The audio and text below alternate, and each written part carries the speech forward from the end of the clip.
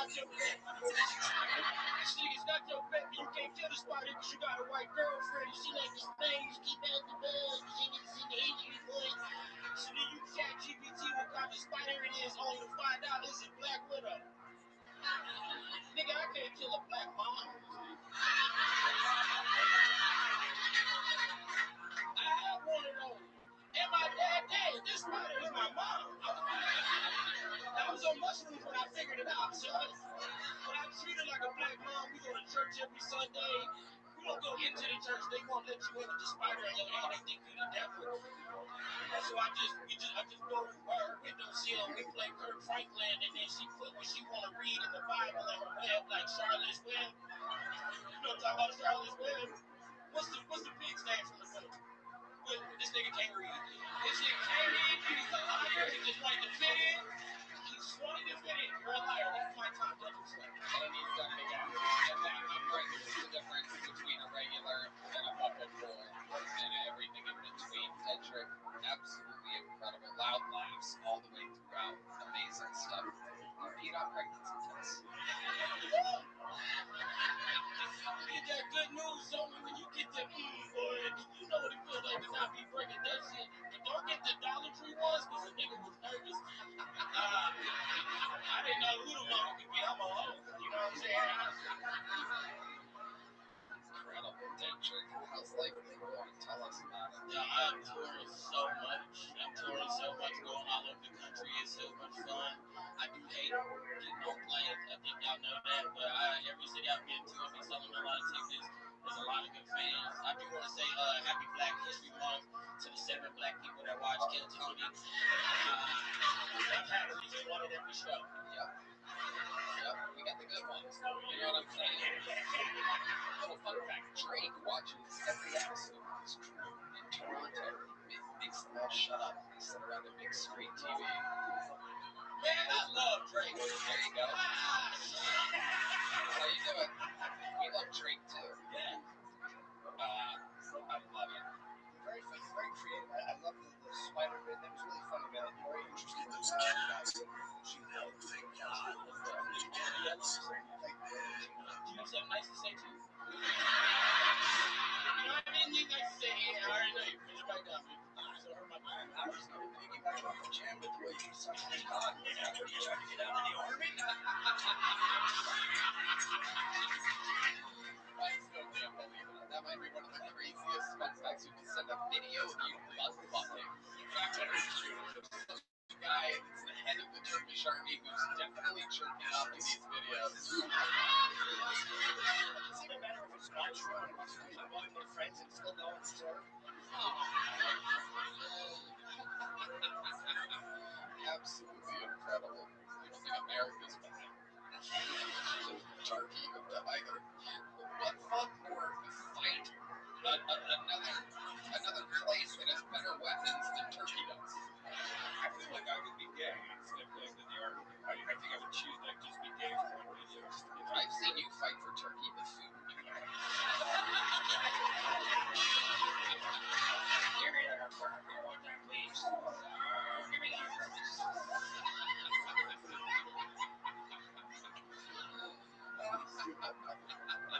You gotta do an AI video to deep throat the turkey sub. Yeah, that'll be on next week's video. Tedrick, anything else crazy going on in life? Is everything? Man, it's fucking, I don't know, it's fucking incredible. I'm finally, I'm starting to feel like what the first couple months were. I'm starting to get real comfortable being up here instead of being like extra nervous because it is hard to come out here. I'm not just saying that because my friend moved a couple people ago, but it's just, Which one was that? Matt Barber. Oh, He does run some great shows like over there. I think it's a club up there in Des Moines, Iowa. I don't think he likes me anymore. I'll talk to him. I want to be able to do Des Moines again. Also, thank you for this sweet ass jacket. Of course, just wanted to say thank you. This is fucking clear as hell. Yeah, they were supposed to come over the holidays, and the whole We got new jackets from our amazing team here. They took a while. Somebody moved here from someplace here in America. And it took a while, and now they arrived just in time for Texas to be 95 degrees again. Yeah. I'm sweating like a motherfucker. Boy, do I look good. Cedric, you are the fucking man. We love you. You when you see him on the road, another clip. Follow him. See him when he comes to your city. Absolutely amazing. We know this next young buck. He is one of the door guys here at the mothership. We love it when, you know, people from Sunset sign up, people from the mothership sign up. These guys all are in a big rotation here in Austin doing spots. Hopefully with their experience, they're doing their better minutes here. So let's see what happens. Make some noise for the young pup. Nicholas Stepaglia, everybody. Very funny young man. I was at the bar the other day, just getting a drink, and this big group of ladies giving some bachelorette party. Some of them big group of ladies. It's like a gaggle of bitches. So many. And I'm just sitting there minding my own business in the bar, having a drink. One girl comes over and orders a drink, and then looks at me and goes, "You should shave your face. You look like a rapist." And I just yelled at her, I said, "Yeah, you look like a victim."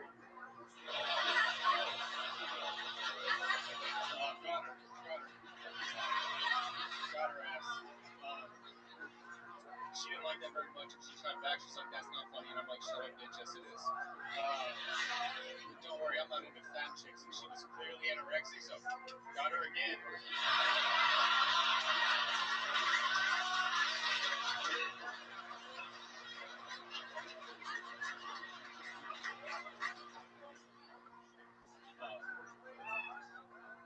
Yeah, we'll leave it at that. Yep, absolutely great. Nicholas Stepaglia back again.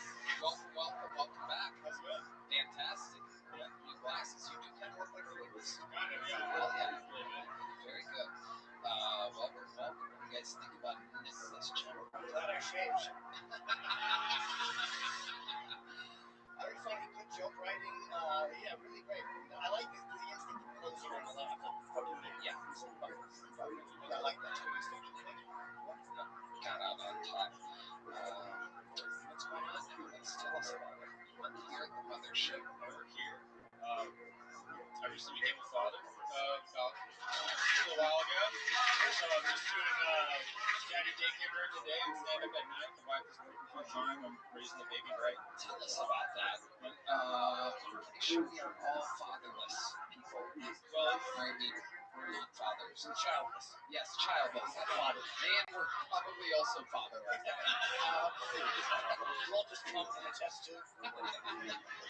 well, I mean, it's cliche to say, but they always say you're never ready to. You don't know what to expect, which is just the cliche thing that is true.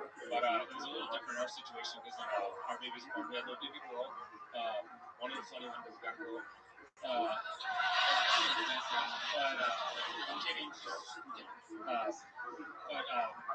named her Shirley, and when Shirley was born, we discovered that she had a little bowel obstruction in her intestines, and they had to do emergency surgery and remove about 17 centimeters of her intestines, and then they gave her like an ileostomy bag, and we lived at the NICU at the hospital for like the first 5 months of her life. So it was really kind of traumatic and upsetting, and my wife was really upset that I nicknamed her Shitbag Shirley.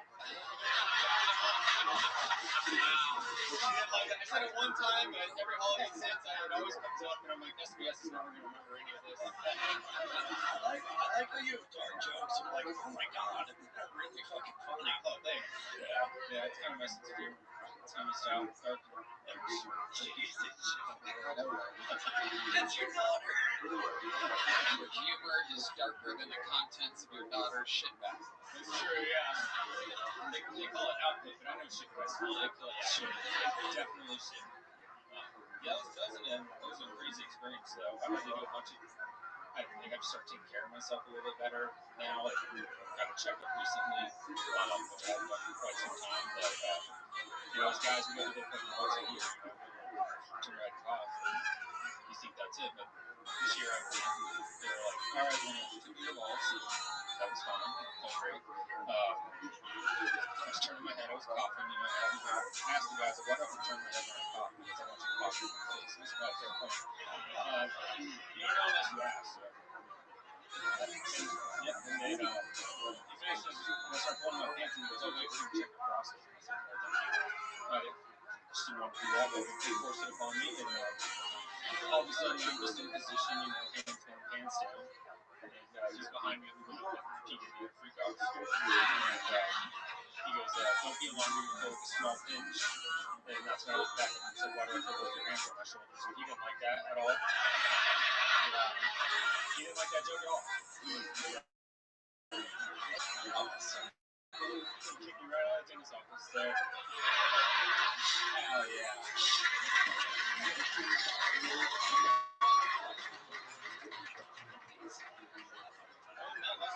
That was a kind of a struggle. Yeah. A lot of people just doing a hell of a job crushing here at the mothership, hitting spots. Just for millions of people here on the show. Congratulations. Secret show. Here's a big milk bar. Take a look at the takeaway, ladies and gentlemen. Back to the here we go. Make some noise for your next bucket load. It is Kirsty Hayden, everybody. Kirsty Hayden.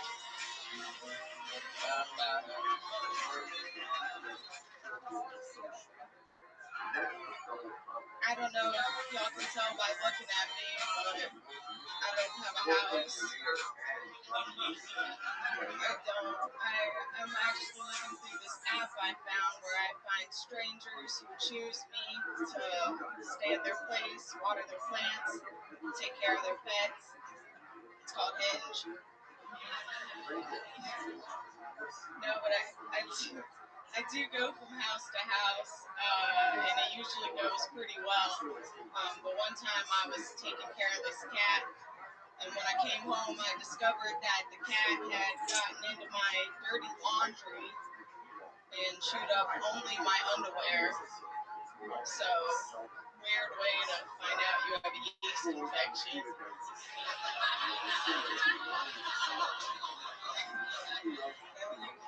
You can take the puss out of the panties, but you can't take the panties out of the puss.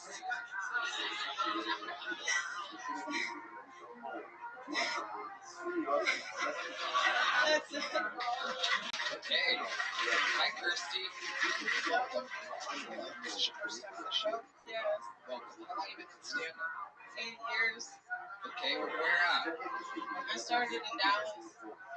You still live in Dallas? No, I live here now. How long have you lived here? Like a year and 4 months. Okay, good answer. How do you make money? I do pet sitting. I clean and organize people's houses. I sell clothes on Depop.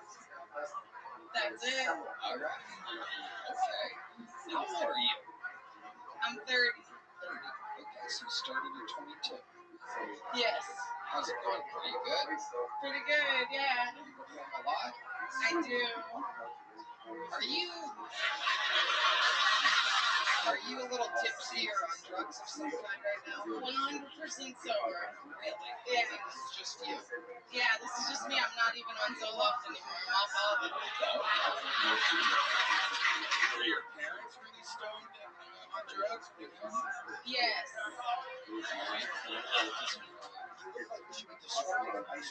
Yeah.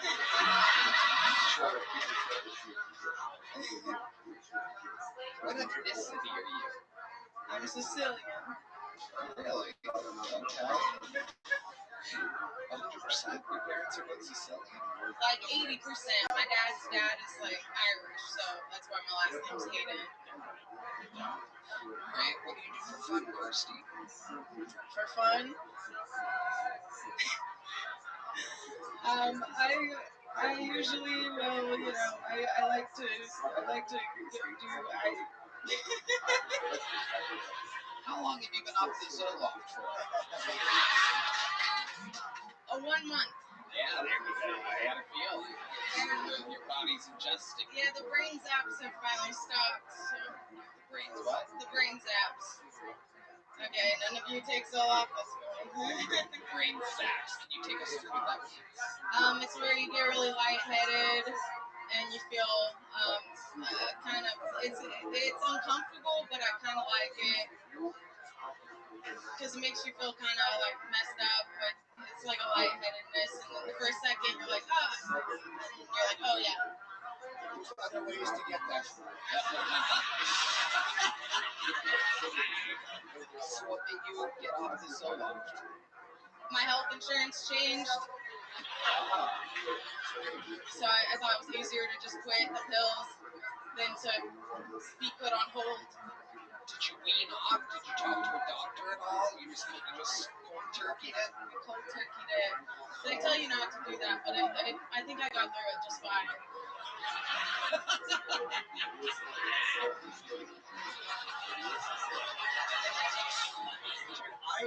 So Kirsty she used to wait tables at the Dallas Improv, and every time I went there, I give her a guess. She always crushed it every show. She's very funny, and this interview is great. You're like a female. You look like female Mitch Hedberg. Mitch Hedberg? Mitch gives everything.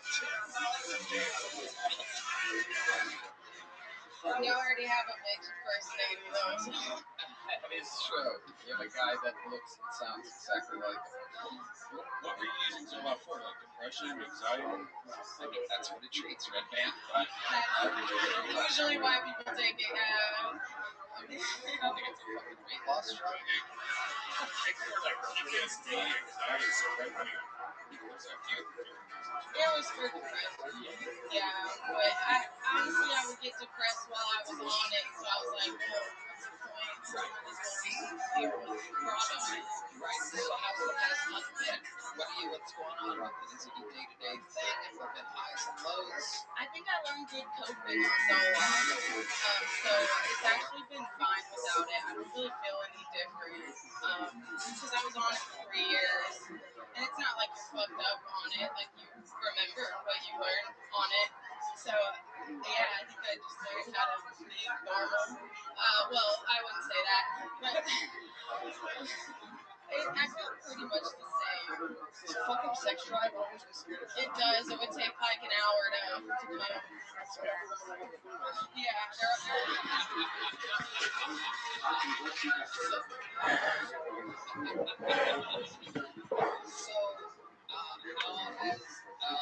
have you been a boyfriend? No. So have you been on dates or anything since being off Zoloft, or are you just like, you know that the sexual thing is better because you're pleasing yourself? Well, it's hard to date when you do comedy because you're just out every night, and I don't really do dating apps because I don't really like care about so no, I don't really go on dates very often. So no, I don't know. I don't do that right now. All right. Yeah.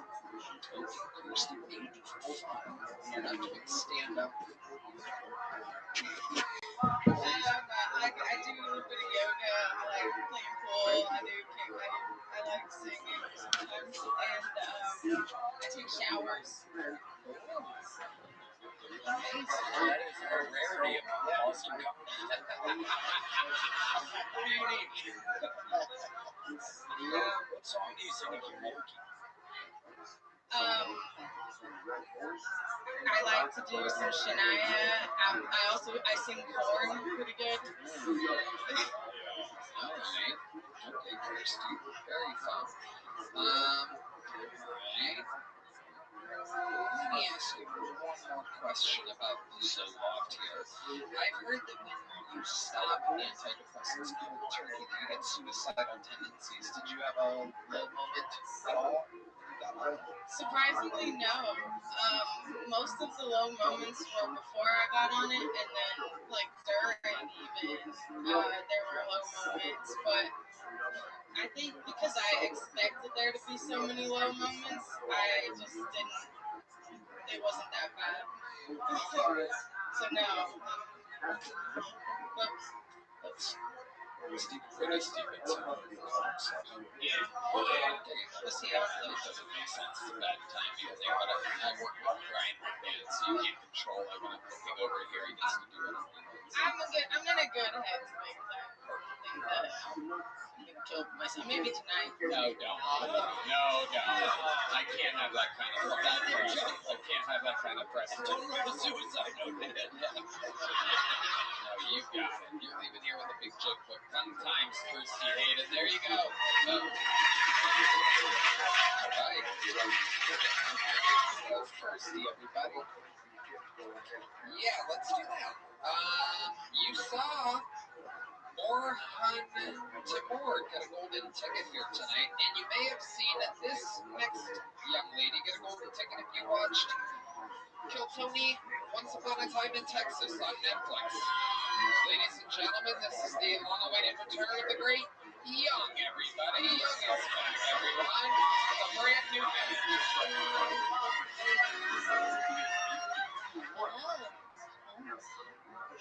You know, as I'm learning more about this country, English, I realize everything's better when it's white.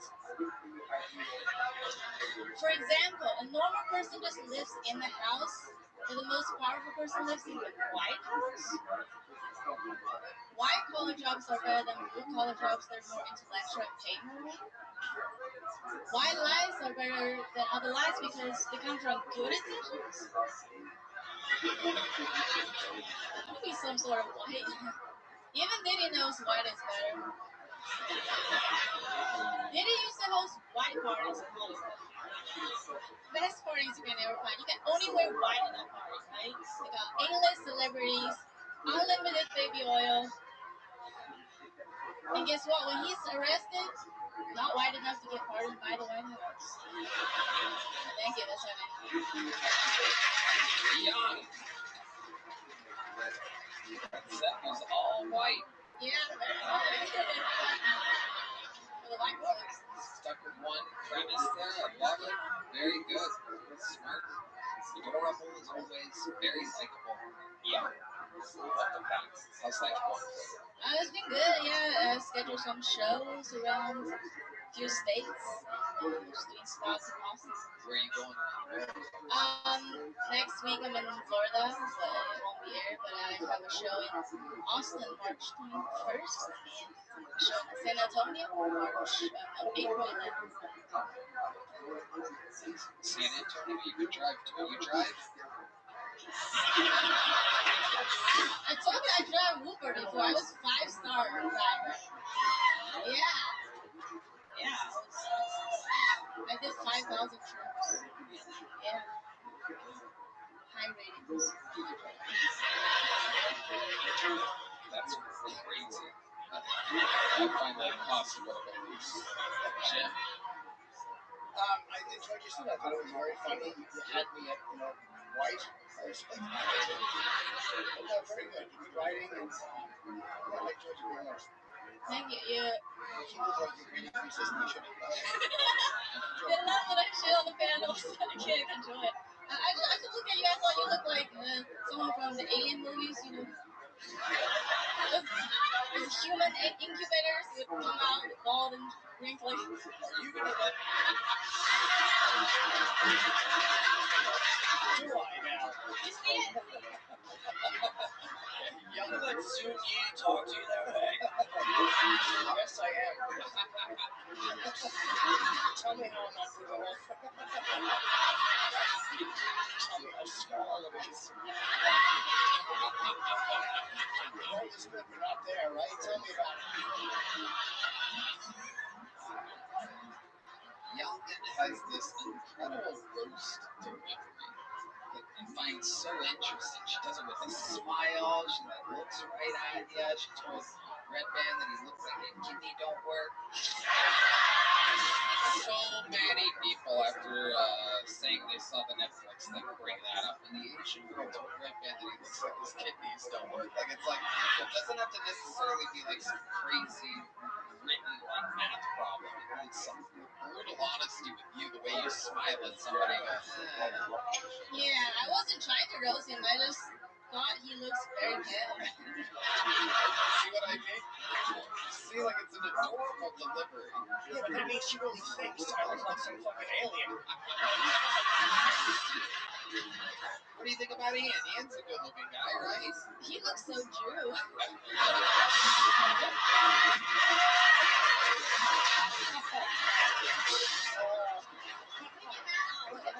Glasses on. In Texas, that's a worse insult than alien.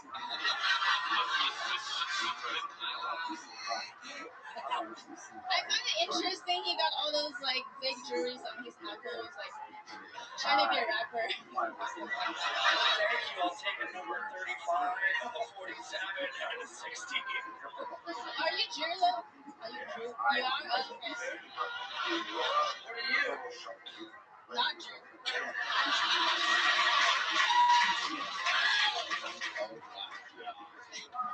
And then she doesn't even say A. She's supposed to meet you.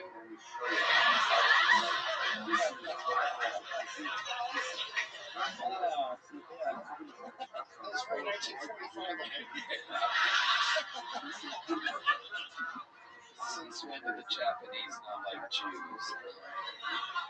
I got in trouble for this before getting these things backwards. You guys are totally different. Totally different people to us. Yeah, we don't nuclear people. You do.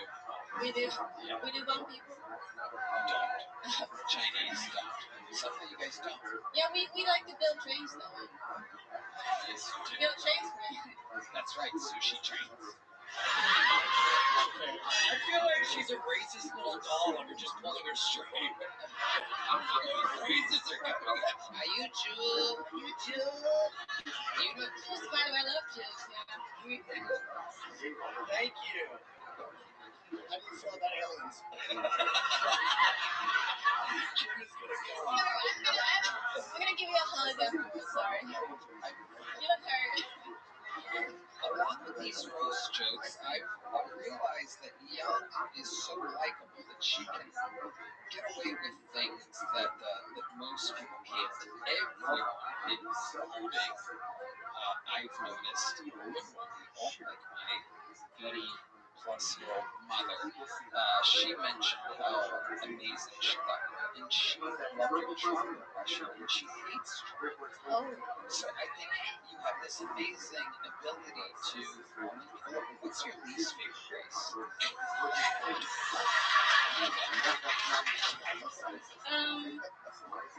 If you were joking, what would your least favorite race be? And what would your best impersonation of them be? You're really putting me on a spot or something. You're trying to make me wait.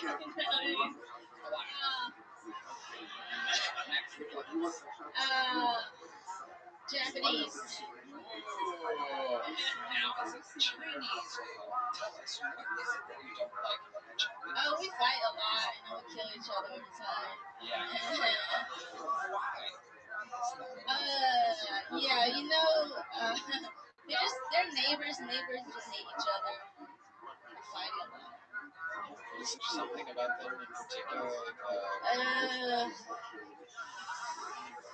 don't know. I think we just think we're better than them and they think they're better than us. Yeah, just like Jews and Christians, you know. What? Aliens and Earthlings. Take it easy, Saigon. Jesus Christ. I can roast a Jew and a Jew's here, and I gotta take the opportunity. Absolutely. Yeah, Like, right? You really a Jew? I took 23andMe. I took it. Catch it. 23andMe? Just from the neck up. Yes, for sure. You're 100% Jewish from the neck up. No, I'm like a little Ashkenazi. I try not to do it, but I was raised Italian, Irish guy. Perfect. Hey. She spotted it. It's really good. Great instinct. Yeah, no, I mean, even though her eyes look like they're closed, she can see. Young, you are amazing. So likable, so funny. We love you. How about one more time for Young, everybody? We're going to go back to this bucket. We're coming around the corner here. Make some noise for your next bucket full, ladies and gentlemen. It's Jordan McDonald, everybody. Here we go. Here comes Jordan.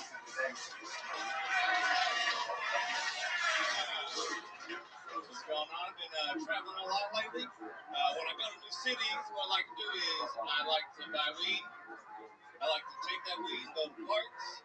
I like to smoke that weed in parks. And I like to watch homeless people. That's how I judge how much I like a city. I suggest y'all try it. I was in Toronto, Ontario, Canada not too long ago. Any Canadians in here? USA, USA, say US. And started playing around with these people. I was in Toronto, Ontario, Canada, spoke weed parks, watching homeless people, and I bought them about one thing. And I see this homeless man walking by himself. There's nobody else around him. And he just says out loud, I only smoke crack on the weekends. And guess what, Big Daddy? It's the weekend. That's a 5-star homeless man right there. You mean to tell me you're a disciplined crack addict? It's like, hey, Reggie, what you doing now? Maybe you want some crack? Nah, nigga, it's Tuesday. Don't start my crack till Thursday, 11:58 p.m. Thank you. Jordan McDonald. Okay. Welcome back, Jordan. You've been on the show before. Yes, sir. How long have you been on stand-up now? Coming up on 7 years. 7 years. And is that true? You really meet a crackhead that only does it on the weekend? I was smoking weed in the beaches in Toronto, and I was watching homeless people as I do, and he was like, I'm gonna smoke crack on the weekend. Well, guess what? With that, it's the weekend. That's the crazy shit I've ever heard. You seen a crackhead? Sure. I think I like watching you. You're a good performer. You have good energy on stage. You acknowledge the audience and the materials unique. So I enjoy watching. Oh, thank you, Jim. Yeah, you've definitely gotten a lot better. I remember that. Yeah. Thank you, man. I've been working hard. Yeah. I liked your impressions. Like you really threw yourself into it. I appreciate you. Yeah, I play like you. By the way, you said fuck Canada. I appreciate it. USA. USA. So, Jordan, what have you been up to other than stand-up comedy? Actually, toured the world 2024 and 2025. Wow. Which is 12 different countries and performed. Tell us about it. I went, the coolest place I went to was Tanzania, East Africa. Shout out to the Punchline in Dar es Salaam. Headline there, sold out shows there. Performed in Spain, all over Europe. And you're performing in English? Yes, sir. All these different places? So it was cool. One of the shows in Tanzania, Friday night, all my openers. That's right. And I was like, damn, this is crazy. What y'all saying? And then the audience quickly turned on their English. We had a good time, man. That's incredible. I actually got a notice in Amsterdam, Spain, and Dubai. Oh, you got recognized. They're like, you're the dude where your ex-girlfriend beat you up, right? And I was like, yeah. They're like, you funny. I'm like, can you leave with that next time? I was like, Incredible. Non-comedy related, what was your favorite place? Favorite place, non-comedy related? Barcelona, Spain, man. Everybody got fat ass. They got, everybody's picked up. They got good food out there. Comedy scene was cool. It's just beautiful. I swam naked in the ocean. That was tight. I'm sure Texas now. I've never done it like that. That's fun. I've never seen such a light-skinned brother with so much soul. Come on now. You know what it is. I like it.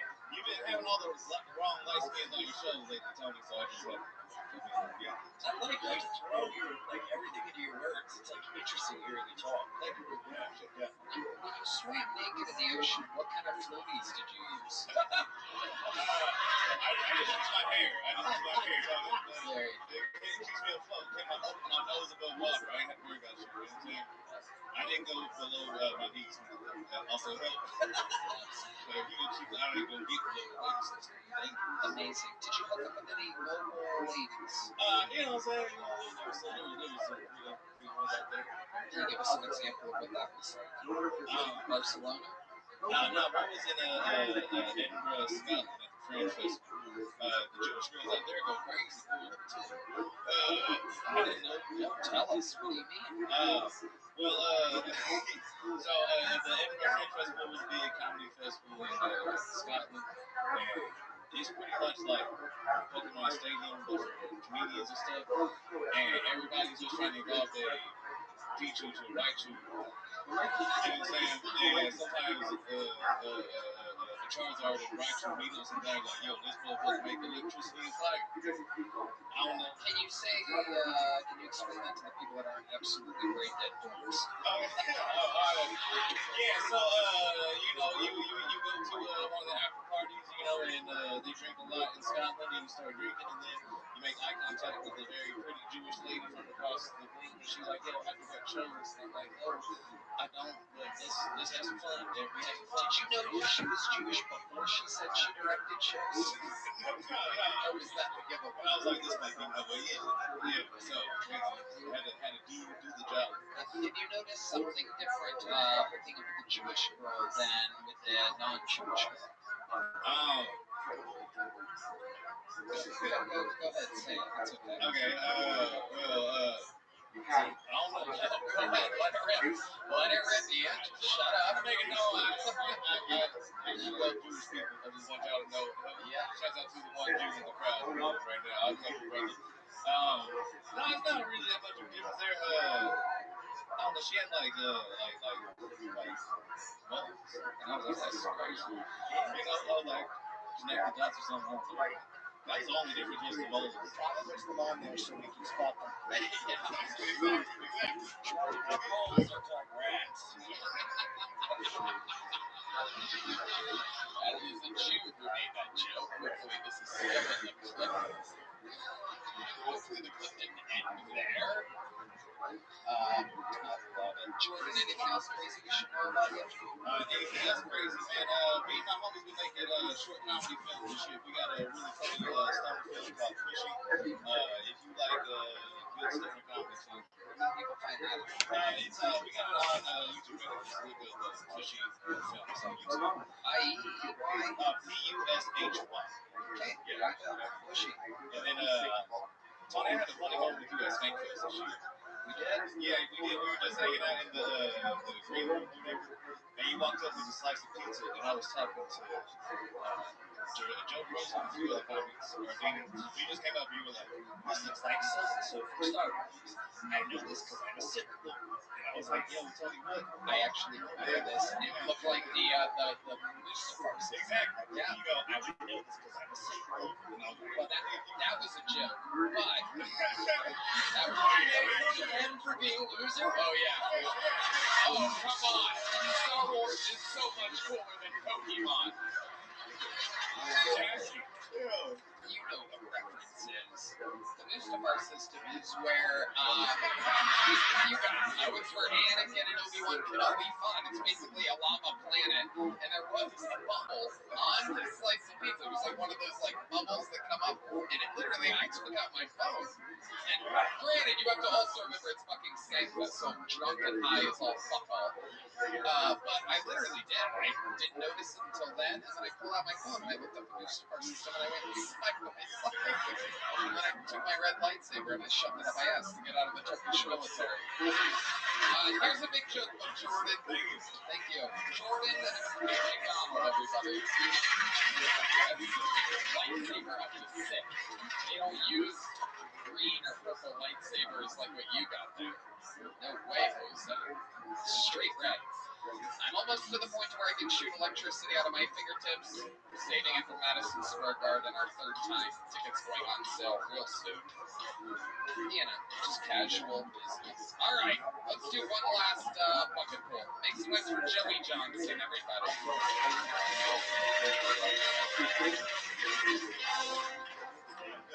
Man, it's cool you're all here. 11 years I've never been told before, so it's 11 years of comedy, man. It's Yeah, sure. I don't have time. Shut up. It's hard making money doing this, man. 11 years. I just got back. I was doing shows in the Denver area, and I was stopping like a homeless guy outside the comedy club.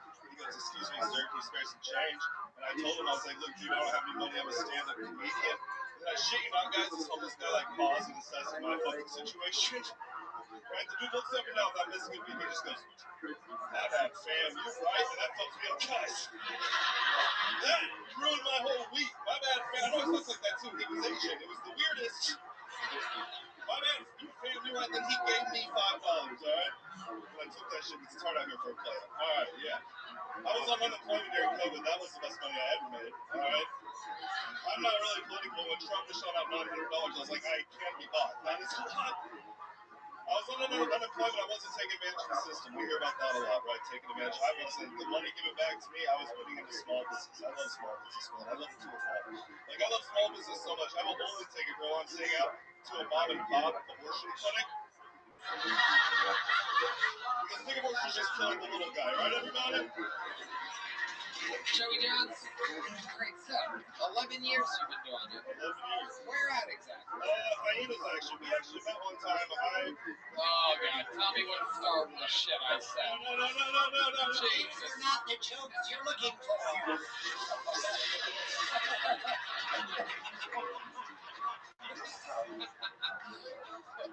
What happened when we met? I was just supposed to open for you, and you had a bunch of people there, Randy, Randy, it was Hyenas Fort Worth. JP, and JP was in the green room. You don't recognize me. I had long hairs during COVID. I was wearing a mask, and I felt heavily judged walking in there with the mask. Yeah.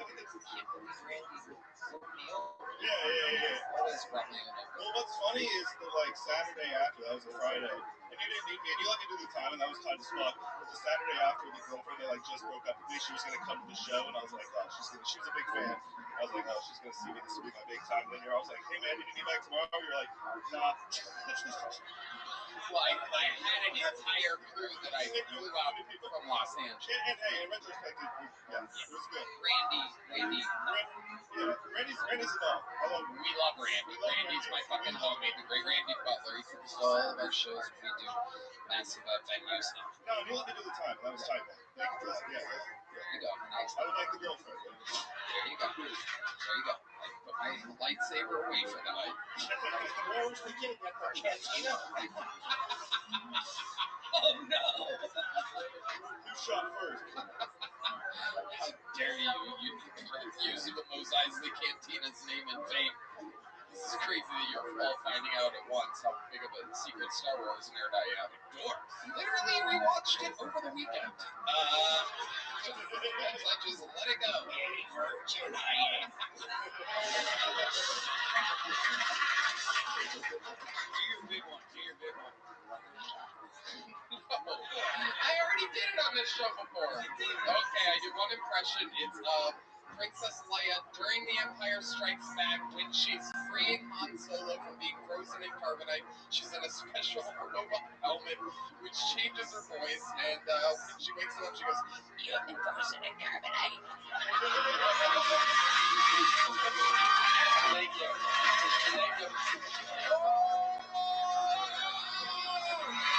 Can you do a secret show on Thursday? I don't want to. Now this all makes sense. That's why you're talking in the C-3PO's dick. Oh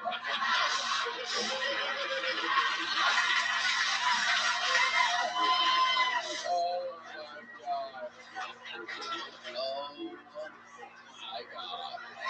How fucking hilarious. I love this. I love that you're finding out that I have a sense of dirty side to me. Oh my god. Alright, Joey, what do you do for work? I work at Pet Shop on Wheels out here, so I sell diet. I sell diet weed in a food truck. That's nice. Yeah, I did it in high school. They tipped me for it now, so that's nice. That's awesome. Dress for the job you want. How long have you been doing that for? I moved here about a year ago. I started it like a few months ago. I was working at the country club bartending out here at first, and then in July when those storms came, so the country club. We replaced country club. Is it your truck or your working? No, it's not mine. I work for a bunch of comics. Elazar, I think, he was on here recently. He works there. There's a lot of, there have been a couple, And look, Headshot on Wheels, I'm pretty sure they posted their mugshot, so look, if you know them, maybe I'll get a raise. But yeah, they got robbed. I don't know what happened. That wasn't my fault. That wasn't my truck. Okay. There you go. I locked up great. All right, perfect. We're going to use that video in court. You definitely robbed the truck. Stop, dude. Stop. You look like my accomplice. We're one and the same here. This isn't... Yeah, shut the fuck up. I did not rob the truck. Okay. I swear to you. Please, I need the shots. I need that 14 an hour so bad. So it's 14 an hour. Yeah, I probably should have said that. What's your rent? $7.50 only, actually. How many roommates? One roommate. And that's a dude? Yeah. One bedroom or two? One bedroom or two. God damn. Two. So one bedroom for $7.50 would be crazy. It's like I found a new C3PO. I'll R2 your D2. Alright. This is not the droid you're looking for, too. Alright. Is it a one bathroom? It's a one bathroom? It's a one bathroom? Yeah. What's it like? Tell these people what it's like sharing a bathroom. It's gross because both me and him are like trying to get into working out, so the protein intake is like it's going up for us and the toilet. And that's crazy. Having women over is crazy. You know what I mean? And also, like, the toilet seat smell falling off is just like doing that thing where, I think both of us are like sit wipers, right? Like you shift and she knows what I'm talking about. She gets it. Yeah. What do you mean? Like, if you, do you stand and wipe, just wipe or sit and wipe? I have a bidet. I have a fucking trumpet. Stand. You stand. Oh, see, I just lean. And then I probably should say this. That sucks. But, like, it moves the seat. I don't know what I do. Everybody stands, right? You stand up. That's crazy. Most people stay sitting and they go like that. No, but wait, no, you grab a cheek lane, it's a whole reach process. Yeah. That's what we're like. It's a super straight way to do it, dude. It's very rare that we have so much standards. Yeah, this is crazy, by the way. The numbers are normally in my favor, I feel like. On this call. Yeah, we got a few. Yeah. There we go. That's a fucking honest man. Look, that is a strong man right there. And he sits when that man works in construction. Shh. Anyway, what do you do? You sit, you lean, and what? He's a sitter. Yeah, I'm a lean wiper. Is that what I'm supposed to be? I'm a stand wiper. And if you have a shitty apartment like I do, like the toilet seat, so now it's like shifting. Now if you move any direction, bro, this shit, you're like on a slip and slide. It's crazy. It's like I'm sitting on an ice cube. I stand and wipe. Yeah, pulling it into your bum. Well, that's because you sit and pig.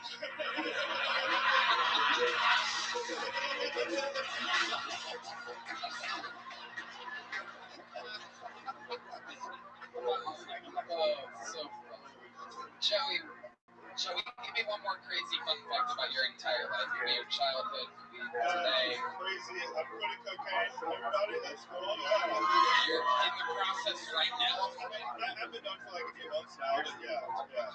Thanks, dude. Appreciate it. I had some, I guess, rock bottom moments. Let's hear about that. You guys are roommate these shits on the side. Well, this feels like You got outed as a huge Star Wars fan in front of millions of people. No, I had sex with the trans girl. No, sorry, that wasn't like a fight. Sir, you're talking to the king and queen. I know. This is not the best thing. Well, what happened? Hey, we were fucking. And by the way, she looked great. I was fucking. Then I saw the penis, and then for me that was like the rock bottom. Cause I knew, but then when you see it and it's big, you're like, fuck. Yeah, I know. And then I felt like that, like I couldn't let go rock hard bottom. Then I felt like I couldn't stop because it would have been fucked up. Like, it turned off once I saw the penis.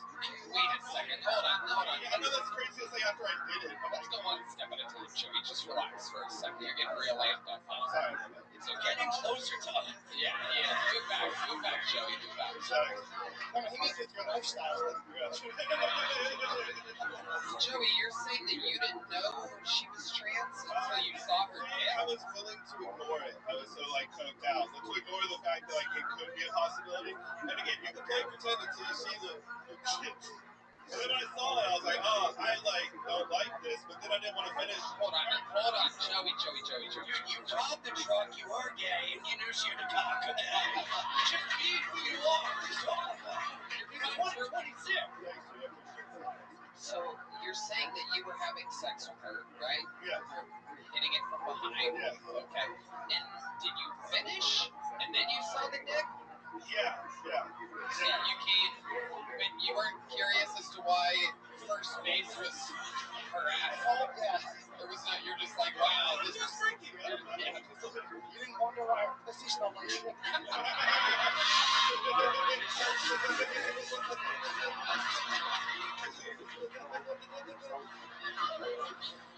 So did you come in her asshole? No. You pulled out. Yeah. What a gentleman. Yeah. So you pull out and you shoot it on her It back. felt, for some reason, this is dumb, I know, but it felt gayer just coming in the ass. So I was like, if I do it on the back, it's straight as hell. If there's one alpha move, it's to pull it out. I got it. You get it? Yeah. So when did you see her dick? She's like, my turn. Is that it? Yeah, it was like there wasn't a cigarette, but she rolled over, like she was like, yeah, then yeah. Was hers And then I felt bad, like not wanting to get linked out, even though I was, Did you make her come like a gentleman, or you a piece of shit? I honestly, man, I did. The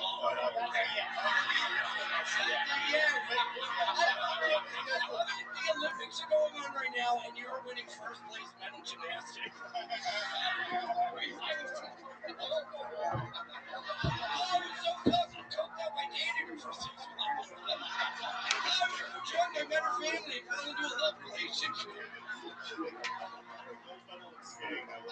It's gayer for you to deny it. It's fine. I said I did.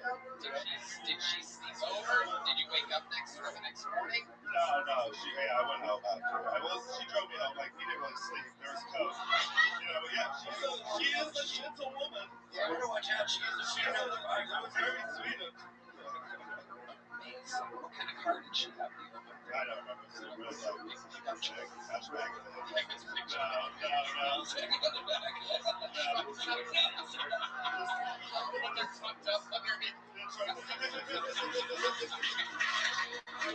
Oh, Joey. Congratulations. Fun interview. Love it. Great stuff. Joey Johnson, everybody. Alright. I fucking love this episode tonight. I mean, unbelievable. What a showing. Golden ticket winner. Young was great. Dedrick was great. William got the whole thing started. Normally that's how you end a show. He kicked it and he went out first in this batting order tonight. So it makes you wonder, how do you end an episode like this? And well, there's only one way to truly do that, my friends.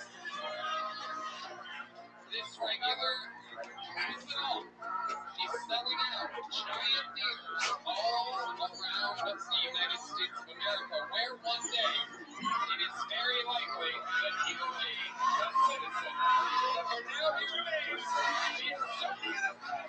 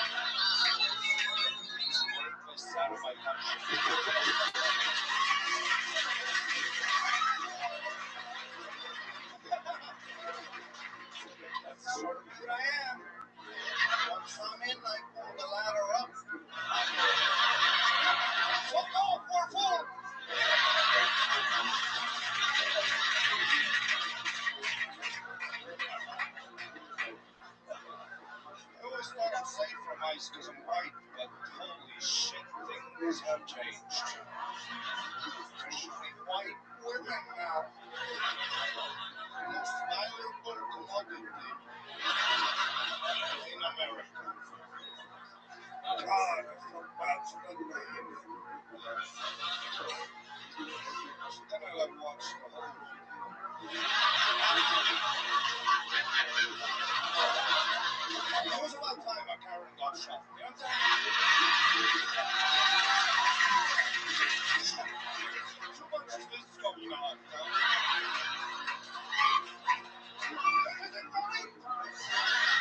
Stop the garbage!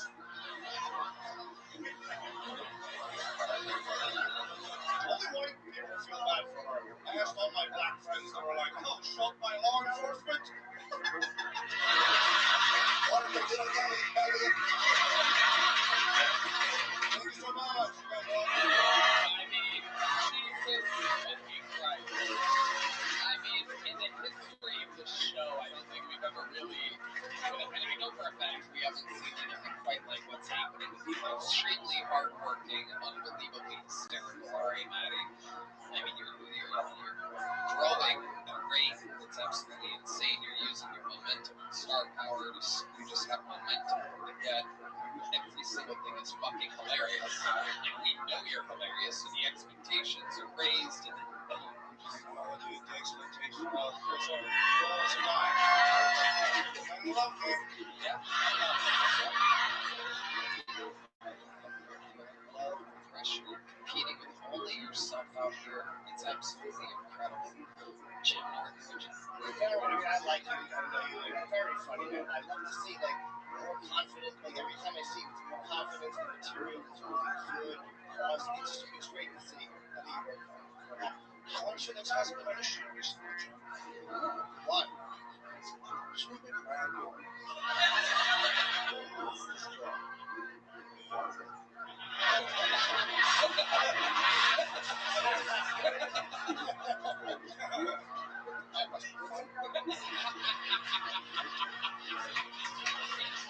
So for a few months, we're banging in the right move. It's correct.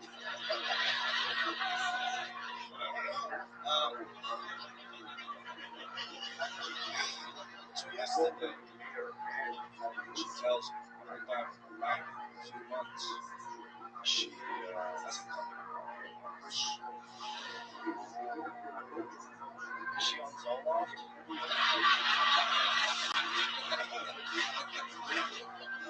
God, it feels like a betrayed. So what do you? Yeah, what did you do? So then, ask herself,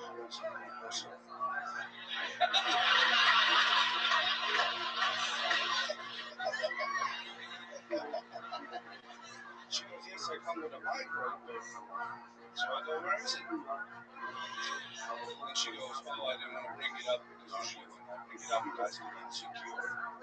It's what I do. Every week, I can get a black guy here in 15 minutes. I don't give a fuck. Ladies, say what makes you come, dude. The last 4 months I've been buying a lie. Insecure. What? It's technology, dude. I can't. You think if a Mexican guy's digging a ditch, that I fucking show up with a bobcat? You think he's gonna be like, oh, fuck, bro?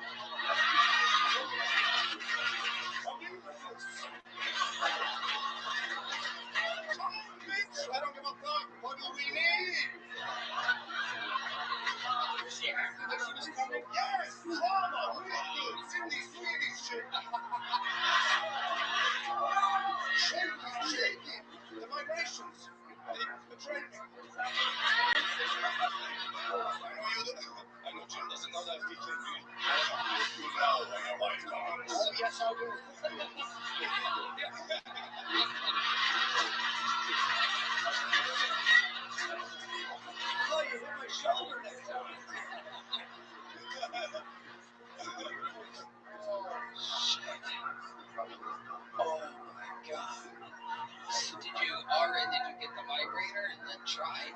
right then on the spot. I had it there, but I'm sorry. Just fucking grab it. Fucking grab it. So are you looking forward to your revenge? Or are you gonna Yes, there will be. I was even shopping for my birthday for myself. I was shopping for things where the bathrooms and even enough. I was shopping for fucking tools. I was shopping for things you can plug in the wall and the lights flicker.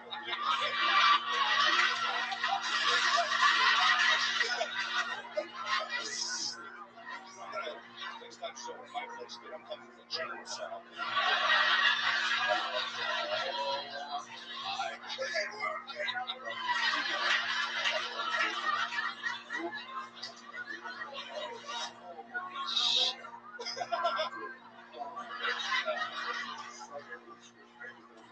Ari, I mean, this is absolutely incredible. You've been all over the world lately. How's that going? Yeah, wonderful club, stand-up live in Phoenix, shout out Rochester, awesome. Clubs are so awesome, people are awesome. If there are only more chicks, but it's like 500 rapists that are with you. Living fag and Russian. And that's AriMattyComedy.com. AriMatty.com, for the love of God, so these shows are looking. I don't need this right now, no one's coming. I mean,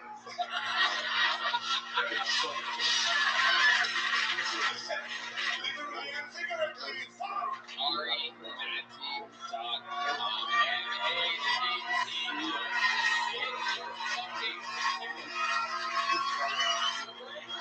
Custodian assassin Ari Matty. One more time for him. This episode was brought to you by Shopify.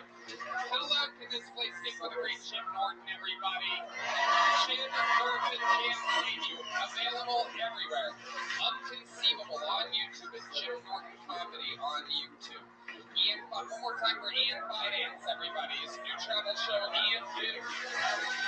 Available at youtube.com under Ian Finance Comedy and ianfinance.com for tour dates.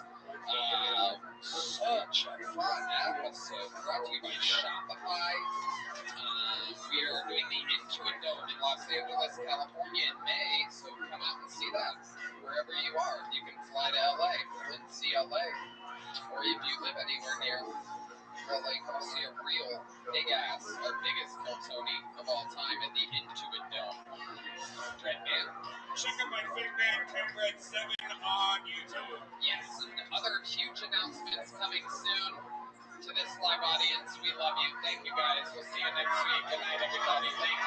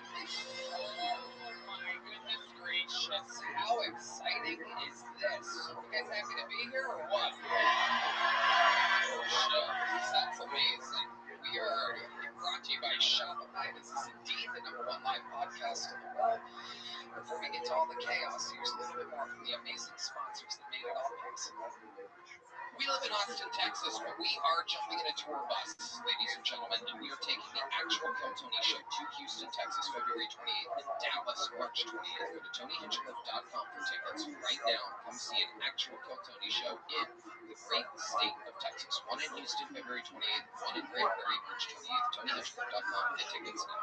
You guys ready to start tonight's fucking episode or what? Okay, every single week I book this mamma jamma. Doesn't get, I mean, this is just so amazing. Two of our favorite guests in the history of the show. Make some fucking noise for the great Sal Volcano and great Fitzsimmons. Oh my God. Yeah, baby.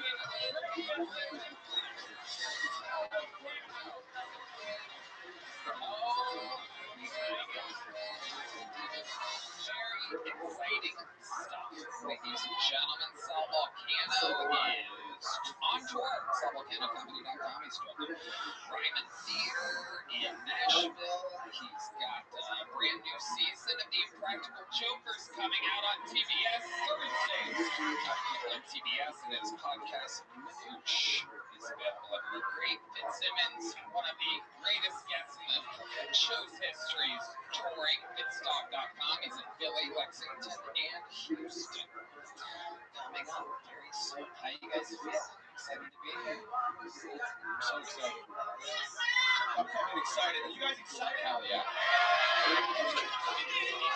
These sick Latinas love The Impractical Jokers. Ladies are screaming Sal's name over and over again. Little fucking tortas love you, Sal. You guys know how the show works. 300 plus comedians are stacked on top of each other in a bar right next door. And if I pull one of their names out of this bucket, our trusty assistant goes grabs them. They get 60 seconds uninterrupted on stage. You know their time is up and you hear the sound of their kitten. That means they have to wrap it up then, or else they bring out the angry West Hollywood bear, which is just loud and annoying and cuts them off. And then I conduct an interview. We find out more about their real life or their careers or anything really that I find interesting about them. I'm so excited about this segment, Greg. I mean, we have you guys. It literally just does not get any better than this.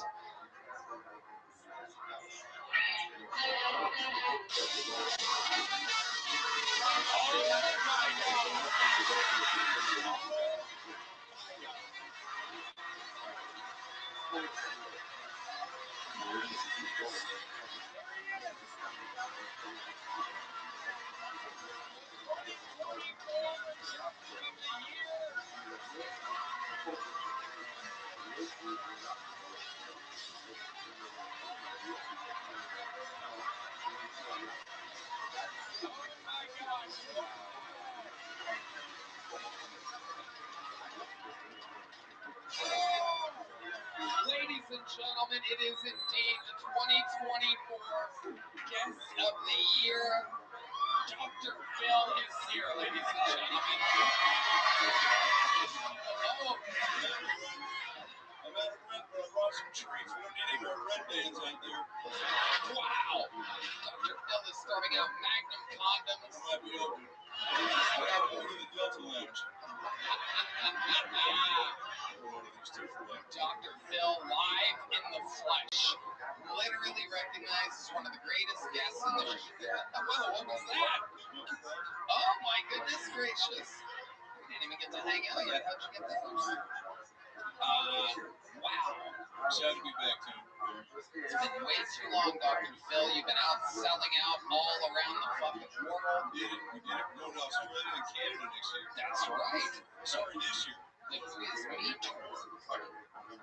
Wow, that's a wild thing that's happening. Wow, it's wild, huh? You do. I keep ready. Okay, all right. This is very exciting. Dr. Phil is here live in the flesh with Greg Fitzsimmons and Sal Volcano. This episode is brought to you by Shopify. My goodness. I mean, what a start to this show. I mean, that's absolutely crazy. You got something joke mark? Yeah, we Said quit. We absolutely do. We shake them up before the show to add vibes and energy to the show. It's squirting. That's what we call that. So what's amazing is that while this is perhaps one of the greatest starts of the show ever, why don't we take it one step further and have the first comedian be the record holder for all-time appearances, normally the closer of the show. One of the few living members of the Kill Phony Hall of Fame. Some people call him the Memphis Strangler, the Manila Gorilla, the replacement of Tacoma, the weirdo of Washington. This is the Big Red Machine. William Montgomery!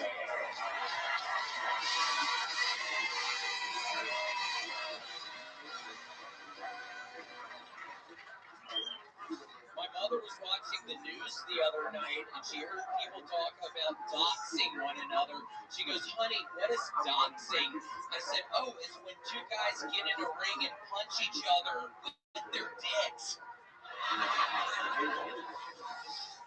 The waiter walks out and goes, who ordered the amberjack? I raise my hand, and he sets it down in front of me. I look, and I say, wait, this has whiskers. Have I literally been catfished? Can you imagine if you were a flat earther, like a depressed flat earther, and one day you tell your flat earther friends, I really can't take it anymore, I'm just going to walk this way and I'm never going to stop. And they're all like, no, don't do it, no. And then around 80 days later, you show up from the opposite direction, and you're in a hot air balloon, and you're like, guys, you're never going to believe this. Okay, that's my time, Tony.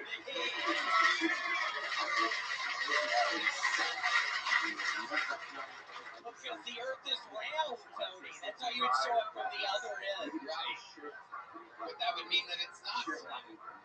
Right, it would mean it's round. It's proving, it's saying to his friend, it's ultimately teaching his friends that the earth is round. Right. It's kind of like a passion play. Oh my gosh, Tony, I'm so nervous. Seriously, going up first, I love it. It's literally my favorite thing, but I'm so nervous right now. Just really have time up there to hang out and whatever, and oh my gosh, here we are. So I love it. Yeah, I love it. Out of your comfort zone. Proof that you can do it all. You got the show started with a bang. And Tony, I do have to say, I find I've been in a horrible funk. I'm still actually hurting that funk in my brain, but I feel I've started running again. I've done 65 fucking miles the past 6 days. Very good, William. That's 10 miles and some change per day. Yeah, listening to fucking Melancholy and the Infinite Sadness by Smashing Pumpkins all time. Great Fitzsimmons. Well, it's just great that you're, I know you guys have a long history of that as well, but it's good to see that you're growing.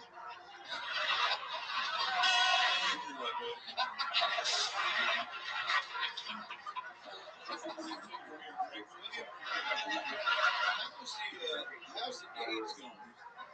It is not going good. That's part of why I'm in my funk. I messed up when I was in Vancouver last year. I allowed this guy to have sex with my ass, literally with my ass. Seriously. It's good to mix things up. I know. It was fun. I was kind of in a funk. I played these bad punts, and the puzzles don't help. Nothing really helps. But when I was having sex with that guy, it was crazy. Oh, that was fun, right, man? What was that noise? That was noise you would have been making in the corner, right, man? When you're watching my ass, you fucking weirdo. That's exactly what you would have been, just in the corner wearing your fucking tank top, you fucking nasty weirdo. Your little blue tank top. Yeah, have you ever seen it, Tony? It was this little blue fucking tank top with these little swim trunks. And he had a little bad boy, and he's showing everybody pictures of his fucking girlfriend's feet. Stop doing that. Seriously, stop doing that. He's doing that in the fucking green room before we even started tonight. That's part of why I'm nervous, Tony. I did walk by and you were showing somebody a picture of a foot. Was that your girlfriend's foot? Yeah. Oh, yeah. It's tradition anytime Greg's around, Janice shows her foot to him because he likes that. Wow, this is not a great start for Greg. See, now there's certain things that stay in the green room. Yeah, we were having to take it to the grave, right, man? Yeah. Jesus Christ. Now I have to cut them off. Oh my goodness, I love it. Williams, so you've been rowing again? Yeah, doing rowing, trying to hopefully please come see. I promise if I've been to a city before, I have a whole different set. It's mainly New Joe's. I've got to get my tickets. I got to get better at marketing. It's already a story. I got to figure it out. Yeah. Well, did you just call me a nacho vest, or what did you say?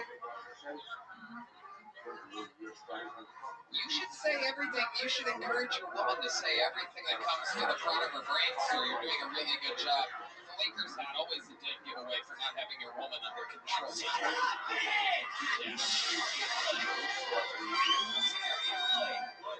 trying to have fun. Fucking red man throw crack under the bus. Weird of you, dude. Seriously. It's really weird what you.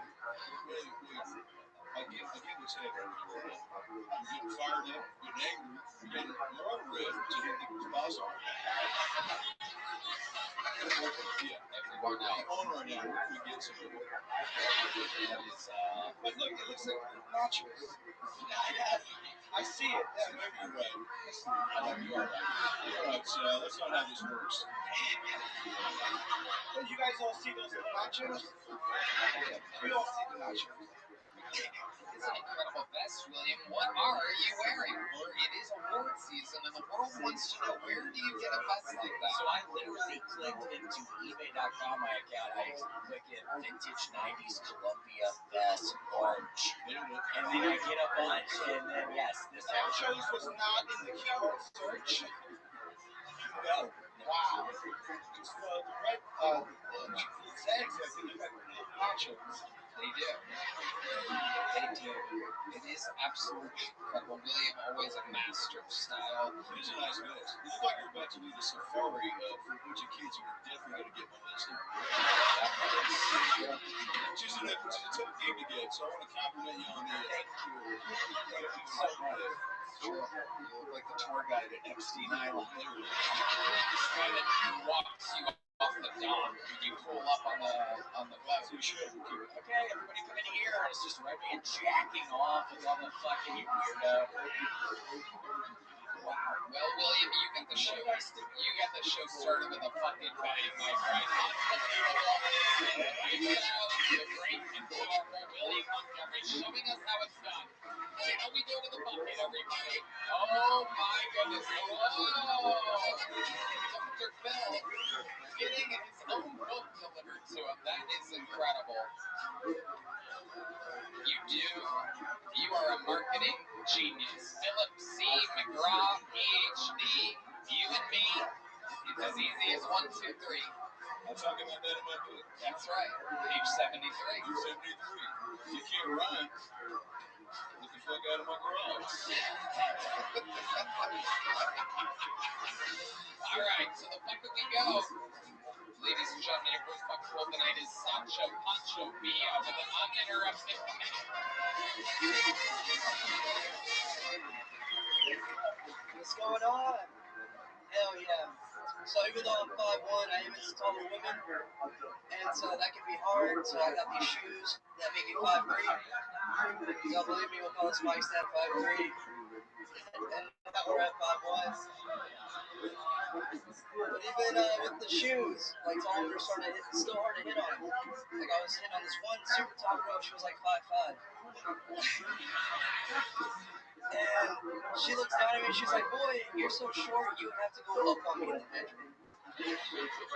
I'm like, that's a weird way to ask, but you can step out and try. I'm like, "Bro, what do you think I'm wearing this shirt for? Like, I'm trying to eat my way to your heart, you know what I'm saying?"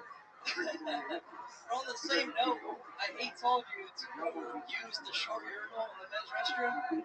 Because, like, now I'm over here having to tippy toe, fucking put my chimichanga on the fuck over the rim. Like, how am I going to explain to a girl that I got crap from a men's restroom? Like, it doesn't work like that.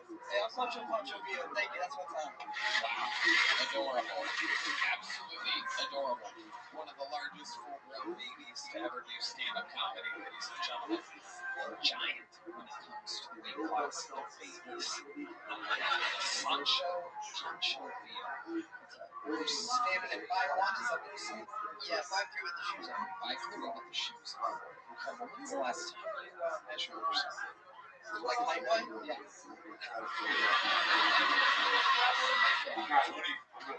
Yeah. When I went to get my driver's license. Okay. Got one of those. Some people normally don't have one of those. Do you have car insurance? Such a bunch of people. Yep, USA. Let's go. You should have. Yeah, but hopefully they lower my rate. I don't know. USA? USA Day? USA Day? Hey, like the military. Oh, got it. You were in the military. Yes, sir. I'm a Marine. Okay, absolutely incredible. What the hell were you doing in the Marines exactly? What was your specialty? Man, I was an engineer company, so like we work with generators, we build stuff, we blow it up. Like I have more certifications than my cousin with 3 fake IDs. Like I can do any Texas job. Wow. Yeah. Amazing. Such a honcho. You've been on the show a few times before. Yes, sir. We get very lucky. I'm hoping to tonight.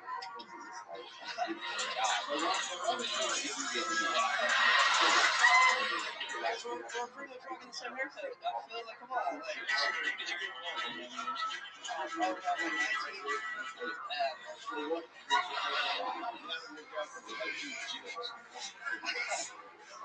Well, there you go. We're still struggling, obviously. So, Sancho Pancho Villa, you went all the 19, standing about a 5'4", in this life or a past life, for God to treat you like this. And he apparently also made you extremely horny. Wanted to react, has to do with women, just said you're hoping to get lucky tonight. When's the last time you got laid, Sancho Pancho? We could go. Who was this? What was this innocent person? Where'd you meet this person? Just in my hometown. Is she married? This one was not. It's true. We found out about you that you're into married women. You like wrecking other people's lives. Listen, like the door's already cracked open. I just walk through. You know what I'm saying? That's the dog. What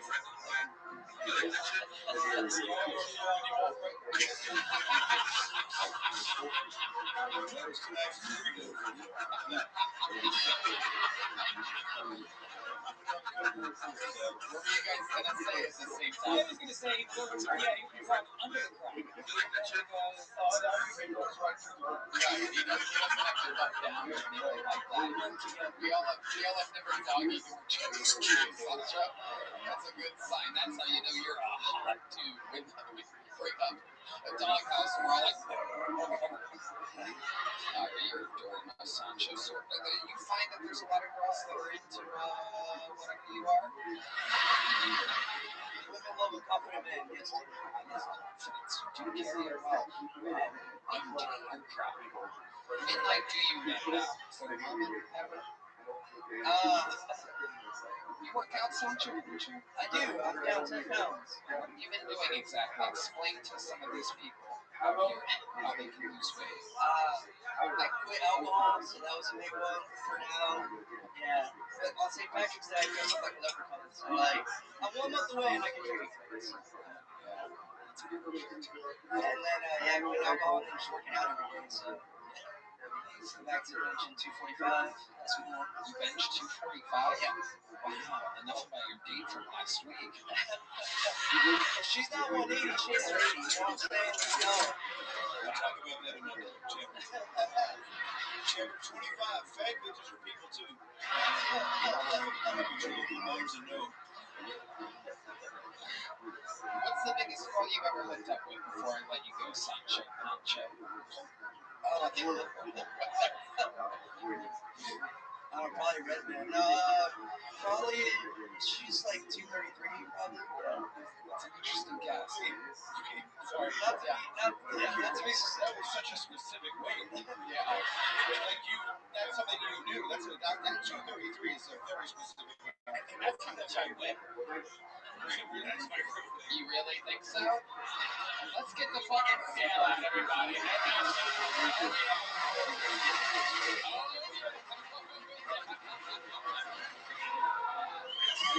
Come on, there it is. Oh, it's too good. Oh, it's too good. Come on, Redhead.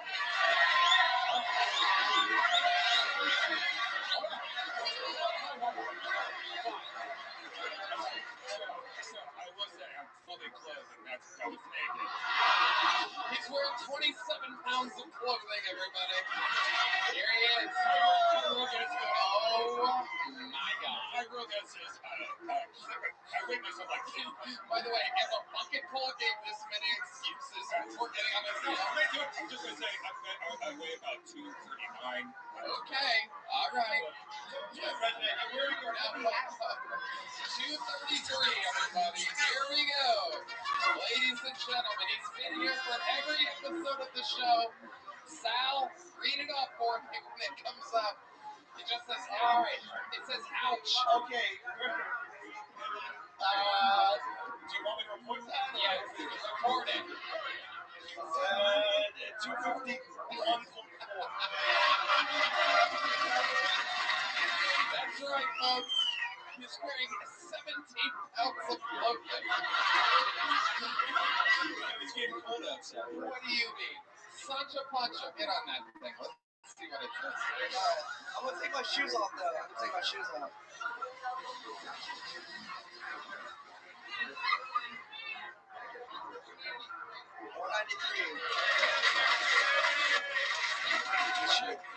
What do you mean you weighed in today? What does that even mean? Oh, you're right. This thing is pretty heavy. Yeah, okay. I'm 165. 164.6.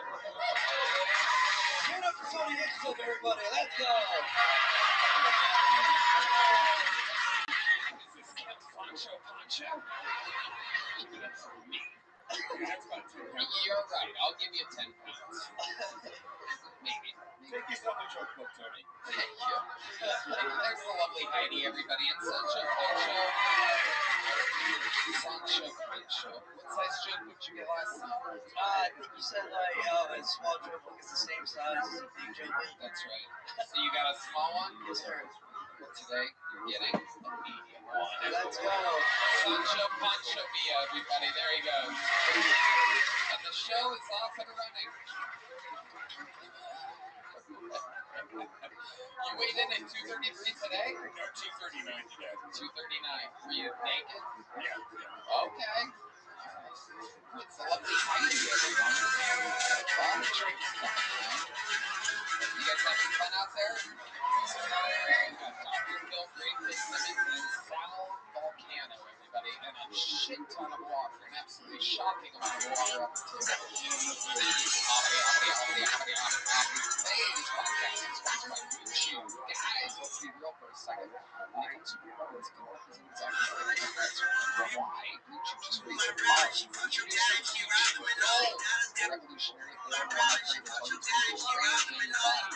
There's one of the most people focus on blood flow. Blue Chew Gold is provides ingredients for circulation, apomorphine, oxytocin, to enhance arousal, desire, and connection with the inside out. It's not just about function, it's about your performance, physical and mental. Blue Chew Gold dissolved right under your tongue and starts to work in your hormones, 15 minutes. That's frustrating, more confidence, and a level of readiness. This is the future of performance. Faster, smarter, precision engineered for results. Get started today at BlueChew.com and see what millions of men trust Blue Chew. Now, Gold Chain, Gold upgrade. This changing the game for good. Red man, it's time to Blue Chew.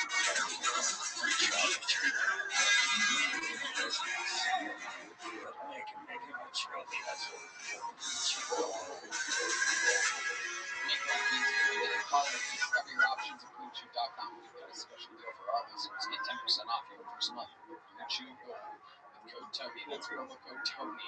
Visit BlueChew.com for more details and important safety information. And we thank Blue Chew for sponsoring the podcast. Hey there, this podcast is sponsored by Shopify. Picture this, it's late at night, you're scrolling through your feeds when all of a sudden you see that one product you've been looking for. You click on the link, add to cart, maybe even shop around a little more before finally hitting checkout. As you are filling in your address, you realize you don't have your cart anywhere near you. That's when you see it, that pay button. That is all your information saved. Making checking out as simple as it top of your screen right now. Shopify is the best business tool out there. See, get started with your own design studio with hundreds of ready-to-use templates. Shopify helps you build a beautiful online store that matches your brand's style. Shopify is packed with helpful AI tools that write product descriptions, page headlines, and even enhance your product photography. Right. Get the word out if you have a marketing team behind you. Best yet, Shopify is your commerce expert with world-class expertise in everything from managing inventory, international shipping, processing returns, and beyond. So, see less carts go abandoned and more sales go with Shopify and their Shop Pay button. Sign up for your $1 per month trial today at shopify.com/GoTony. Go to shopify.com/GoTony. That's shopify.com/GoTony. Shopify.com/GoTony. That's shopify.com/GoTony. Absolutely. Your next bucket pull goes by the name of Mario Zapata, everyone. Mario Zapata. How we doing, brothers? Dude, hell yeah! A lot of crazy stuff going on in Minneapolis. Why's everybody mad at all these sommeliers? Kind of want wine a lot, but that's cool, whatever. Tom Lemon recently got arrested. That shit's crazy. Just goes to show you, if life gives you lemons, get legal aid. I don't know what he did, whatever. Alright, buckle in, guys. What is the difference between a Jewish person and an undercover cop? You may never know you were talking to a cop.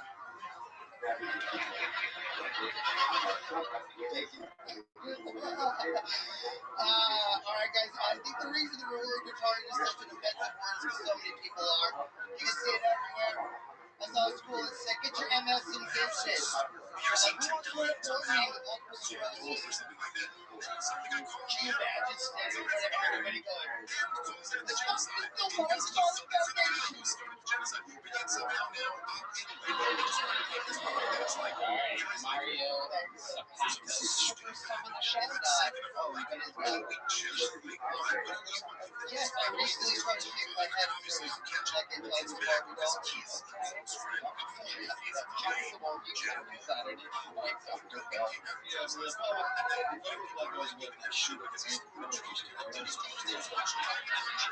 What I mean by that is you can't imagine.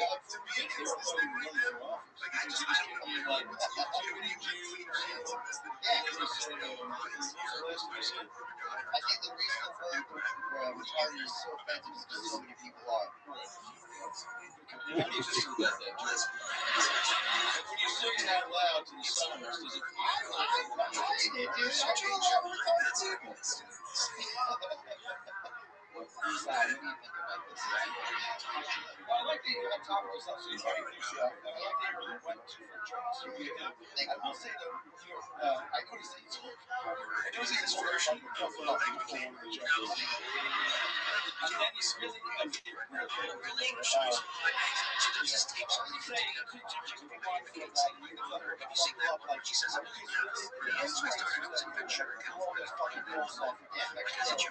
then it was really just a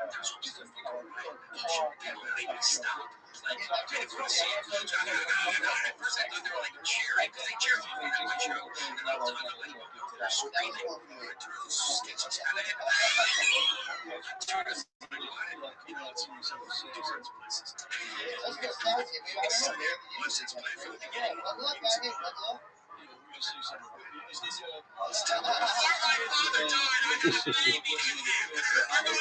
Raised in captivity, raised privately to the greatest politicians ever lived.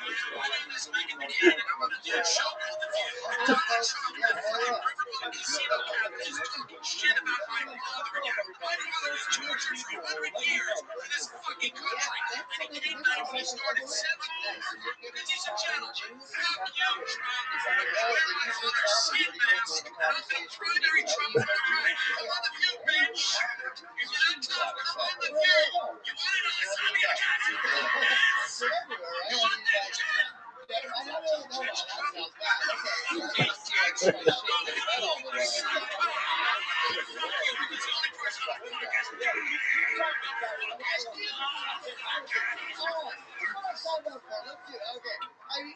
People are everywhere, right? You run into different people everywhere. Wow, it doesn't get much more racist than that, everybody. Well, these people are everywhere. I can't go anywhere without seeing these fucking people. Yes. Okay. Right. Well, this is your favorite type of person. Okay, that's a Nice people. direction changing question you just did. Well, let's stick with the Jews here for a second.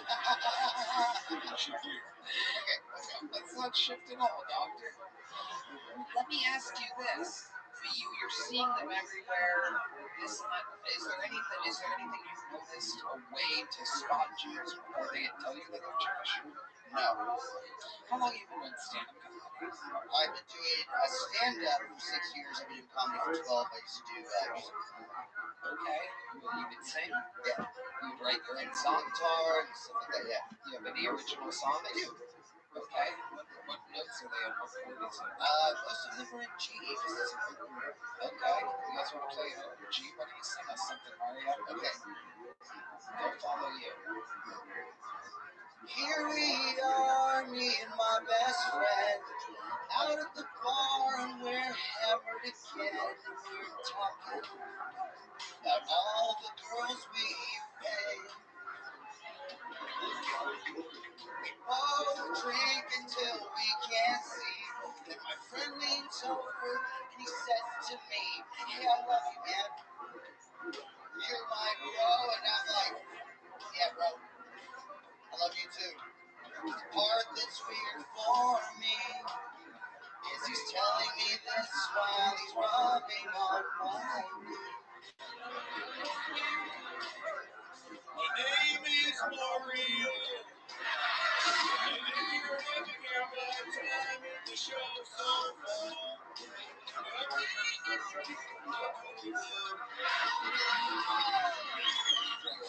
I'm dressed like I'm ready to go. Work the late shift at Home Depot. Buckle up, buckle up, buckle up. And if you're driving drunk for the Taco Bell, be sure to pull your nuts and have a taste. I'm gonna get that same order you used to get.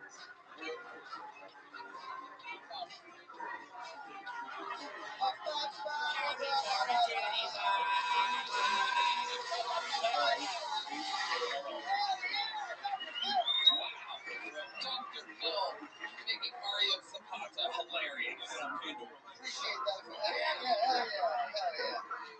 Mario Zapata. So you did musical comedy, now you just do stand-up. I do stand-up. What do you do for work? I edit wedding videos, I make porn, and I write Let's stop right there. When you say you make porn, what exactly do you do? Where was that person that step before I fucking improvised this shitty song? Just trying to be discreet. Yes. We talked about it last time. I've been trying to support with my wife. Oh, that's right. You have a big wife. And you, Tall wife. yes, a tall wife. Okay. Big difference. Yeah, absolutely. You're not pulling a Sancho Pancho deal out here. You're going for the tall girls. I like to set the bar high. Very interesting. And that's been good for you. Fantastic. You guys are making good money. Good money.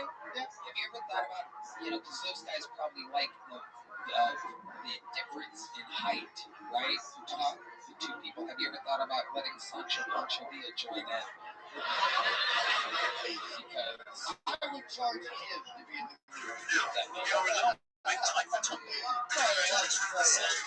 Somebody's gonna jerk off.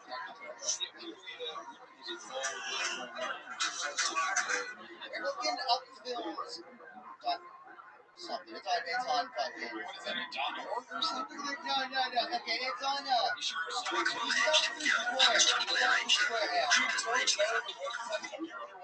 I copy and paste everything, dude.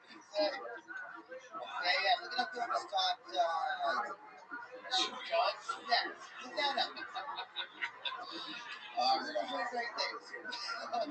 Mario Zapata, our second extremely confident Latino in a row. You as well. Yeah, Who's good? Mario? You know what? I'll give you a big cherry. There you go. Appreciate that. Did you get one last time? No. Okay, there you go. Boom. Good catch. It's a little off, but I'll give you one. There he goes. Mario Zapata, everybody. That's perfect, Mario. That's okie dokie. Well, there you go. All right, there he is. 12 years of comedy experience. There he goes. Mario Zapata, everyone. All right. Our next bucket full, ladies and gentlemen, goes by the name of Robert Carroll. Here we go. Robert Carroll. Okay. This looks like a new face. Make some noise for Robert Carroll, everybody. Fucking A, kill Tony. Wonderful. So, I'm on shrooms. I gotta leave with that. Sorry. What the odds? My second time I found out there's no way to get the actual. Give me a little benefit, okay? So I get stuck here for the ice. Staying in a goddamn hotel, very nice hotel. You know, how many times can a 61 man jerk off? 38. The answer's 38. 69 would have been funnier, but so the mushroom thing, anybody do psilocybin? Anybody shrooming tonight? That was a bad idea. So I talked to all these young people, and I'm like, psilocybin's legal now. And they're like, oh, that's so cute. Are you microdosing? And I'm like, no, I don't know. What the fuck is a microdose? Is 7 grams a microdose? Yes. Because I'm microdosing. I'm Robert Carroll. Thank y'all. You gotta love a guy who 50 seconds in says it's gonna turn out just fine. Amazing. You're certainly dressed like you're on a bunch of mushrooms. This all checks out. Robert, grab that microphone. Let's talk about it, man. And how long have you been doing comedy for? I lied. This is my absolute first time in front of a crowd and a microphone. There you go. Okay, perfect. We got it. All right, great. You're 60 years old. What made you want to start comedy now? I went broke. What? I went broke. Okay, ladies, stop. Dude, okay, relax. Did you hear the laugh I got? No, shut the fuck up. What is going on? Women in this room tonight. It's something maybe a weird improv troupe. Kamala lost, lady. Shut the fuck up. God, what the fuck is the mode? This fucking one's back now. Okay, Redman, here you go. Wow. The ladies start acting like if Redman's gonna jump in with his fucking comedy. I understand. My God. Okay. Robert, what made you want to start here today? It's a long story, but going broke in Detroit and just How did you feel broke? Let's talk about it. Oh, Okay, you're on the show. Decades of working as a commercial construction industry. Okay, I'm a little quiet there, Robert. You really fizzled out. Years of work. My short version is, I just suddenly realized, fucking, I'm 60, and if I keep scraping things on me, I'm fucking, it just literally went nuts. My whole family, they've decided to keep me, baby. You know, like I said, I think he thinks he's in the better guy than beyond that. Tom, you gotta talk. I couldn't understand. I wanted to follow that story.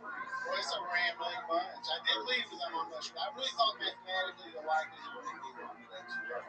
But I do function as reason. Mathematically, your odds are the same whether you're on or not on mushrooms. If you take an overload of mushrooms, that's when you wouldn't sign up. I'm not sure about that. I'm not sure that's true. I'm here, man. I had my second try. You got it. You signed up last week as well. I did. I was here for the ice storm. What would you have talked about last week if you would have gotten pulled not on mushrooms? Were you on mushrooms? I was on mushrooms. So your whole plan was just to come out and go, I'm on mushrooms, I hope this goes okay. And it has been working so far. Where has it been working? Have you been doing other open mics? I mean, my bank account's hardly good, but everything else is pretty sweet. How'd you afford that fucking scarf? Did you make that in a few grapes? Everything's negotiable. I'm trying to fucking handle that for What's up, big dog? possible interview. What's up, dude? Just chilling. How about you? much, dude. Just chilling over here. How'd you find out about me? Oh, I found you through the fanboy server. I'm not in a femboy server. Oh no, I mean, wait. Let me see. Oh no, I think it was the girl. Oh yeah, I'm an e-girl. For sure, dog. Yeah. I thought it was the vampire. No, I'm alpha masculine. I'm like the most athletic, gifted male that the world has ever witnessed. How are things in your neck of the Where woods? are you?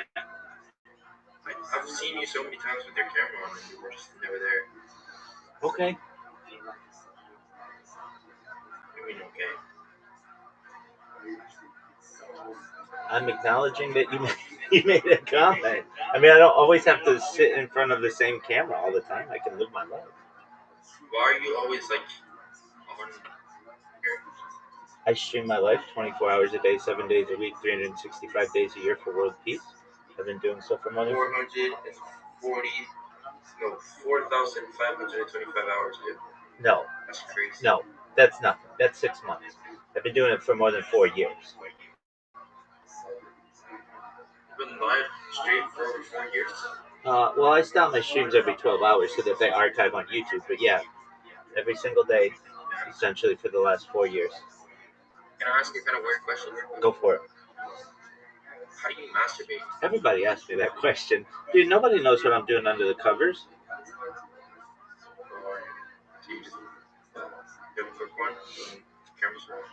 As I said, nobody knows what I'm doing under the covers. Alright. Yeah, that's cool, man.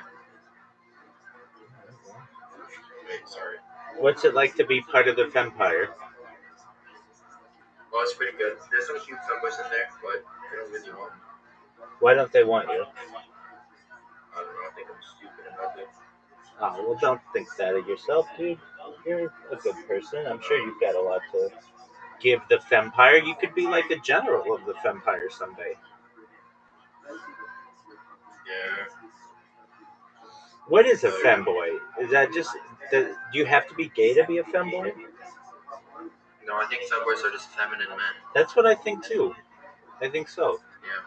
Yeah, so you could totally slang dick, but just be into like, you know, not alpha male stuff. I like fanboys. Well, that's cool, dog. I like milks.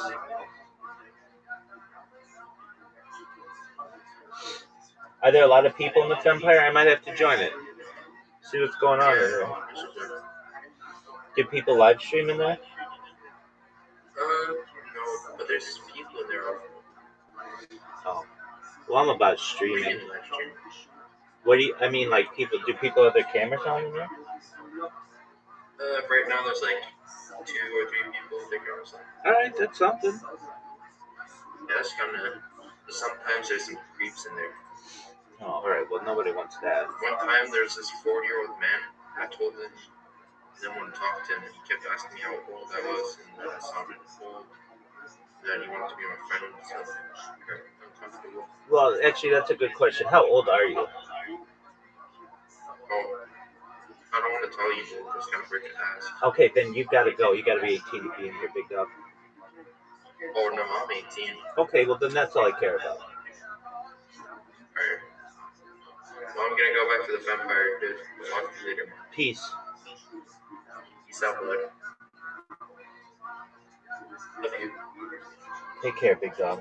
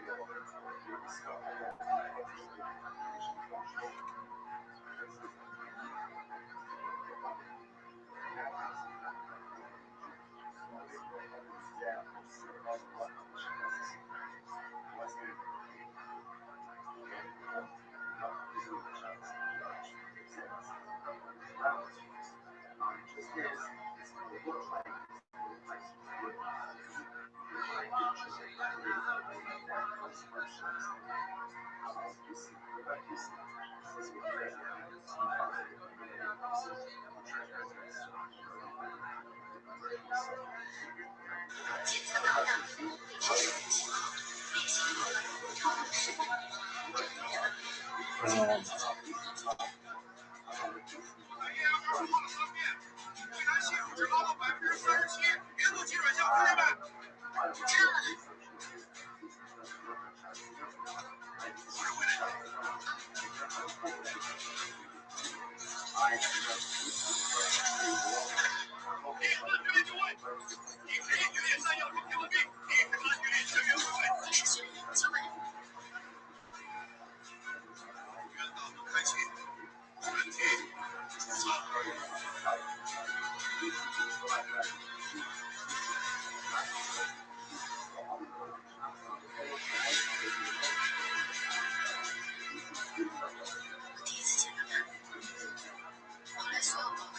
们叫在一起。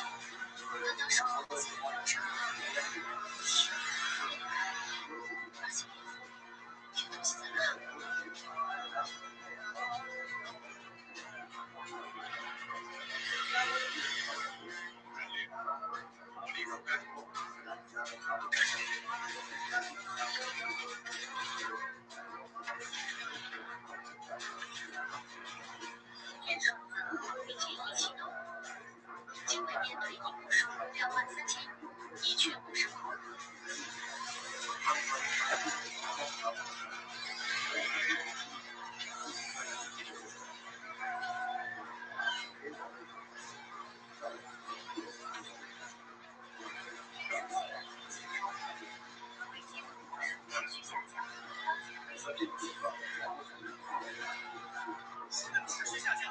太简单了。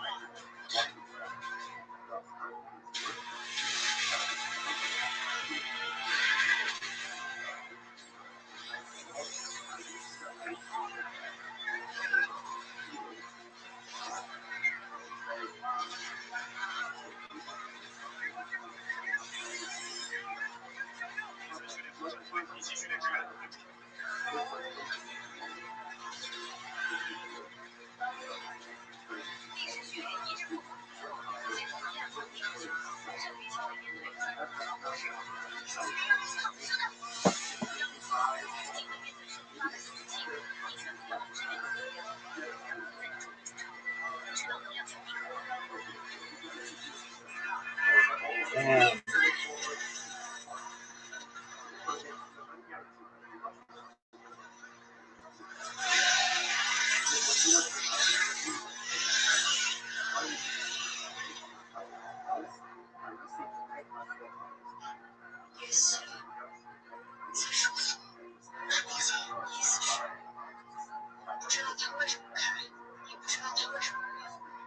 下一次。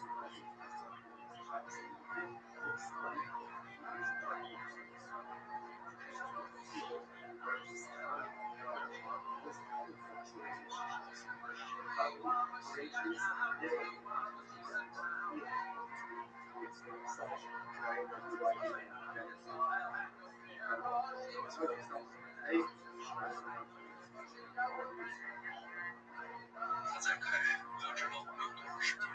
本次联系开启，持续10分。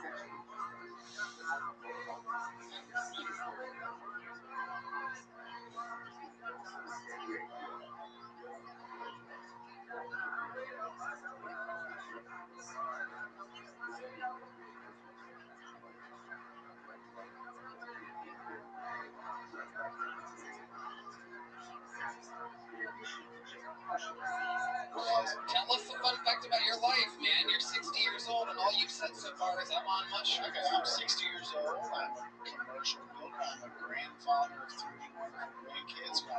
We had play day Saturday. I was not on mushrooms for that. Okay. I behave with them. How often are you doing mushrooms nowadays? Often as I can. Yeah. I have found that Are you dealing with some type of trauma or something like that? real, yes, yeah. Like what? Can you give us something compelling about your life? You have 60 years to reference here. Well, I lost 80 pounds last year. Oh, well, that's... So February the 10th, thank you. And then somebody said, hey, you're kind of funny, and they kind of, so I was here because I was working on a show Meanwhile. I was in, well, I don't know if it was anyway. I was here as a background actor. I got stuck. Joe Ellis is someone you know. Joe said, hey, you should do okay, I can't remember. You didn't know if you were supposed to mention that you did background on the show Meanwhile? Watching it, keep that to yourself. Excellent. I'm not going to try to follow. I have one other question. Do you put on all the jewels after you take the mushrooms? I was wearing these things before I was doing the mushrooms, but I do wear this roll all the time. I mean, I do not sleep. Is that strictly aesthetic, or do any of those things have a certain special meaning? It's probably OCD. Once you start wearing them, then you're like, oh, fuck, I don't have that on. When about in your life did you start doing a lot of mushrooms? Oh, well, I did a lot when I was in college back in the 80s. Have this new Recently, my son just graduated from college, and he's been really enjoying it. A year ago. Perfect. Let me ask you this. When did you start wearing that type of jewelry exactly? What's around your neck? That type? Like 2 years ago. It's a phase. It's just When did you come to a place with you? You got a Jeff Bridges, Jim Henson about to get Me Too to the Witches Prince on Saturday night. Jeff Bridges and Jeff Bridges. All right, Robert, I've kept you up here way too long. Well, thank you for putting up with the goddamn that snuck in, and you didn't torture me. The crowd was great. I am going to do one thing. Yes. Write a set. Write jokes sometime, and then you'll be back on, and then we'll know something about you. I love that you're on mushrooms, and now we all feel like we're on mushrooms. Yeah. Contagious. Dr. Phil's throwing him a magnum condom. There you go. He probably thinks it's a gummy worm. There you go. There he goes. Robert Carroll, everybody. Wow. Amazing. There you go. Hell yeah. Show Joe Biden how to get out of here.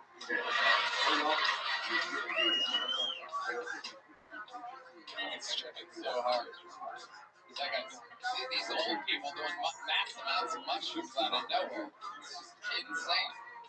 This podcast is sponsored by Talkspace. Talkspace is the #1 rated online therapy, bringing you professional support from licensed therapists and psychiatrists that you can access anytime, anywhere, and take control of your mental health. Talkspace makes it easy to start. Better mental health leads to better health overall. Just like your physical body needs exercise, your mental health needs maintenance and attention. Talkspace helps you build confidence and skills. Therapists not only listen to you, they provide valuable techniques to manage stress and conflict in your life, helping improve coping skills and self-awareness. Like it's all about how we are in a relationship with one another, and communication is key. Talkspace can help you identify obstacles and create new meaningful connections. Talkspace makes getting the help you need easy, accessible, and affordable. Plus, most insured members have a $0 copay. Great name. Tony, I love Talkspace. I think they're providing some of the best mental health treatment out there. I can't recommend them enough because therapy has led, for me, some crazy moments of transformation. Yeah, I can tell. well. And as a listener of this podcast, you'll get $80 off your first month with Talkspace. When you go to Talkspace.com/Tony and enter promo code SPACE80, that's SPACE80 to match with a licensed therapist today. Go to Talkspace.com/Tony and enter promo code SPACE80. Hello there, my dear friends. It's me, your favorite human being. Very nice guy that cares about everybody. This podcast is sponsored by Tacobas because anywhere worth going is worth going in good boots. Find your perfect pair with Tacobas. Their boots are handcrafted with true meticulous steps for working in comfort right out of the box. Their in-store experience is unparalleled with expert staff, complimentary beverages, and customizations. Red band. I love my Jacobas. I personally wear those rugged Chelsea boots, and I highly recommend getting a pair. You know what? I will. That's an incredible pick. Wintertime is prime boot season, so start the year off right with a new pair of Tacobas Western boots. Not to mention their other, they have elevated leather goods like wallets, belts, and more. Everything in Tacobas is crafted with the same attention to detail and timeless style. Shop Tacobas Western goods online at Tacobas.com or swing by a Tacobas store for the full experience with free drinks, boot shines, and complimentary boot branding to make your player feel personal. Right now, get 10% off at Tacobas.com/Tony. When you sign up for email and text, that's 10% off at TECOVAS.com/Tony. Tacobas.com/Tony. See site for details. Tacobas, point your toes west. Thanks so much for your next fucking roll, everybody. It's Tariq Morales.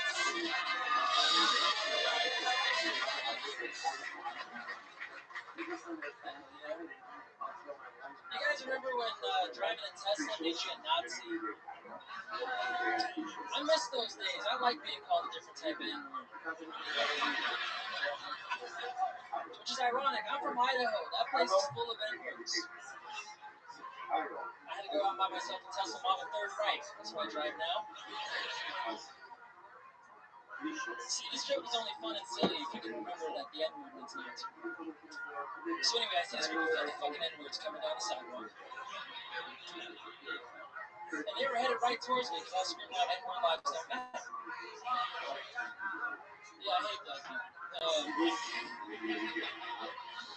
But not as much as I hate those blonde-haired, blue-eyed N-words. Thank you. Okay, 50 seconds from Tariq Morales. Good job. Anything after Robert Carroll's amazing. Anything after an old man going, on the shores. That's just incredible. These shoot try, Tariq. Amazing. First time? Second time. Second time ever doing stand-up. What made you want to sign No, up? second time on the show. Oh, it is. All right. How did it go your first time? It went well, yeah. I had a full 60 seconds. It was great. All right. Okay. And how long ago was that? Maybe November. We find out about you then. What was the interview based on? Oh, I had a gong, not that black. You had a gong? I had a gong, yeah. I didn't get to pull it out. Oh. I had it in my passenger seat. Oh. Car the whole time. I just had to drive home. Okay, yeah, that wasn't anything we covered in the interview last time. That was in your car. It was. Give us, what did you do for work, Tariq? I work from home, so I'm just like getting paid to be unemployed. What do you do?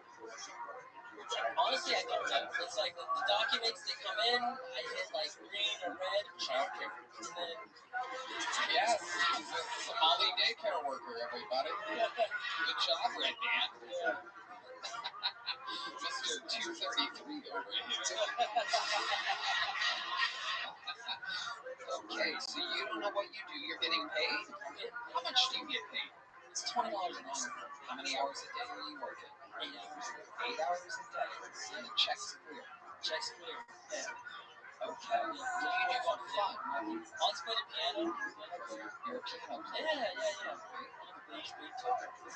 Okay. Are you the kid from First Prince of Bel-Air? That's me. Yeah, there you go. Absolutely. Are you from Austin, Texas? No, I just moved here in July. Okay, where were you at before that? Nice. All right, tell us about being whatever you are. Yeah, I was the blackest person there, which is super embarrassing. Are you black? Half, yeah. Half black, half Mexican? Puerto Rican. Okay. All right.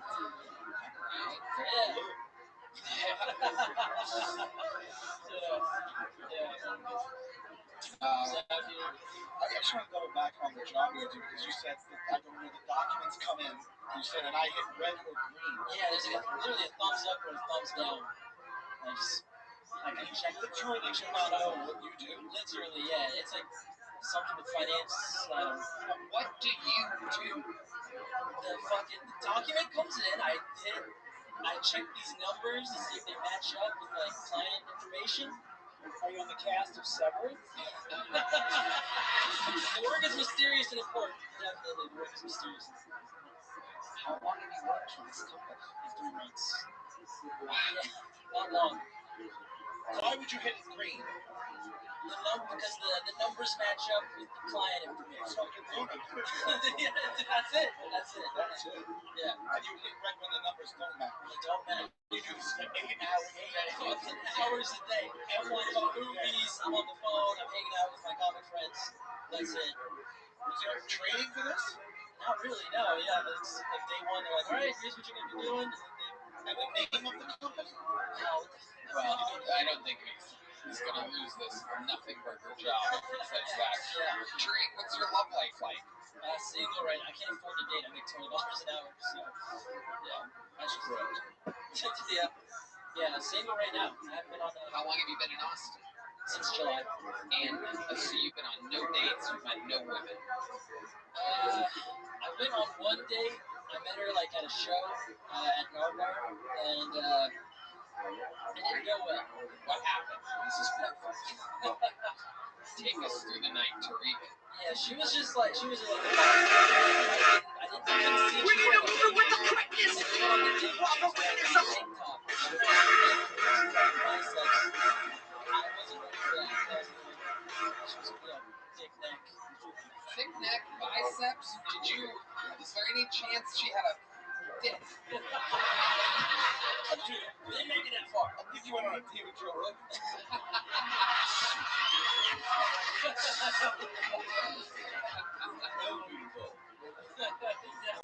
Yeah, a lot of medicine. That's it. She was jacked now, in permission to speak freely.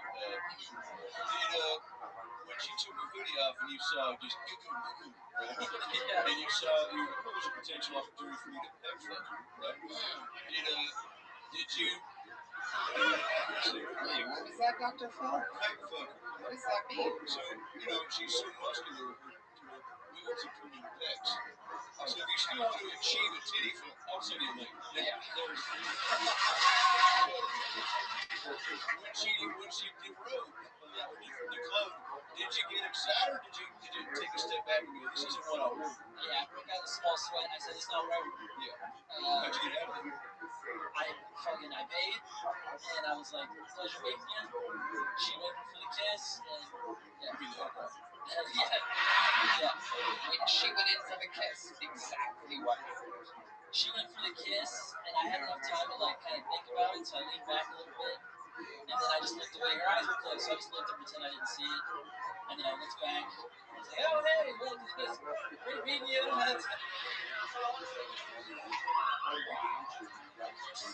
She was like a red document.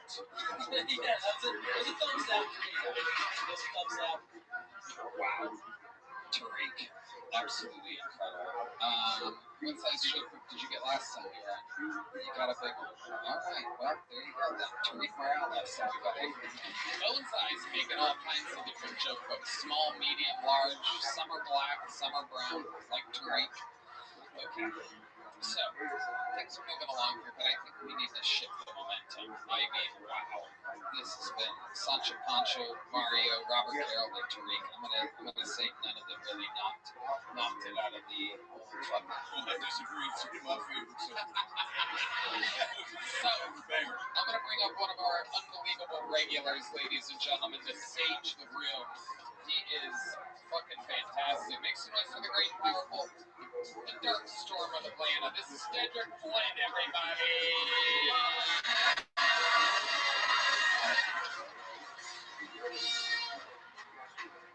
I hate rainbows. And I think only reason that we got these little self-driving ass cars in Austin is because there's not enough black people to go, oh, I hate these little self-driving ass cars because they don't leave the human factor in there. Because if I'm drunk and I'm going home, who's gonna wake me up in the Waymo?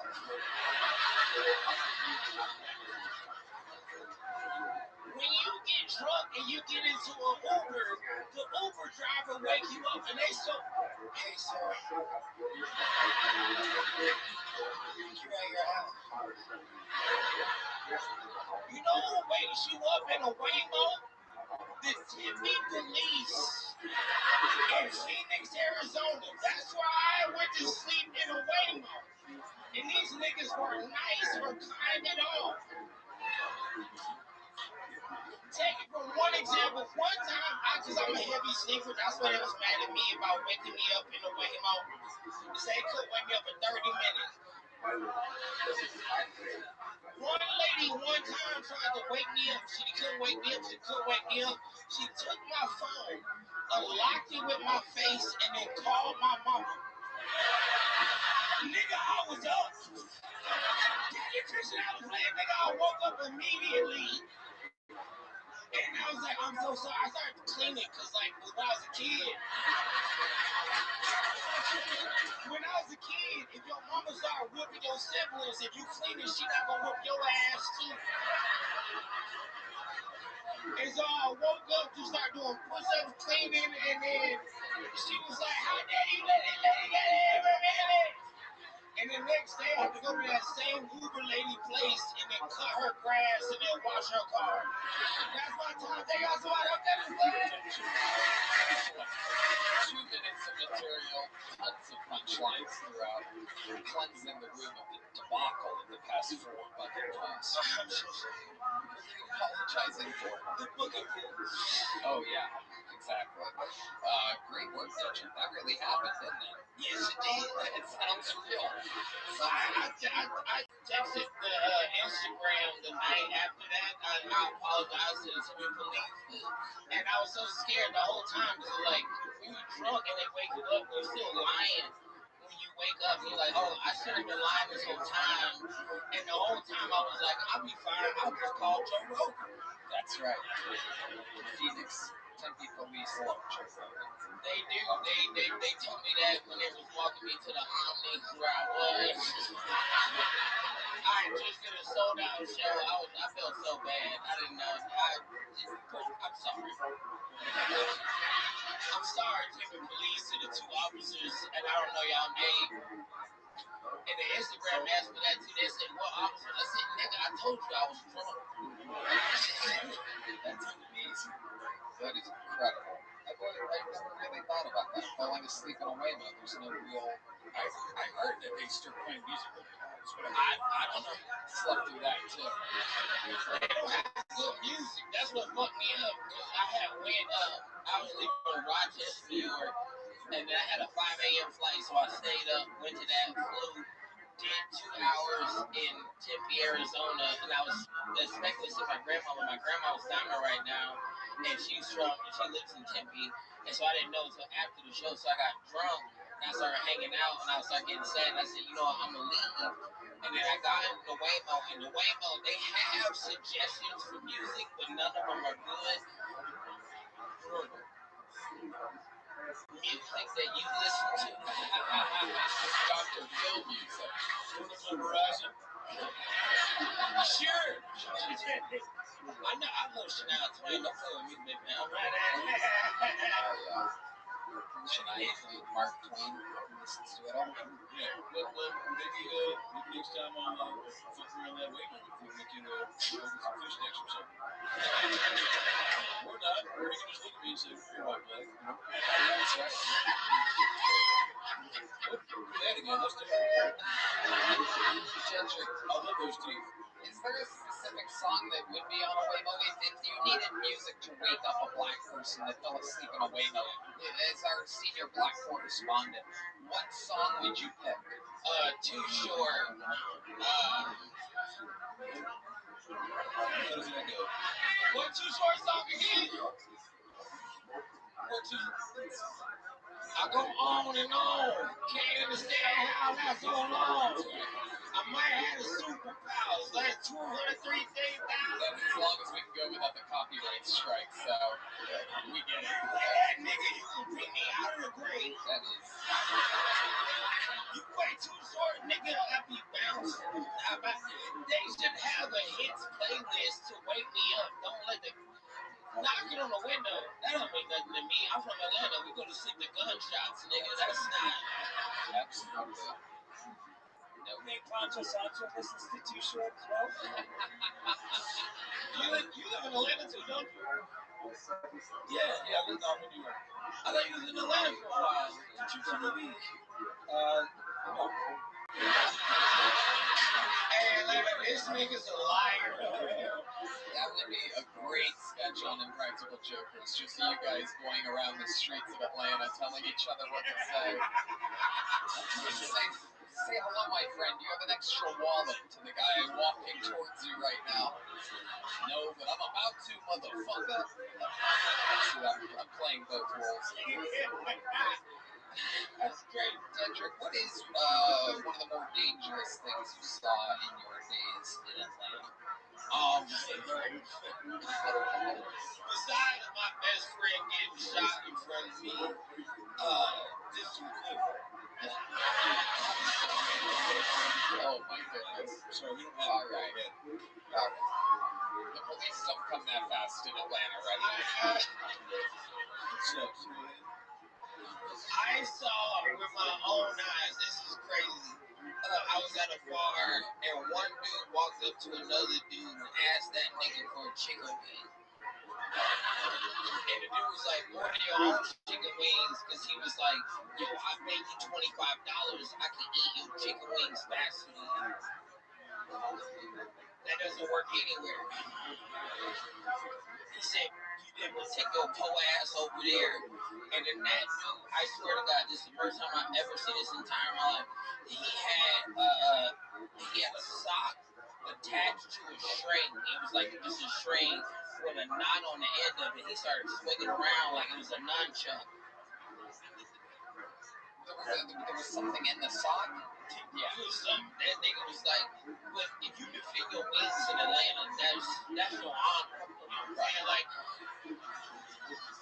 asking for a nigga hot wing in Atlanta is like asking to fuck somebody's wife. You know what I'm saying? Like, that shit is...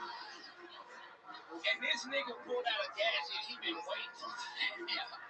A sock with something in it at the end of a string. You guys know the rings. You know when Sauron came out with that little chain thing, that nigga was like, that nigga was fucking up the hell. It was Lord of the Wings. Lord of the Wings. Ladies and gentlemen.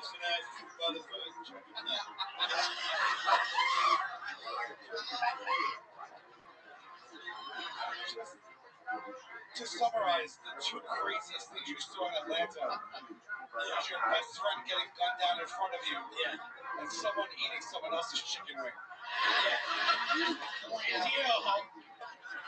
So there's a string, and then there's a sock. It's like one strings, and he has to like whoop it into like a bigger thing. Wow. He has like a knot. It looked like a, I don't know what you call it, because I'm not from the medieval times. Right. So that nigga had one of those, and he was like, "How dare you?" And then did he hit him with the... Oh boy, did he? Oh. And then the cop showed up. He said, "This nigga asked me for a wing," and the cop said, "We'll take him to jail." Oh, Dedrick, you're the best, man. Unbelievable. No asking for wings in Atlanta. No asking for any wings. That shit fucked up. They're weird. That's my new voice. That's so What weird. the dude said? He said, "I'm asking for more liberal." Oh my God. That weapon sounds scary. Yeah. You say great, because they put pennies on the side. Who's they?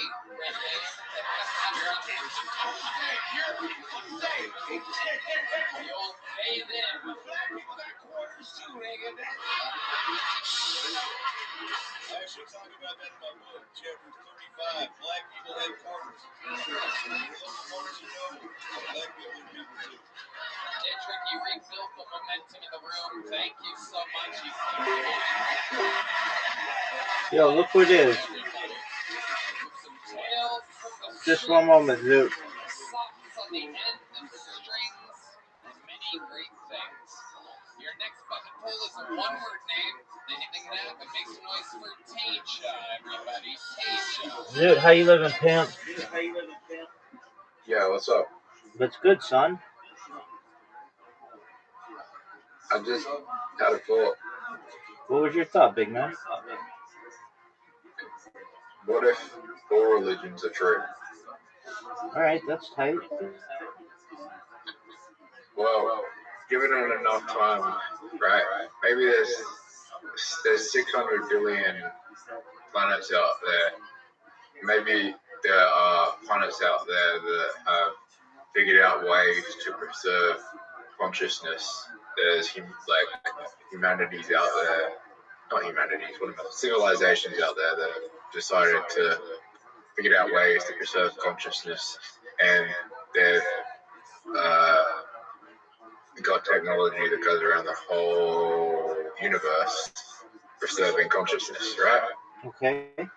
So, and given enough time, what if they learn about all the different religions, all the different thoughts, and in the future,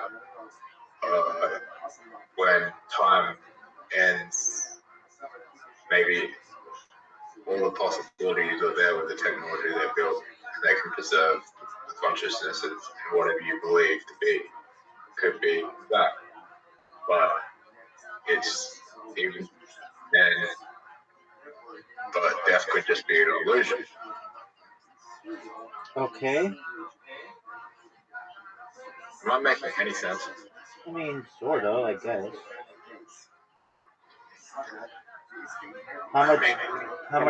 How much sense you want to make, big dog? I'm trying to say, like, what if like, eventually all religions end up being true? Okay, I mean, that's cool. Well, your theory of, well, if you're like, you think mind and uploading technology can exist, then eventually all religions could become true. That's correct. So who's to say that it can't happen in the universe we're already in? No one's to say that. That can absolutely be a thing.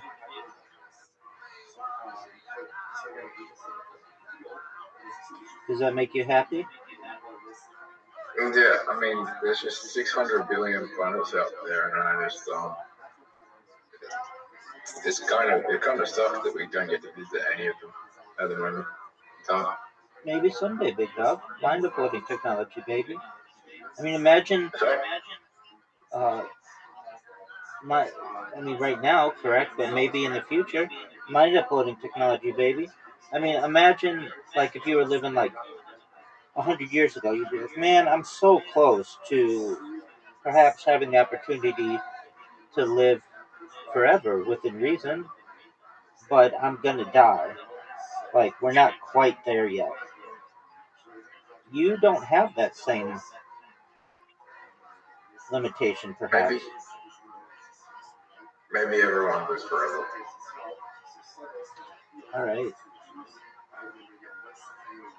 Who's to say that those people didn't already have their mind uploaded without them knowing? Or somebody could go back and get their minds back.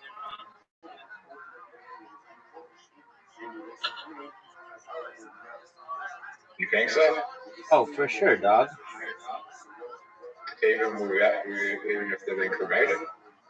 Yeah, dog, there are ways. I mean, if aliens exist, then they could be recording absolutely everything that's going on Earth. So we would have like a video of what they were doing. And okay, is there cryonics without dying? Is that good? Is there cryonics without yeah, like Futurama, how he goes into chronic tube without dying. Yeah, I mean, there's potential of anything.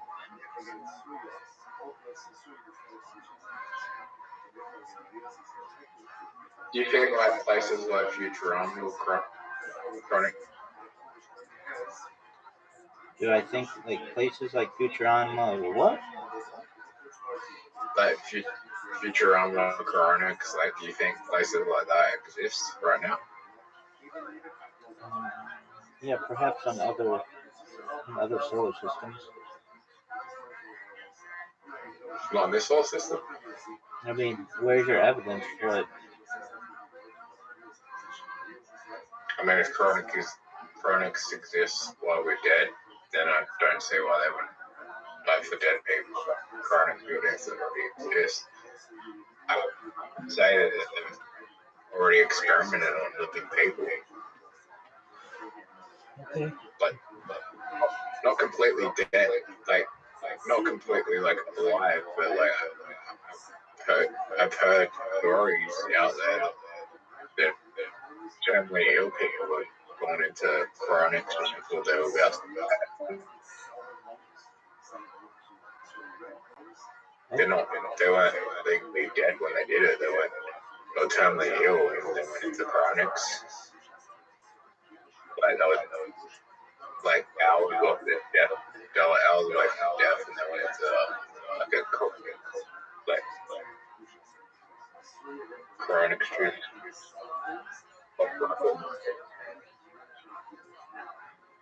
Okay. Do you like Futurama? Yeah. Is it your favorite I wish it show? was real. Alright. I think it's real. Who's to say it's not real, G? I think that the stuff that they predict is real. Okay. Who's to say it's not real? Do you think Matt Groening's a time traveler? I think he's kind of a creepy dude. Why do you think that? Because he went to that fucking island and made underage women massage his feet and shit. He didn't do anything inappropriate. What are you talking about, dude?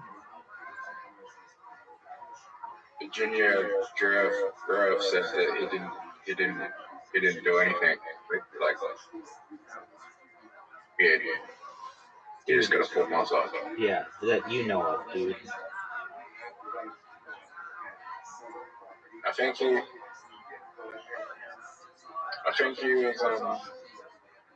just I think he knew, and he was going there to spy, so like to confirm what was happening, so he could write about it in The Simpsons to warn people. Dog, get out of here. That's just goofy talk. He's going as a spy. What? Who is he? Michael Jackson? Yeah. You think the same thing about Michael Jackson? Yeah, Michael Jackson was a spy. Okay, I mean that's cool, and you can believe it. You want. I think he. I don't know. Like, there's no. I read the fight. Virginia Giraffe said he said that his feet were ugly, but he was a nice guy and he didn't do anything wrong. Alright, dude. He said that Dude. You bring up the same topics. I don't want to get into it. Okay? Dude, let's talk about your stand-up comedy career. Are you excited to perform on Wednesday? Are you excited? I understand. Okay. Are you excited to perform on Wednesday? Yeah. Okay. What stand-up are you going to do?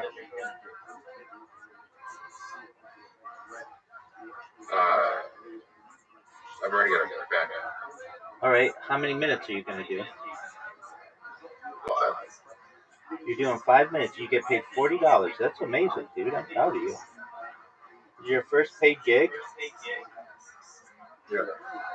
Excellent. At a new comedy club? Do you want to take a lineup? Yeah. Is Chelsea gonna be there, Doug?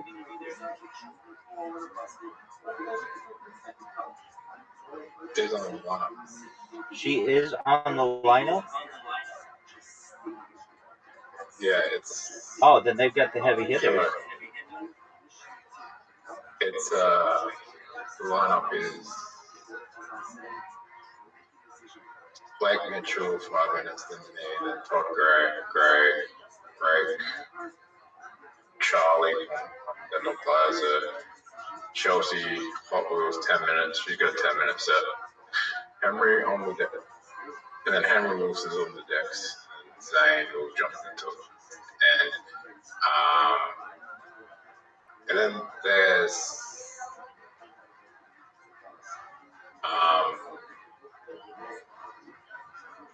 Delhi Boy's there. Who's that?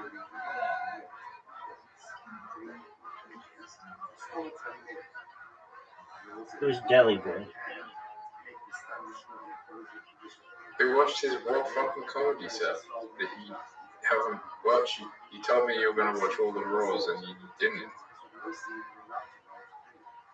All right. I mean, there isn't like a great way to watch them. Are they all on YouTube? Let me check.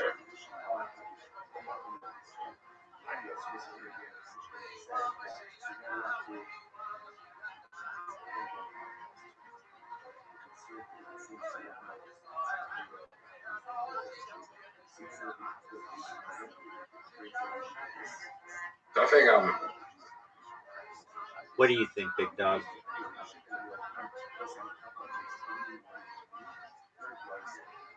there'll probably be something bigger than Raw comedy in the next 5 years.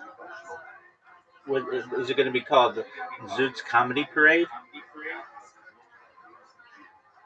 Nah, probably be like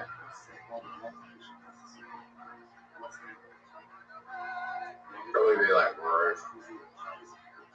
Is that the British one? I think Raw will come back and what was it? I think they'll make like a one. What's it called? Last Comic Standing. Last Comic Standing. They should. They really should. I don't understand. Like, this is what's amazing to me, and it's really an amazing thing you should recognize as well, Zoot. Comedy is like one of the very rare things that you don't need really like any resources. It's not like you have to build something, but you can make money. You can charge people for just words.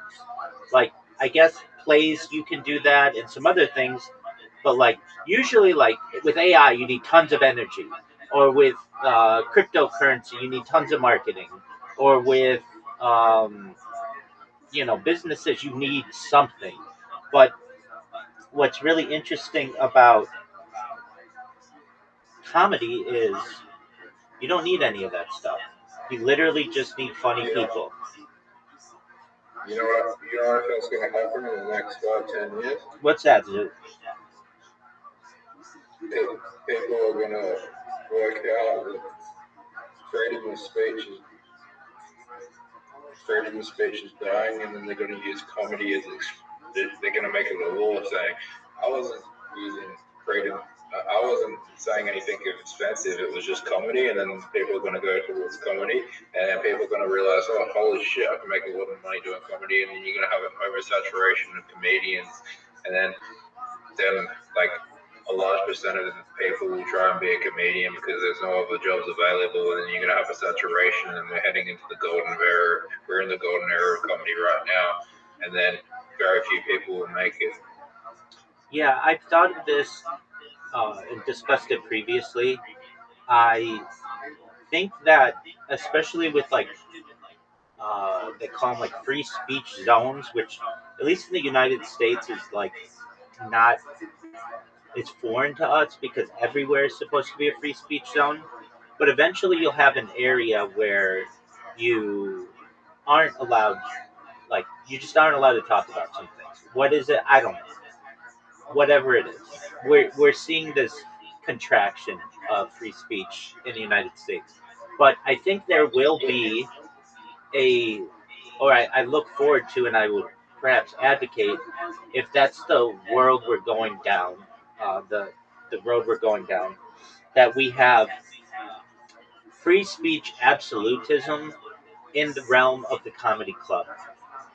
and that gives people the freedom to do what they want and not have to worry about that, offending someone or whatever. Um, so, like, let me give an example of where we've seen this previously. The state of California passed legislation that you can't have indoor smoking. So that means bars and restaurants where you used to be able to smoke, you can't do that.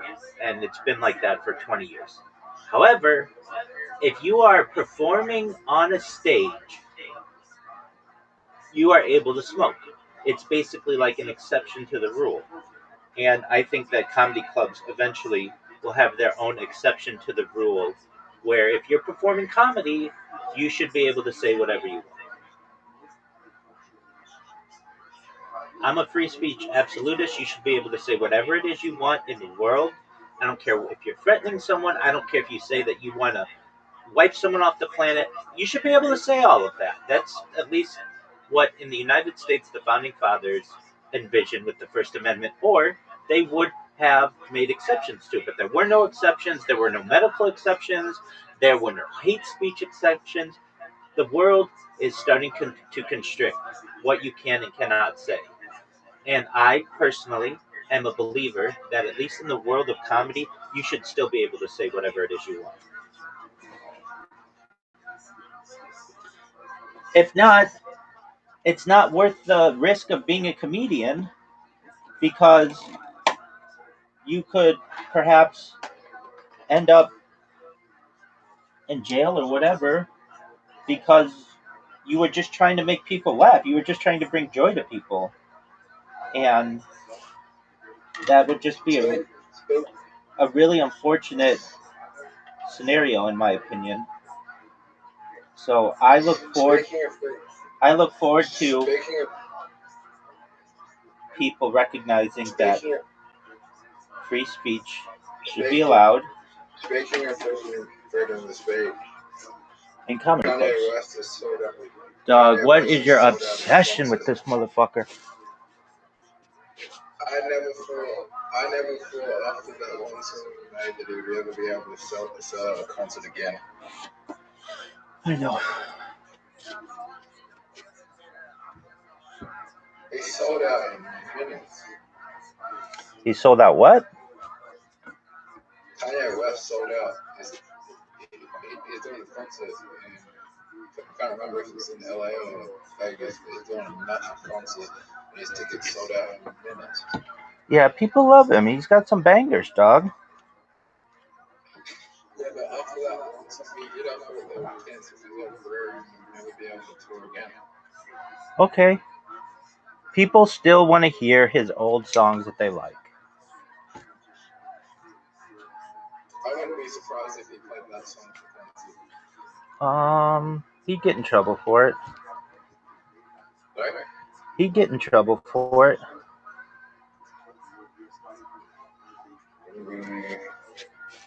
I mean, that people would be like, dog, come on, nobody wants to hear that bullshit. Seriously, it was 80 fucking years ago. Who's still obsessed with this stuff? Let's move forward.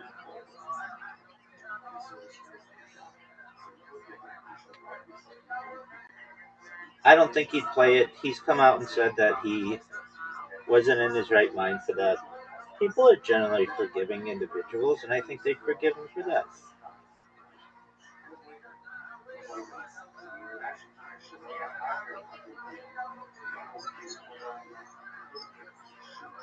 What don't people forgive? People with enough time forgive everything. They forgive rape. They forgive torture. They forgive murder. And if you're like, okay, what are your examples of this? Look at like someone like Julius Caesar, who murdered people in Gaul during his conquest of Gaul. And I'm sure under his leadership, rape occurred, torture occurred. He writes about it in his Gallic Wars. And yet, Julius Caesar, in many ways, to some people, is seen as one of the great generals and leaders of society. Look at um, someone like Yeah, but someone like King David. King David had an affair, yet he's seen as one of the. I mean, not just had an affair. He stole someone's wife and had her husband sent to war so that he would die. And he's seen as one of the great people of the Bible. Look at someone like perhaps Napoleon.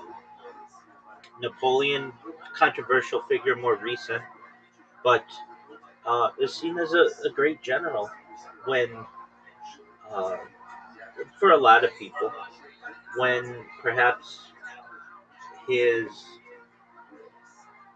strategies weren't that great. He was exiled to an island, the island of Corsica, I believe, um, like multiple times. I mean, yet they just made a movie about him starring Joaquin Phoenix like within the last decade, and like there are games about him. Uh, Given enough time, people's views on things change.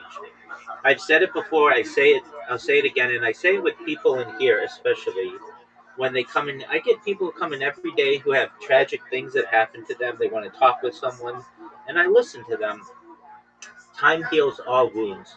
Given enough time, all the pain that you experience from a given event will eventually get better.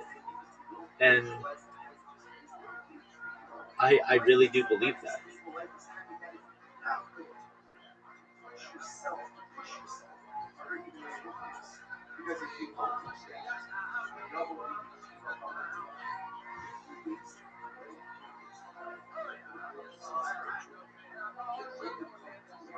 so who do you think?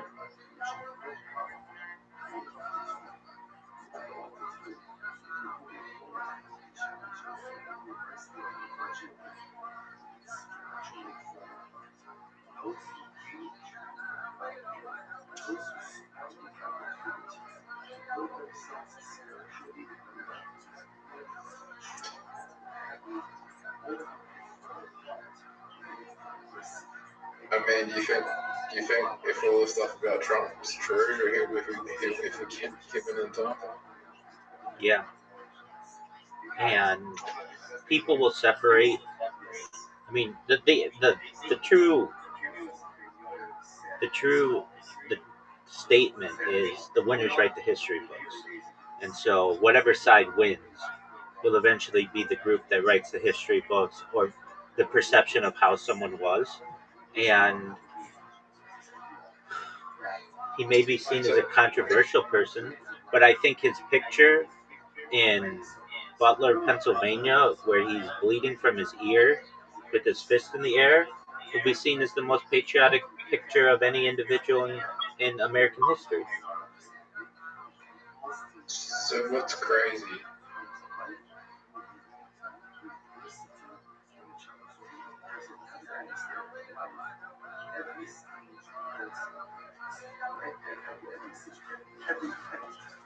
Grandma, what's crazy, right? What's crazy, big dog?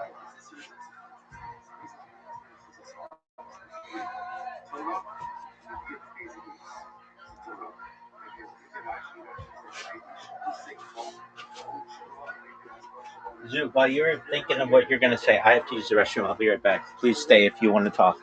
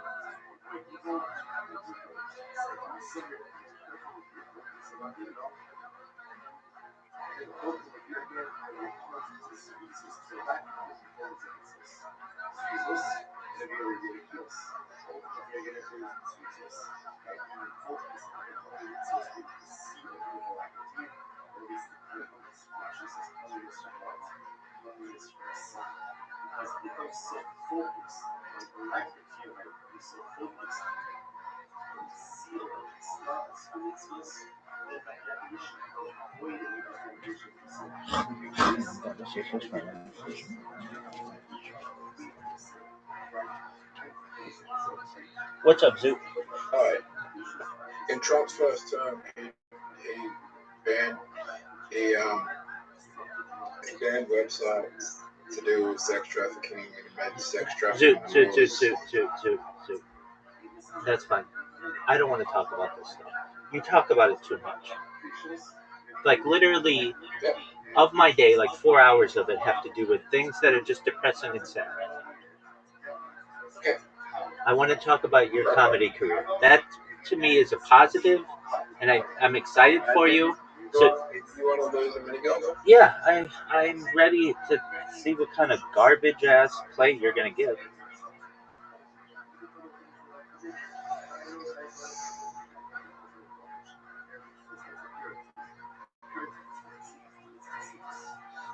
You should just give up now, because I'm gonna destroy you.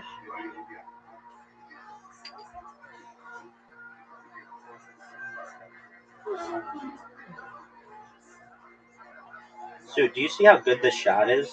Dude, do you see how good this shot is? Maybe a 10 out of 10 drive. Maybe perfect. 9.9. Dude, that's garbage. Dude, that's one of the worst shots I've ever seen. One of the worst shots I've ever seen. What do you think of this? Dude, look how good this shot is. Do you see how far my ball is in comparison to where your ball is?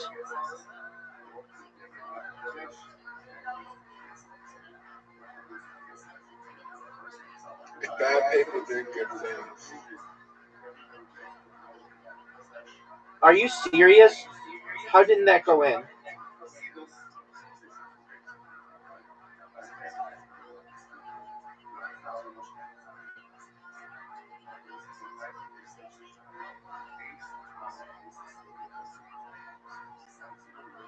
Dude, that's not a good play. You recognize that you have to make this shot, which would be like the greatest shot in the history of the game. Not even kidding. You need to bounce it off the wall, dog. That's done. Garbage. Zoot, you're already down 0-1. What are your thoughts? Zoot, what are your thoughts? Let's interview you.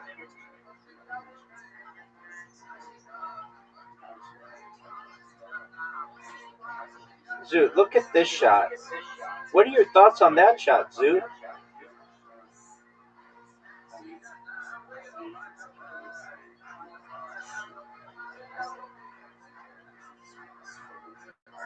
best concert. Did you just say best concert? So I've been watching Death Note. What is that? It's the best concept for an anime. Just shitty execution. Okay. Oh, Zoot, that's a great shot. Zoot, that's a great shot. Are you serious? It's like about this like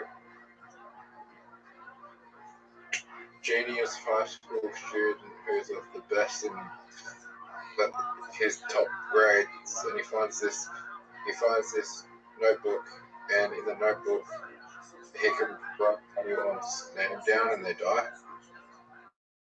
Okay.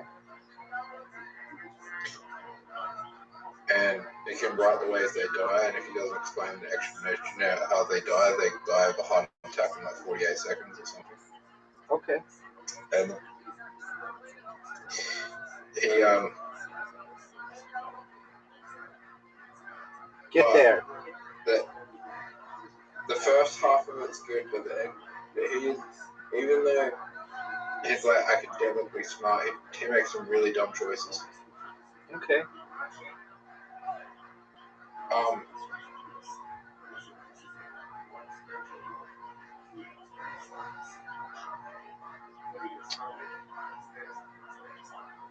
Dude, I saw this. Like Go ahead. he just.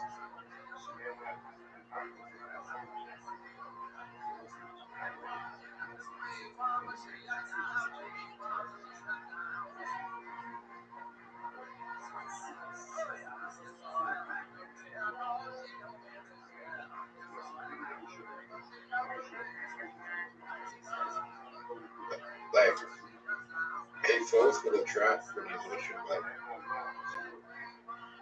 TV of someone who discovering like what's going on, like could be going on, and he kills them on live TV when he didn't need to.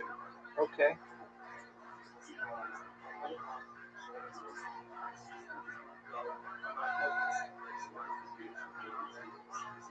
This is an interesting strategy. Are you going to be able to get my ball?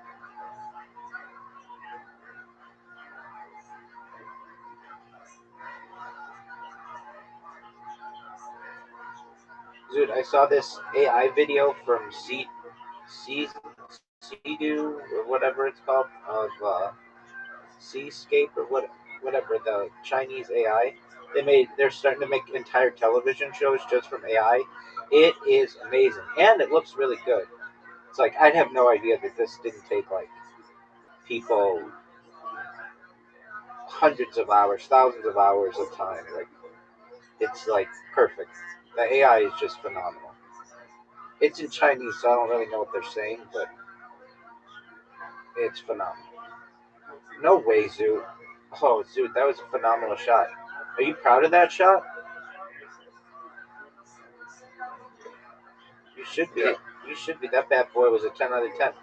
Look at. Oh.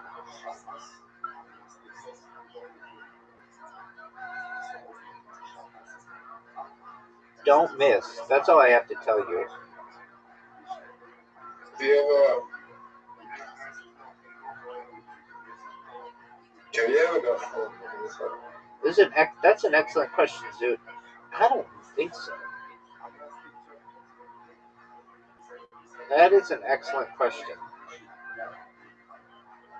That wasn't a bad shot. That's a very good shot. You used to get a home run. You're basically forcing me to have to get a hole in or whatever, hole in two. It's a hole off the top, off the starting line. I don't know what you call it. The tee. Look how good this shot is, though, Zoot. Ooh.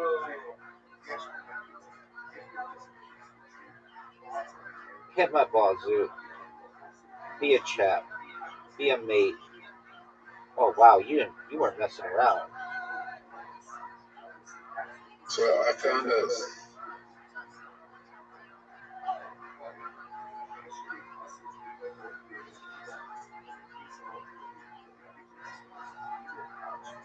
Rabbi.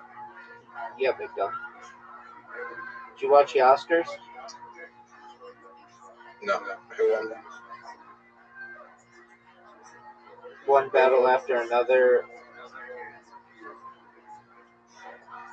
Sorry? Rabbi, you there? Chelsea Buckley won Best Actress. Michael B. Jordan won Best Actor. One battle after another won Best Director. Best Picture. What did?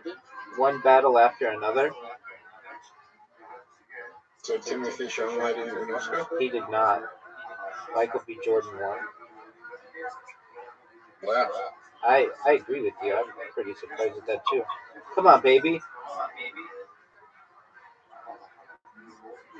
I mean, I wasn't a big fan of that movie, but I thought he was going to get the Oscar because of how popular it was. What are you gonna do here? I've got you in a difficult position. That's not how I do it. I bounce it off the left wall and under my ball. Oh, you just messed up. I would say Michael Jackson maybe would be clean up at the Oscars next year, but they split it into two parts, so it's probably not going to. Yeah, they basically sacrificed uh, more money for accolades. Zoo, you made my shot really hard. Come on, baby. Come on, baby. No, Zoo. I don't Zoo. know. I think the Michael Jackson movie will get a lot of nomination. I think the second part will. Okay. Do you know why the second part will? Because that's going to be more emotional. I think both will be popular. Yeah, but the second part probably going to be like more emotional because you have all the controversy and leading up to his death and his death, which is going to be very emotional. Okay. I mean, how many times have you seen a celebrity die and the whole news talked about it for like a day, like days, and then they live streamed his funeral on the news? Um, they've done it for some people, but not as big. They did it for Muhammad Ali and Aretha Franklin and like Michael Jackson's was the biggest one, no doubt. Charlie Kirk. They live streamed Charlie Kirk's death. Funeral, sorry. But Charlie Kirk's nowhere near as big as Michael Jackson. Yeah, I was just talking about musicians.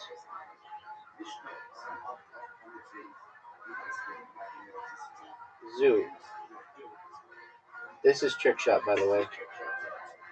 So is there anyone in history that's been besides Jesus bigger than Michael Jackson? Yeah, tons of people. Who's that? Arguably, like all the monarchs of the United Kingdom, all the presidents, or most of the presidents, at least. Like you've got to recognize we're only looking at Michael Jackson through like a very limited scope of time. I mean, he's big, but he was bigger in the '80s than he is right now. Um, Same with like Elvis. Elvis was bigger than everybody too, and then he's not that big anymore. Um, Um, you know what's crazy, and this person's still alive. what's that?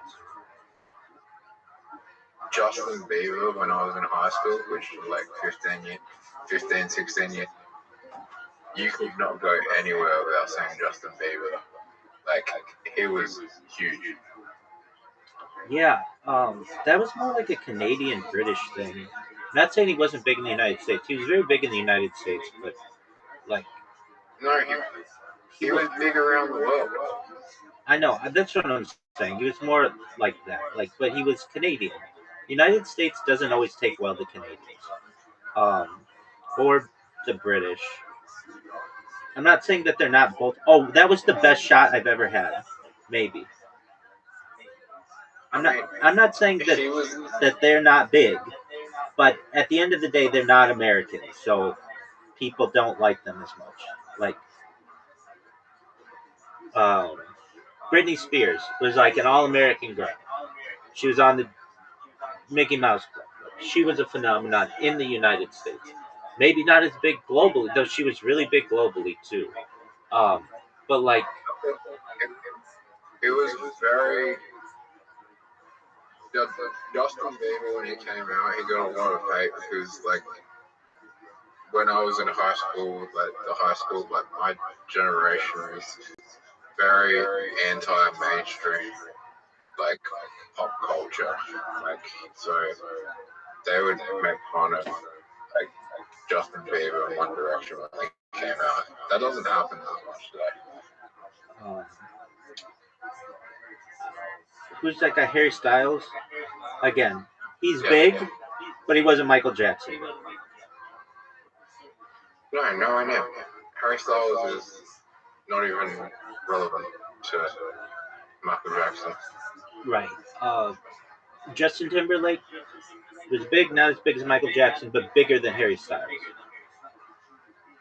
I mean, I think Justin Bieber is probably the only one who will ever be able to come close to Michael Jackson. But he doesn't. The thing about Justin Bieber is he doesn't have Thriller. He's got some hits though. He's got some good songs. He's got some good songs, but he doesn't have an album like Thriller, which is the most solid album of all time.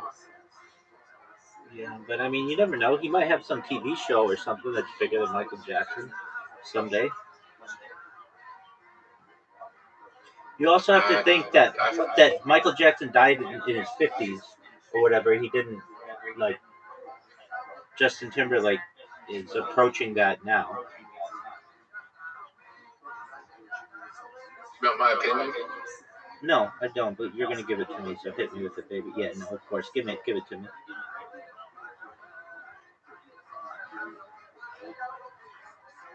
It's too hard for a musician to ever touch Michael Jackson.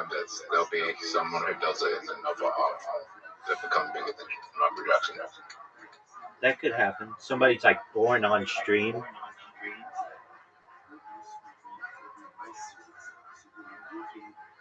And they're like the chat, like, I don't know, the chat.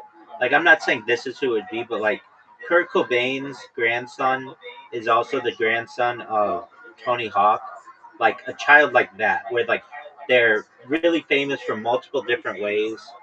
I don't know. It'd be like if, like, Whitney Houston's daughter had a child with, well, like, even Michael Jackson basically did this. He married Elvis's daughter, which is like, I remember when that happened, and I was like, dude, if they have children, they will have, like, that kid will, this is like music royalty.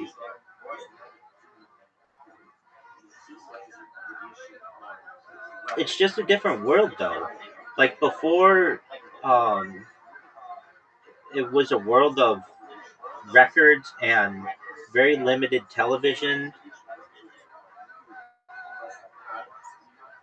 The first 3D video I ever saw was a Michael Jackson video that they had at, I think, Universal Studios, something like that, and it was like, it was it was a big deal. I just remember being like, wow, he's like so um like advanced, like his, like whatever he's doing is so advanced. Do you think you'll be bigger than Michael Jackson? Absolutely, easily. It I comes don't think so. it comes down to how much data have you created. One of the reasons why Michael Jackson is so big is he created a lot of data. Do you think Michael Jackson will still be relevant in 500 to 1,000 years? He might be seen in his own way like a great author would be seen today. Like, I don't know, Francis Bacon. Not so big as Shakespeare, but something like that. I don't know. Maybe like a composer like Tchaikovsky or Mozart or Bach or something. I think we had this discussion before, but whose art got recognized? Whose art didn't get recognized while they're alive after they died? I think Picasso's a version of this. Monet, certainly, there's an argument to be made.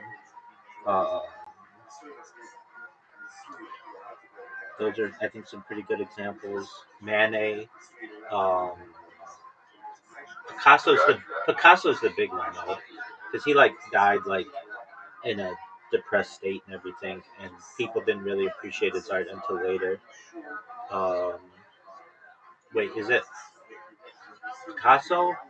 Actually, no. I'm misstating this. Van Gogh, not Picasso. Van Gogh. That's what I meant to say.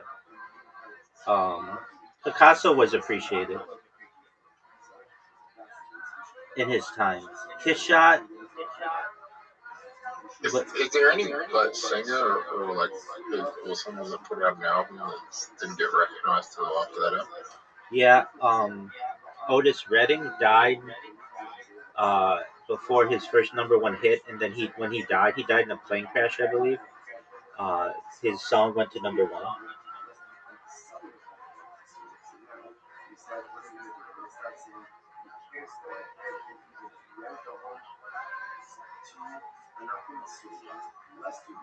He's um, the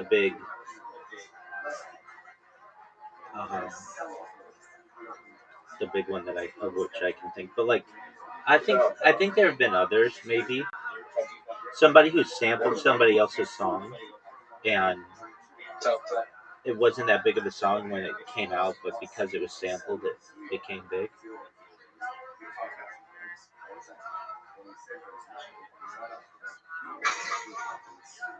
Give me a 5. Give me a 3. This is garbage, dude. How would you? I think I asked you a question a few times, but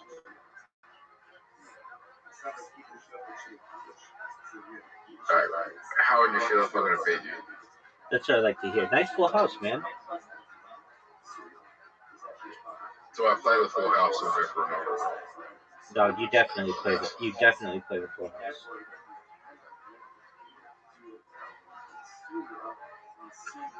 The Full House is like easy to get though.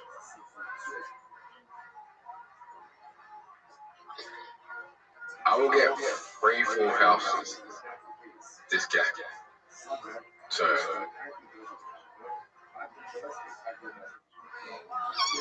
Looks, did I get a 4 straight? no. 5. Oh, Yes. that's garbage. This game is so rigged. So rigged. This game is rigged.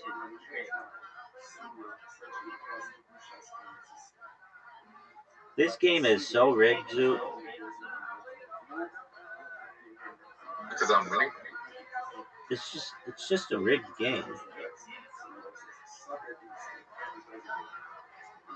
Because I'm winning. No, I mean like it goes back to that one rule that you had like a while ago where it you needed like a 1 or whatever, and it gave it to you. And I'm going to the city.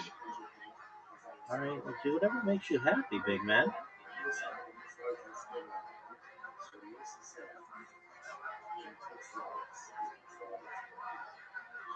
Oh no. You need a 4. I need a 4. Yeah, you need a 4.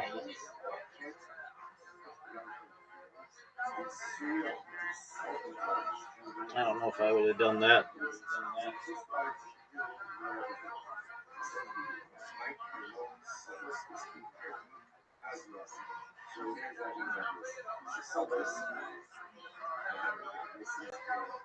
Yuck, all of these are bad.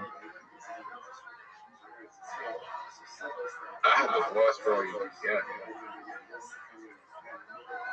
Give me a 1 or a What 3. is the worst? 1 or a 3. Oh, what a fortunate full house. What is the worst? What is the worst roll? Yeah. 1, 2, 3, 5, 6. Maybe even not. Maybe even not. No, maybe 2 1s or something. Oh, dude.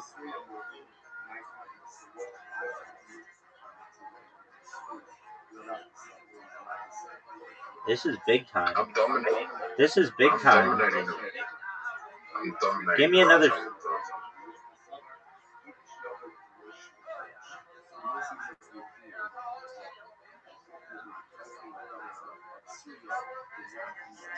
Why did you play that? Why not? Because you had 666. Yeah, but I already played the 3X. Yeah, but you could play it on the other side. Yeah, but I think I can do better. I think I can do better than that.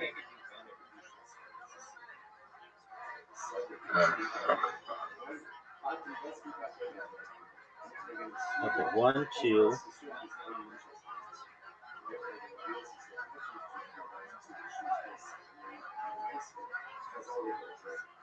Oh, that's heartbreaking.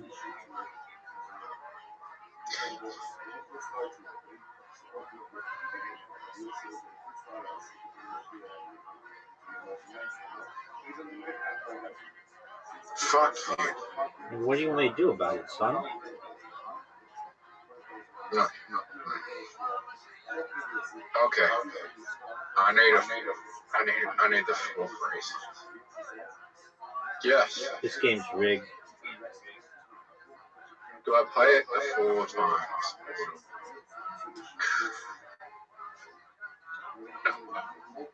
I'm feeling we're going to 4 times. 1, 2, 4, 5. Dude, this is the worst roll. This is bad. This is very bad. I hate this game. It sucks. This game sucks.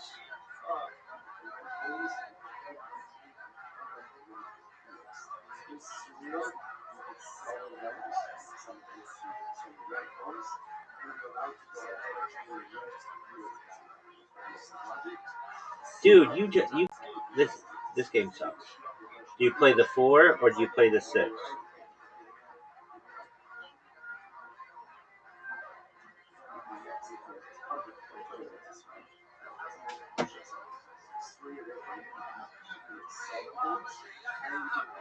I probably should play the 6s. Give me a 4, dog. How does it feel to know that I'm guaranteed getting over 200 points? You're gonna die. Dude, that's how we end this. You can't say those words, man.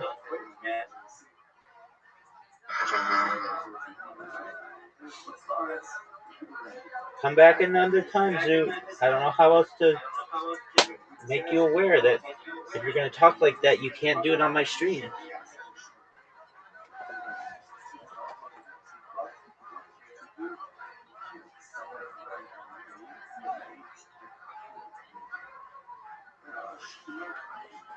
Come back another time, Zoo. We're done today.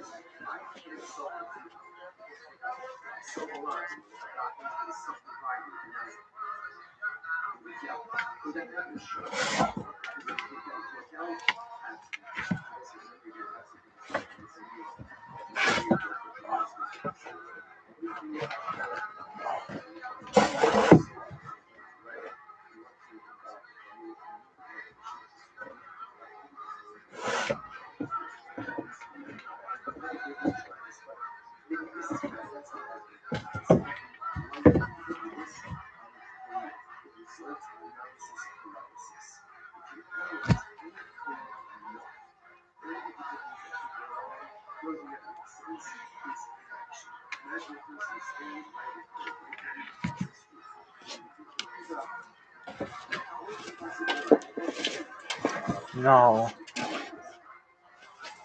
Fucking.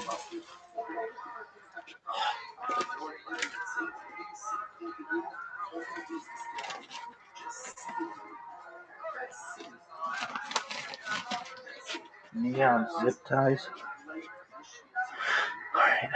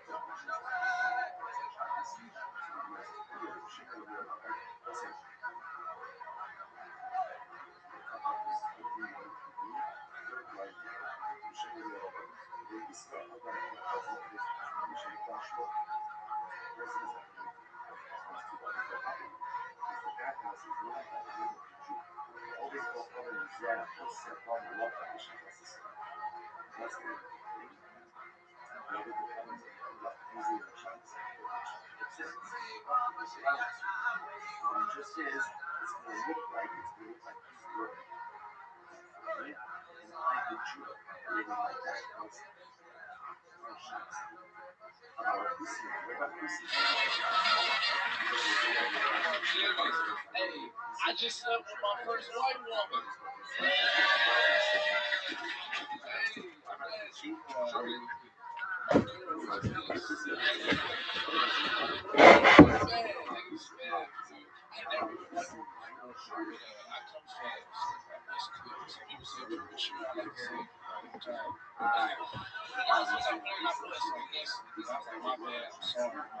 She said, no, Jerome, that's not my name.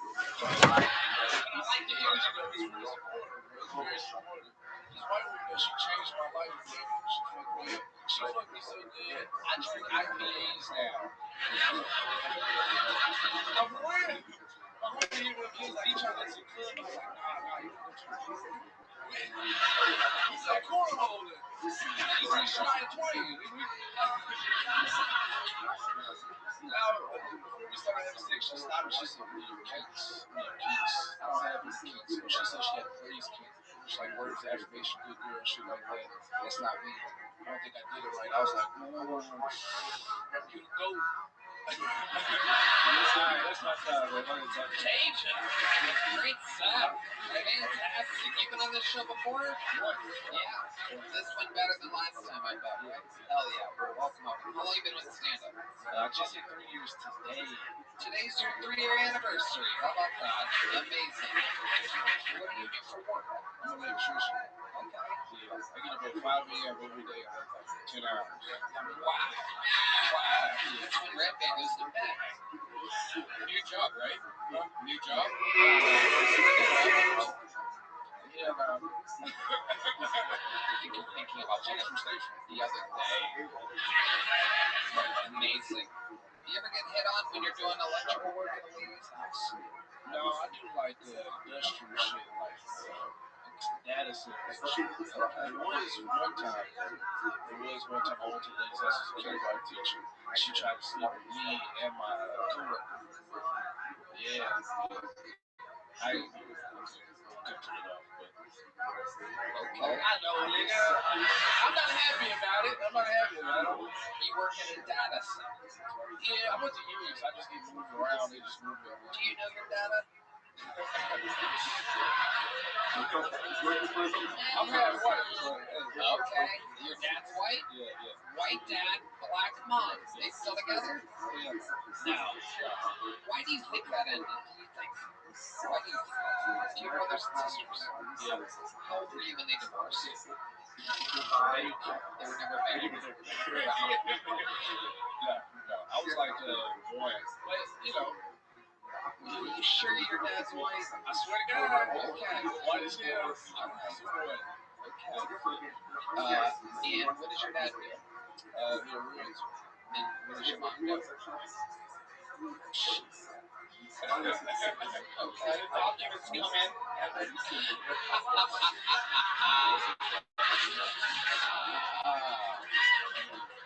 Taija is an interesting name. T-A-I-J-A. Does that mean something? Taija. Oh, Taija. Taija. Your mom is white. That's what they call turkey. Taija. Okay. I bet nobody says that correct. Right. Possible to not the spelling. Taija. Dr. Phil. Yeah, you mentioned the premature ejaculation.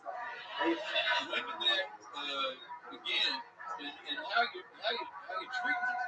Because I would have ventured to assume not many women receiving that information are fired up, right? And I know you may finish. So you're probably really used to hearing it, right? Now, right here.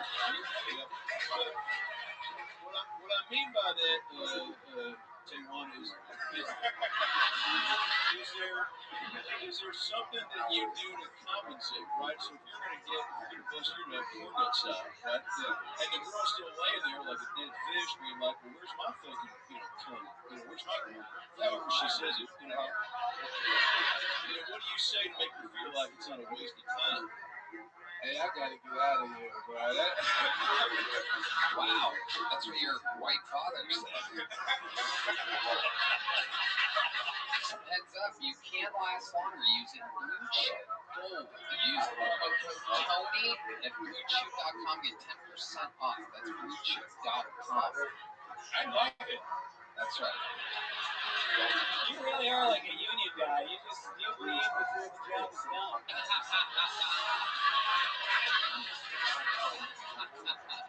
And it's tonight's Frito-Lay joke of the night. Amazing. Taija. What else do you do? What do you do for fun?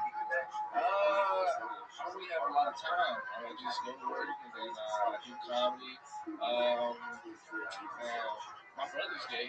Oh, shit. All right. What's his phone number? Like a throwing red meat to the past. Desperation. What does he do for work? What does he do for work? Yeah. I think he's like a librarian, some gay shit. Hell yeah. All right. That means he hangs around libraries a lot. Amazing. Taija. Interesting, he did just bring his boyfriend home for the first time. Oh, let's talk about that. Now, he brought him home to your black mother or your white father? To my white father. Okay. How did white dad take that? Well, I mean, he'll be white dad.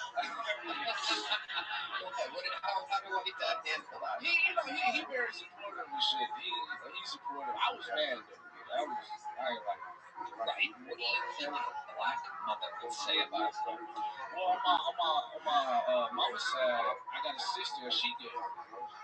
She a stud. Oh, yeah. And then my brother on my dad's side, he like, flamboyant. Yeah. I'm a he's a tiger.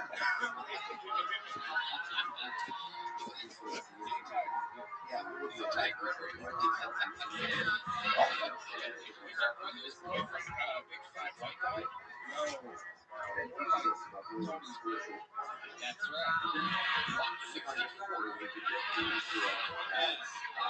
I was mad because that nigga was ugly, bro. That's the yeah, because I don't care for him. You gotta get him to the same standard. You know what I'm saying? Hey, he looked like a bike people. For real, he had a fucked up grill. Maybe your brother likes to last longer in bed, and it's easy to do with an ugly person. Thank you, yes. Some of my tricks when I want to last long in bed. An ugly man. Show's out of control. Did you get a big jump on last time? You're getting one tonight, Ty J. There you go, buddy. And it keeps on rolling. On to the next one. It's the great Jay-Z once said. On to the next one. The next bucket pull goes by the name of Great McCowan, everybody. That's Great McCowan.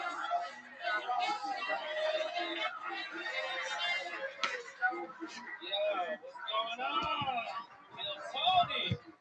Yo, recently I've been trying to date. It's been very hard with an Android phone because for some reason, iPhone users always discriminate on me based off of the other my text messages. You know what I mean? It's always weird. Like every time I'm in a club and I'm trying to talk to a girl, I feel like Martin Luther King. I'm like, I have a dream that one day green messages, blue messages, will one day come together. You know what I mean?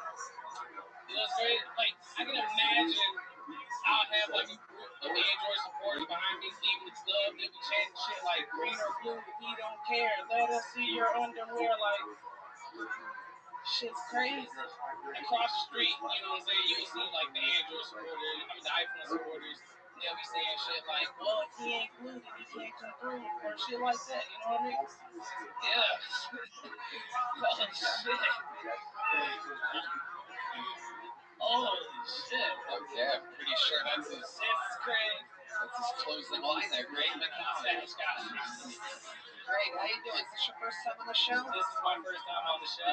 Welcome. How long have you been doing stand-up? About 2.5 years, Tony. 2.5 years. Yes, sir. Love it. Ty J's your brother? Is that correct? Alright. I knew he looked familiar. Yeah, it was long lost, you know? That's right. Great McCowan. Okay. 2.5 years been on stand-up. All here in Austin? No. Originally from Dallas. Okay. From Dallas. All these people have fake-ass jobs now. Currently unemployed, Tony. When's the last time you had a job? Last year, 2025. Last month of 2025. December. Yeah. December. It took a little minute to collect from the beginning. Last month of 2025. I think 2025 was in December. We landed on December. It's like correct. December 25. Sometimes it's February. You never know when the last month's gonna be. What was the job that you had until December? I worked as a customer service rep for like Spectrum. Basically, I was just calling people about their bills, trying to help them out and shit like that. Calling people about their bills. Dr. Phil. I've recently been too many Spectrum blockers. Oh no! So maybe we can do a little role play here. You can give me some confidence in the establishment. All right. Well, your phone's ringing, Dr. Phil. Hello. Who the fuck is this? It's 10 a.m. You better be on fire. Thank you for calling. This is Spectrum calling about your bill. It's been overdue for about 3 months now, so we're calling because you have missed your payments, and we're trying to give you a little gift and looking forward to it. We're basically trying to give you a heads up and let you know that we'll be knocking some off your bill if you can collect right now. Collect a little bit right now. You know what I'm saying? Talk to me like that. I don't know what you're saying. First of all, how'd you get this number? Star 69 here. Star 69. We got your number on file. We saw that you have been missing a lot of payments or a lot of households. Apparently, you just haven't been paying. I don't know how you're not paying your bill. It's been a rough. Well, you know what? I got you. This is what we'll do. Well, if you go ahead and pay 100 right now, you ain't even got to worry about the bill, dog. Don't even worry about the shit. Let me call my friend in the bed real quick, see if he can bet on me $100. Pick up the phone. Yes. What's up? What's up? Is that 257? Oh, shit. I'm just here eating.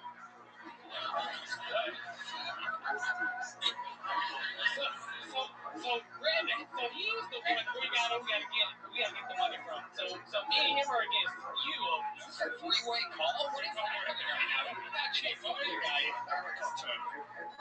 Oh, hello? There's a fourth caller? Sorry, this is how we do that with the fill out. You guys just better get your shit fucking one-on-one and shit. I got a whole half court ready to play, motherfucker. Pick up maybe 24-hour fitness. I should show up. Yeah. How exactly did you lose that job? Basically paying off a lot of people's shit, like just pushing through and shit like that. Just, helping some people out. They didn't like that shit. They didn't fuck with that shit at all. Okay, so how much money do you have in your checking account right now? Yeah. Well, just give us a ballpark. Ballpark about $10. $10. And Okay. When is ready? What's your living situation? Currently I live at the homeless shelter that's like right down the street from here. Yeah, okay. At Hart. I love the homeless. He was the fourth set of cells having an Android phone. How long have you lived in the shelter? I've been in Austin for probably like about a month now, so I'm a month. Okay. What are you doing? How are we going to move from Dallas? So you have a living situation in Dallas. You're sacrificing it all for stand-up comedy right now. Okay. How much material do you think you have altogether? How was to do your longest set? We just saw your Android material. I'll probably say between 10 and 15. 15. Okay. So what can you do? Like what kind of job can you do? Customer service, anything sales related, anything just dealing with talking to people is seems to be. What's that? Just like Wild Street. Okay. What's that from? Antonio what? Oh, Antonio. That's right. Okay, that's a deep cut. All right. That happened on this show? Holy shit. All right. I'm about to have to hire a brand new keyboard player. Do you know how much I don't know. I can make something work. I don't know. You seem pretty solid back there, dog. I'm kidding. He's not going anywhere. What sort of food do they serve you at the shelter? Shit, literally. They serve like scrambled eggs, burgers, shit. Sometimes they do a little chicken bolognese. Some type of chicken bolognese. Amazing. I've never even heard of that before. That sounds like a good Throw it in this. So you notice I was saying bolognese, not bolognese. It's like the dollar store spaghetti. It's chicken and mayonnaise shaped into a ball. It's chicken bolognese. It's real good. It's not bad. Yeah. Oh, hell yeah. Have you made friends there? You're pretty, chummy guy. Oh, yeah. Met some people since I've been out here in Austin. Dr. Bill has a great point. Very rarely do we get to talk to anybody in the flesh about living in the homeless shelter. So kind of take us through what might surprise a normal person. Shit, man. Where the fuck do I start? So it's kind of like a cot, cold cot, 3 bullshit meals, if you can call it that. Occasional fights, a lot of crackhead energy. You see people in the corners sniffing cocaine and, You don't do drugs? No. I watched them do. I'm an observer. Tony, I watched them do drugs. And they do it in such a terrible fashion, but you know, they do what they do. They do what they do. Okay. Well, great. Easy women, right? Do you ever get laid at the homeless shelter? Got laid outside of the homeless shelter. Yeah, in a bush. And then, like, near a tree. You gotta find any way you can get it. Alright. Talk about this. It's like, that's crazy. Chapter 47. Pussy's about pussy. Old pussy bush. Waiting what year it is. So you have family in Dallas? Yeah, I have family in Dallas. And did they just not? Did they kind of like kick you out and tell you to go do your own thing, or was moving to Austin to a homeless shelter your own thing? No, actually they didn't kick me out. I just kind of just left on my own, just like I'm just gonna do it. I'm all in for it. How old are you? 29. I just turned 29 on the 31st. Okay. That's 31st of the last month. Yeah. Some month. First month of the year. Happy birthday. Appreciate it. Does the shelter do anything? They give you like a cupcake or something like that? No. Nothing at all. Damn. This is all so interesting. Fuck.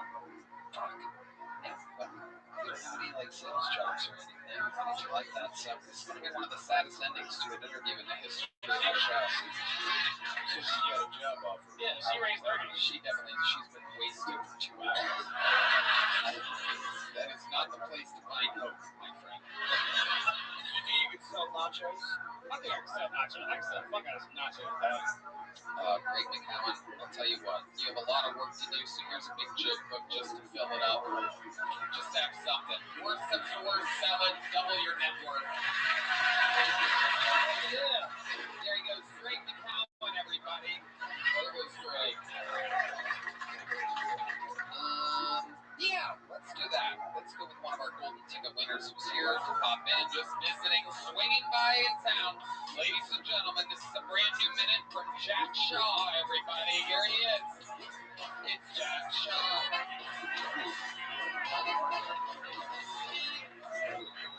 Ever since getting on this show, I have never been called autistic for my entire life. And when I say autistic, they're saying retarded a lot. And when I say they, I mean my dad. This guy, he won't stop saying it. But I'm just Jewish, man. I'm just fucking... I mean, I'm so Jewish. I have family on both Epstein and Schindler's List, dude.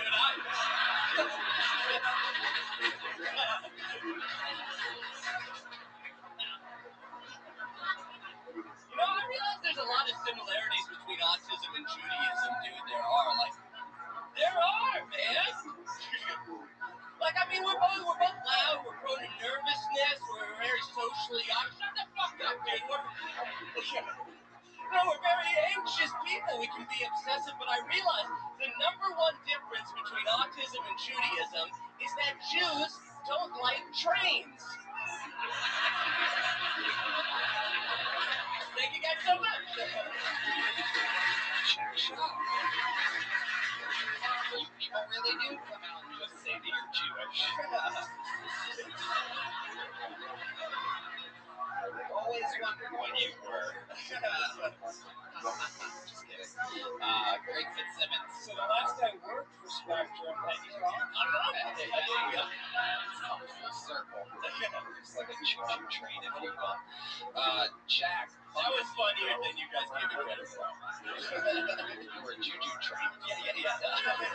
Oh, don't play that sound, please. There you go. There's a little something to cleanse the bones. Jack Shaw, how's life been going? Dude, it's been going great. You know, the last time I was on the show, Joe Rogan told me to do some props. So I bought some fucking props tonight. You had some successful props last time you were on. Let's fucking... Who's ready for some Jew props? It's Jew props. It makes sense. This first one is to make your Jewish friends feel comfortable. Wow. I love it. Hey, Jew props. drops. We're talking chew drops. We're talking My chew dad drops. really doesn't want me to do this one, but this is a gas one. Oh, God damn. Oh, you got it. God damn. We'll picture it. Yeah, just put it up. And put fuck. Just do it. Do it like it works. And then put the thing over your head in a second. This is a acidic gas mask. That is acidic gas mask, everybody. There we go. He said it, not me, by the way. This is an ancient tidbit. That's my tip, dude.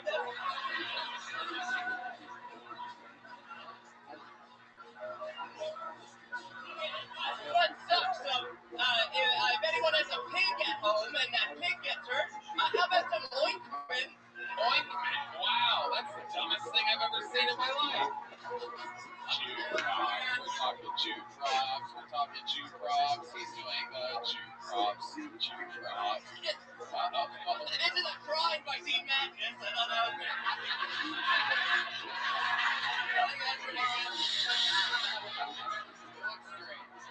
That's amazing. Great stuff. This is health insurance for healthcare CEOs. Are you going box top? Get up, this is Lego Epstein Island, everybody. I thought that was gonna go so much better. What the Jesus? Alright, well, we have an expansion back with Donald Trump and Bill Clinton. I think. Alright, Trump was never on the island. Keep going.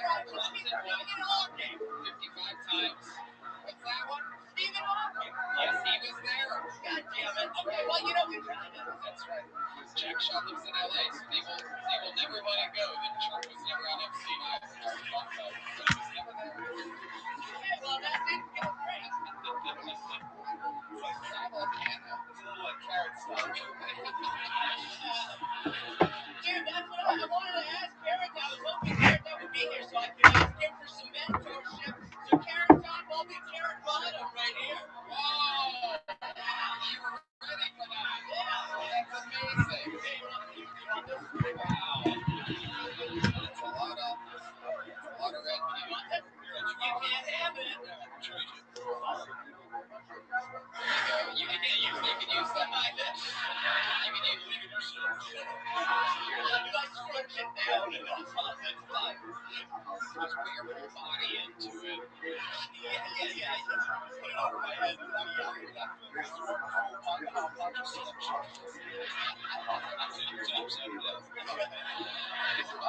Such a meal. Jack, it turns out we love good and bad props here. I loved it. Make some noise one more time for Jack Shaw.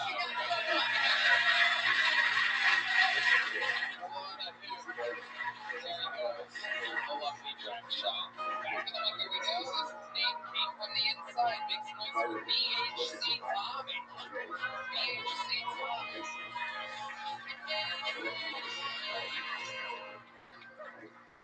Last Christmas, Corpus Christi corn was in court. Having intercourse with corpses. They said it was the best sex ever. Magically. Ever for that? That's my on Netflix and chill. There's a very plot twist. The offender's actually a woman. They close rigor mortis. She testified that her favorite movies are Die Hard, The Rise of the Living Dead. In related news, a local drive-by shooting had 12 casualties. That means she was down there gangbanging gangbangers. There was Crips and blood everywhere. No regard for truth and light. Because there wasn't any. She's also facing sexual battery charges. Literally, she had jumped cases up to the windows. Here's the real shocker. She only got caught because she got framed. The dumbass was out there raw dogging soundless. She should have been using the Twilight birth control. That's what we basically pay for. It works. So they have hired KT decided to go to mission first. Okay, BHC Tommy.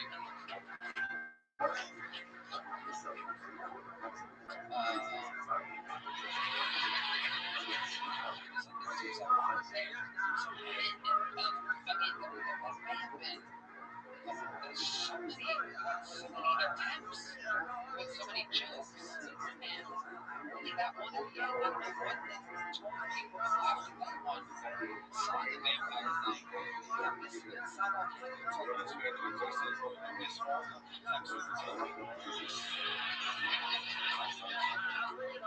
I appreciate that you guys are those things, man. I've never seen on the show. What you did was you really taught me if you're going to get to one more step with fair. And so once it, you know, you know what it is when you came out, the setup was so crazy. I almost kind of was a little bit like confused. It's hard to do your set. It's not quite finished, so I just try to go. Is that your thing? Do you just have jokes about like fucking dead corpses and stuff? Well, I mean, the only thing is about my level leg is the competition. There's another one. I'll stop it. BHC told me. How long have you been doing stand-up? I've been chasing that selectively since last year. Okay, chasing this selectively. What do you do? So I'm not really you are gonna fake it. That's what you gotta do when you really want something. You chase it selectively. Yeah, what do you mean by chasing selectively? So I've been a fan of the show for a couple years. Started chasing the bucket last week. And chasing the bucket. So it's like a Judy Blume movie that never makes a cut. Chasing the bucket. Are you there, guy? So I've done some mics and some practice in the future for this because it would be insane to come up with a zero mic. I agree. And especially if you did that while on mushrooms at the age of 60, that would be insane. And it happened here tonight.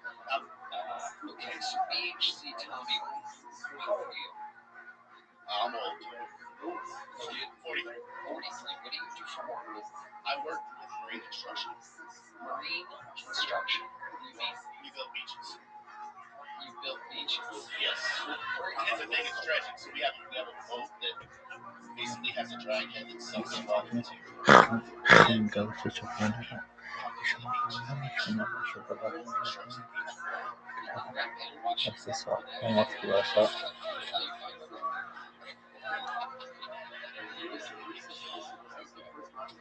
BHC Thomas. How long have you been doing that for?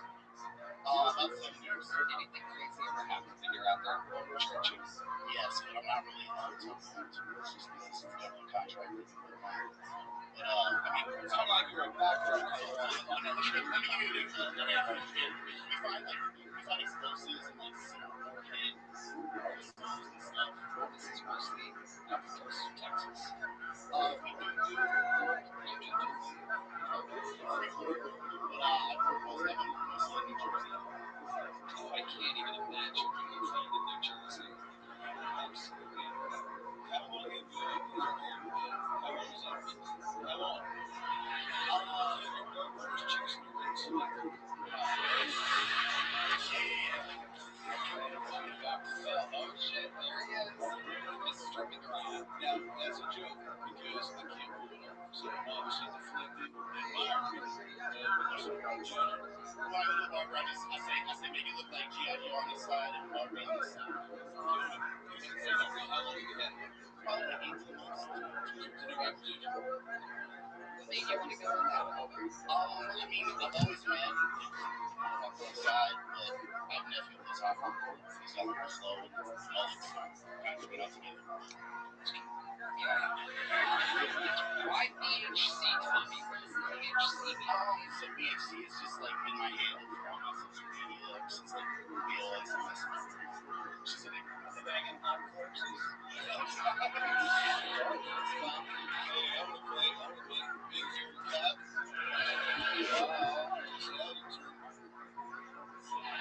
So it really stands for Big Hand Company because I hate on shit all the time. I just talk shit. Wow. What do you hate on? I mean, I'm just a troll in general. Like, I just.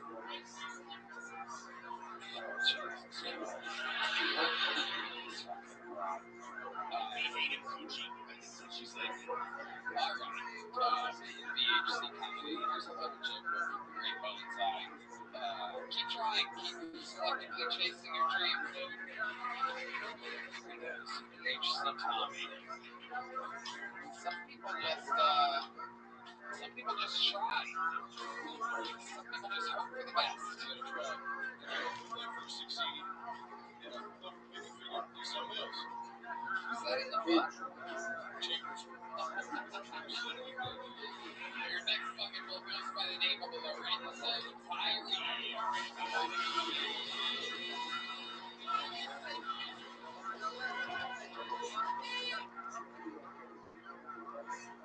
So, I don't do one night stands anymore. I do 2 night stands. Otherwise, it looks, it makes the bedroom look uneven.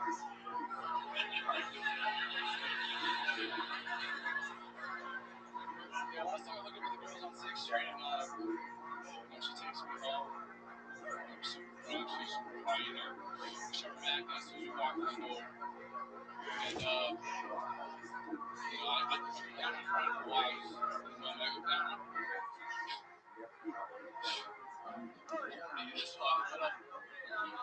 Yeah.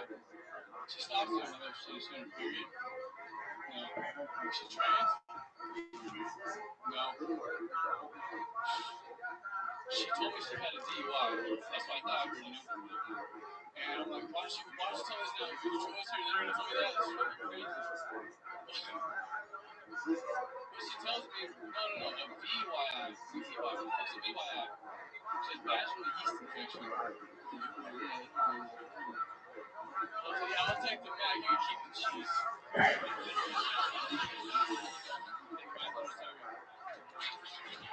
Alright, Lorenzo Tyree. Lorenzo, you've been on the show before? Yeah, third time. Yes, sir. How's it going, man? Man, pretty good. I didn't expect it tonight. I was drinking a pitcher of that good stuff. Tequila, pineapples. You have a pitcher of tequila pineapples? Yes. Yeah, you think that was a good idea? Yeah, I was like, you know, chill night. I love getting to hang out with other comedians. It's the second on bid from the first person to go. Making small talk. Thanks, Dr. Phil. Thanks. I do want to say, you know, a lot of sexual content, which is fair. It's a relatable topic. It's something we're all going through trying to figure out. But you said a second stand, so you are out there trying to grease the wheels quite often. Well, It's a simple yes or no question. You're an active preseason. Preseason for what? WNBA? What the fuck are you talking about? You look like you my way of saying you look like a giant lesbian. Lorenzo. Somehow you look like every character from Sesame Street at once. It's so absolutely incredible. any stud lifers out here? This guy's built like a fucking palm tree. Look at this guy. Oh my god. Tequila pineapples. Make jokes about your appearance, because that isn't one way to get the crowd on your side. It has to be self-deprecating right out of the gate. I got Yeah. this last season. That's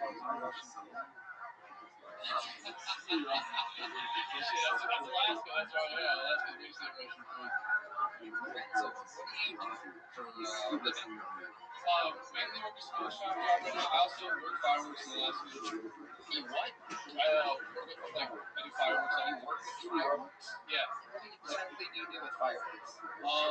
Cargo containers come in with full of fireworks. I Like China?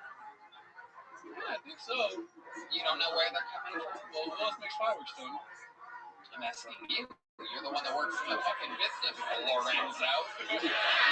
Jesus Christ, the attitude on these children nowadays. Fucking people. It's unbelievable. Lorenzo, anything happened interesting in your life since the last time you were on the show? Me and my girlfriend separated. Oh my goodness. Yeah. How long were you with her for? Better failed last year. These were August to January. Okay. And you just named a bunch of months and didn't get a single answer out of you. Perfect. What made this separation happen? They weren't any more fireworks. The fireworks went out. I'll be here for the rest of the evening. What made you separate? I just think we're too different, you know. Nothing in the Yang type either. What do you mean? Too distinct? Isn't she a woman as well? You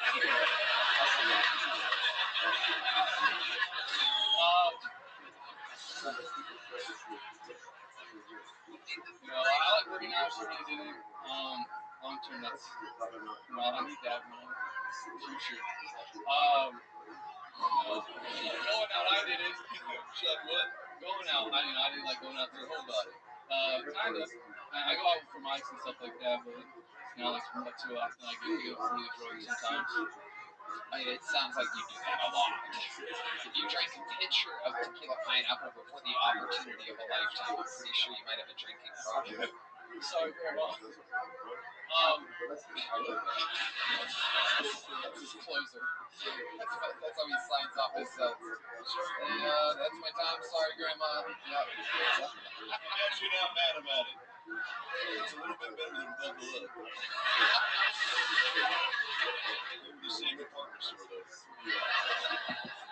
Lorenzo, we're going to keep it moving along. That was Lorenzo Tyler. There you go. You got nothing but little joke books, right? I'm guessing. Oh, little medium, too. Little medium next time. Keeping it moving along. This was for Scion Lazar out of the bucket. Joe, you chose that motherfucker. Jesus Christ. Scion Lazar.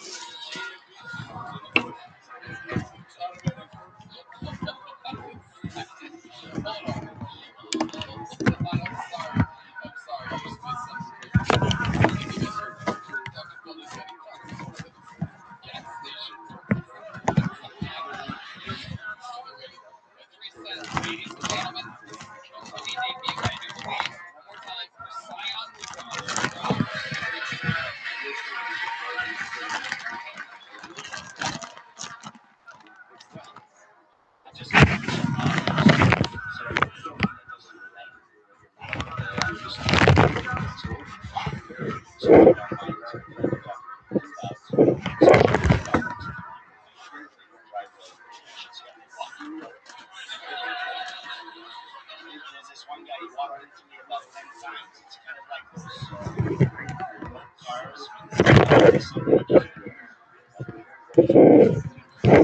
They don't even look up from their phone. They just keep on bouncing into your ass.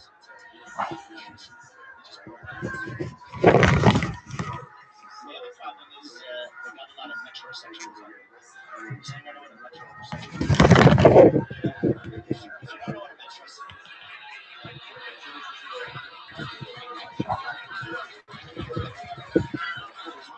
Americans come down. Stand on your head and come down. He said, Anthony, stand on your head and come down. Calm down, sir. You need to go. No, what they do is in the metro, if you're walking around and you run into a metrosexual, just watch a person bouncing off of the roads.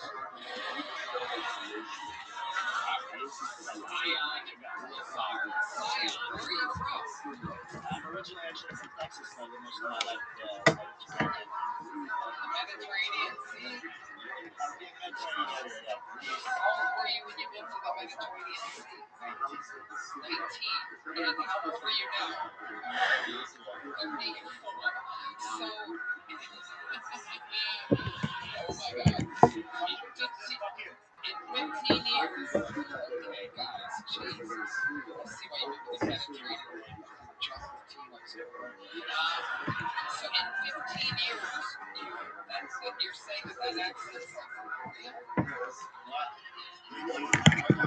It's not perfect. All the shit and you sleep on it. It is what it is. I don't know what to say. No, I think He's saying that the accent you have now, what you're saying. oh yeah, he thinks, You think that he's saying that you're trying to achieve a better accent, and you're working on that. He's saying that you lived here for 19 straight years. You definitely didn't speak the way you're speaking now. And then you picked up a heavy accent from the Mediterranean over the last 15 years, which is peculiar. This is like me coming back from the 2-week vacation I took last year to Rome and me coming back like, how's everybody doing? Oh, I don't even know what you talk about. It's good to be at home to America. Benvenuto Ragazzi. Is that how you say cucumber?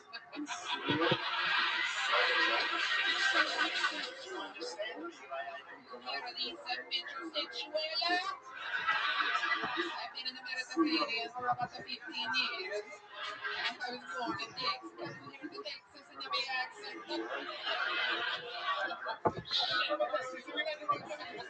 English teacher, by the way. I was born with the barbecue of flies like a wing. We never had to the bear with a wing. With the bear. What's the dog? Get on the order. And then it got into something. What the fuck was that? The only accent they know is Italian. It's strange. Well, I mean,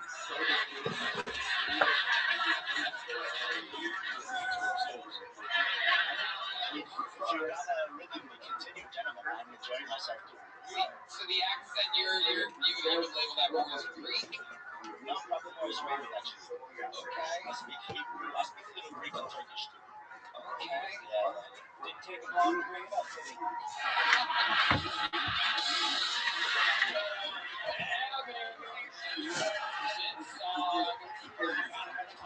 That is tonight's Honey Nut Cheerios.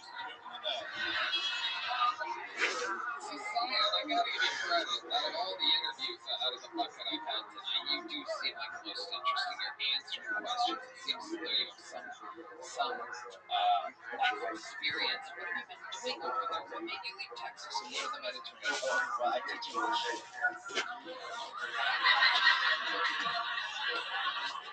I focus on the adjectives more than the nouns. If that makes any sense.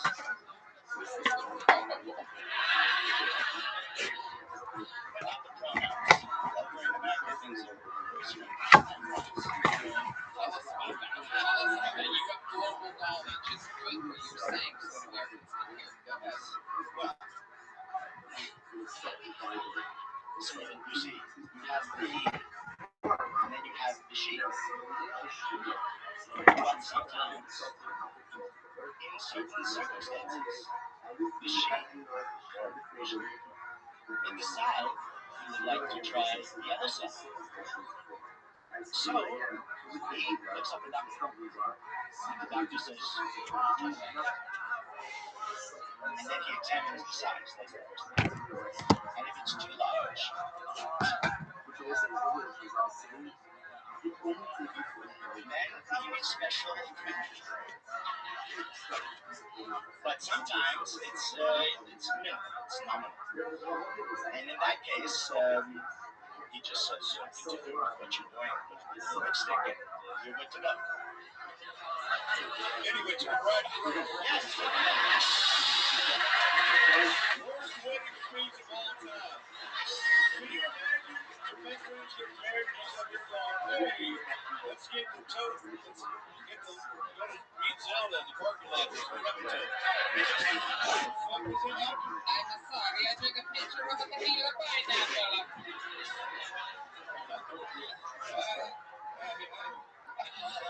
That is true. It is not the direction I thought things were going to go, but I found it hypnotizing. So you teach English in all those different places, and you kind of just go wherever you want. Yeah, well, yes, that's the way it is. It's kind of addictive, actually. Once you start traveling, you just can't stop.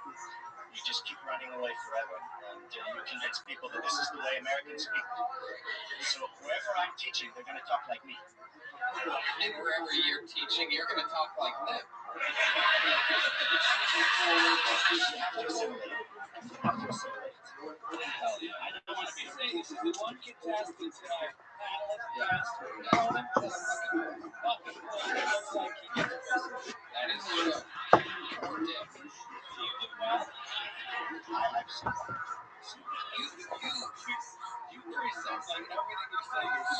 much more food. You should find out where it gets funny. You got me hooked. What happens to the Eve chase?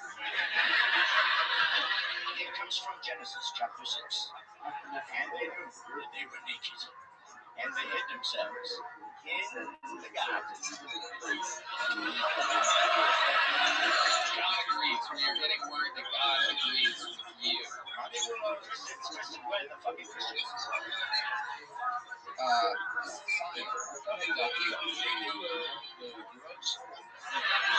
Excuse me. You heard that where you go to No, I just You live in China now too?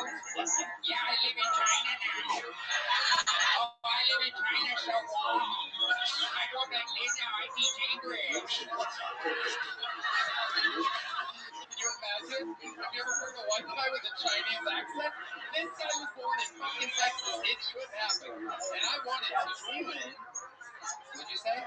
if there's any Chinese people there, Yeah, we don't have a very small Chinese. how dare you say there's Chinese people in Texas? Talk about the not here, actually. Is this a clan meeting? What the? All right, relax. Excuse me. Wu-Tang Clan meeting, perhaps. Okay, so All right. what does Scion mean? Sion, it's like Zion in English. So, you are Jewish? Adonai Echad Yamaham. Okay, that's what happened. There you go. Adonai Echad. You said buckle up and you do. Tomato, Romano. If I killed your God, don't mess with me. We'll talk about that in this book. All right. If we killed God, seriously, do you want to mess with the guy who killed God? I'm just saying. Is that what you use the first name? You seem to. If they come at me with you killed God, I'm like, so why do you want to fuck with God? It's pretty badass. All right. You put it on me. If I get God killer, I'm gonna put that on my fucking sweatshirt. There you go. Here's a medium-sized joke. Scion. Oh, thank you. Scion. There he goes, everybody. There he goes. Thank you. The doors will open up automatically if you're just standing. A lot of handshakes. All right. There they go. Thank you. One more time for Scion, everybody. All right. Okay. We have one last couple. Ladies and gentlemen, make some noise for Leila Ingalls, everybody. We know Leila. She's been on this show before.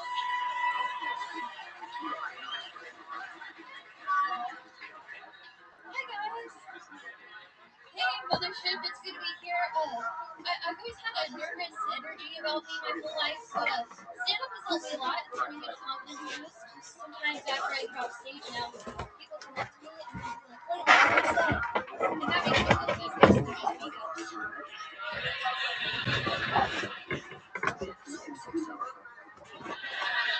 A little bit about me, I can't watch Kevin Bacon movies with my dad. He's Muslim. I have been single now for like 13 or 14 months. I don't remember exactly. I'll have to recount the slits of the wrist.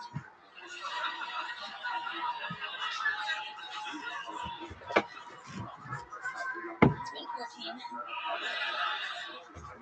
I was with a guy for 6 years, and then after 6 years, he told me he needed blonde hair and big boobs to come. I was like, well, we can buy your hair.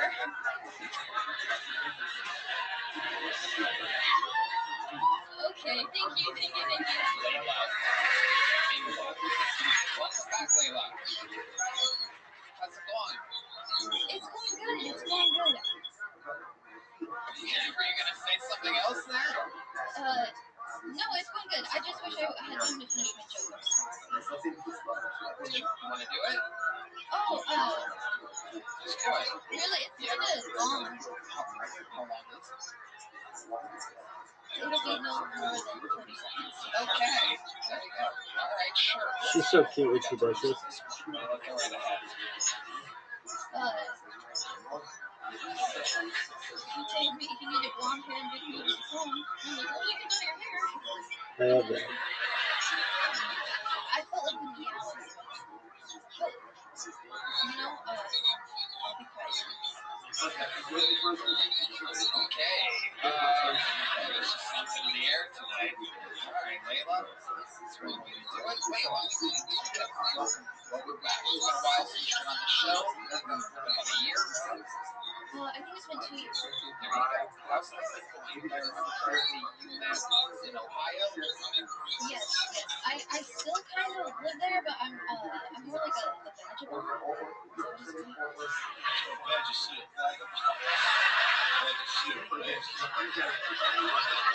What do you think? What do you think that means? I think it's vagabond. I think I meant to say vagabond. Yeah. But I made it sound like vagina and bondage.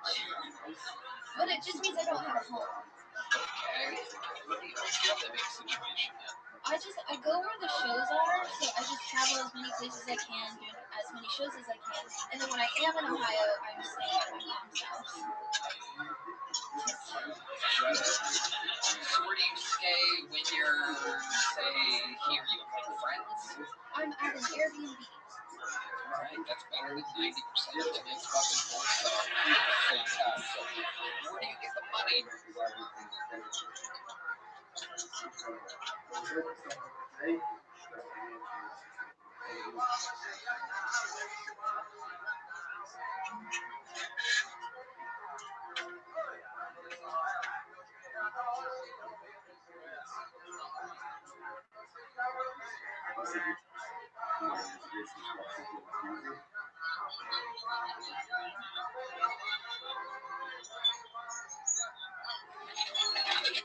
Hey y'all, it's official. We are live streaming the 10-year anniversary episode of the show. For those of you that have been missing episodes going absolutely live where anything can happen, super dangerous stuff, maybe someone messes up, maybe someone says a naughty word, you want to try to cancel somebody, you want to have fun, you want to feel dangerous, we get the live stream of Kill Tony, June 10th, 2023.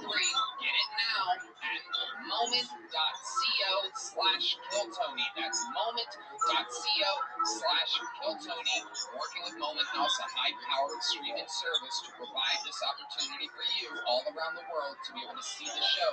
If you weren't able to get tickets, go to moment.co/KillTony and watch it live. 10 years in the making. Let's go.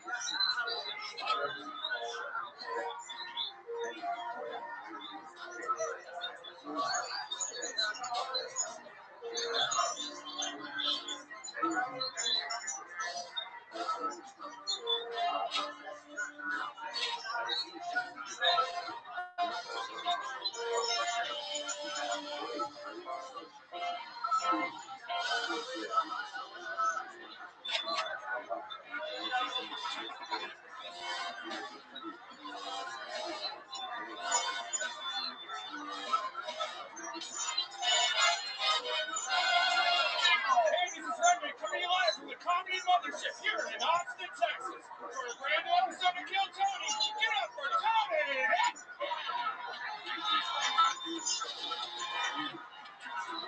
Who's ready for the best fucking night of their lives, huh? E&E, mixed with Griffin, everybody! We've been doing this show together for 9 years and 2 weeks. 9 years and 11 months and 2 weeks, actually. This is the #1 live podcast in the world. Kill Tony, brought to you by the Red Rose and the Yellow Rose Gel Blaster, Austin Security Guard Service, and Screwball Peanut Butter Whiskey, which presents, guys, you heard of. What a handful of fucking band. This is the live music capital of the world, and these are some of the best musicians in the goddamn city. Taking a phone call real quick. That's Paul Deamer on the horns, everybody. This guy's got a raise 2 weeks ago, and it's his first time taking a phone call on the show. Very exciting. That's the girl from Jacob Gonzalez on the drums. Over here on the electric guitar, Matt Mueling, everybody. On the keys, the leader of the band, one of the great musicians in the world, fresh off tour with Gary Clark Jr., the one and the only John Dees on the keys. And another one of the best in the world on the bass every week, our hero, the one, the only D motherfucking Madness. Yes, yes, yes. Here we go. A lot of fun stuff going on. KillMerch.com is booming and open. My tour is thriving. TonyHinchcliffe.com, massive 24-city theater tour all around North America. And a lot of fun stuff happening. But here's more from the amazing sponsors who made tonight's episode available for you here right now. Hey y'all, it's official, it's announced, it's out there. My largest stand-up tour of my entire life. All the biggest theaters in all my favorite cities.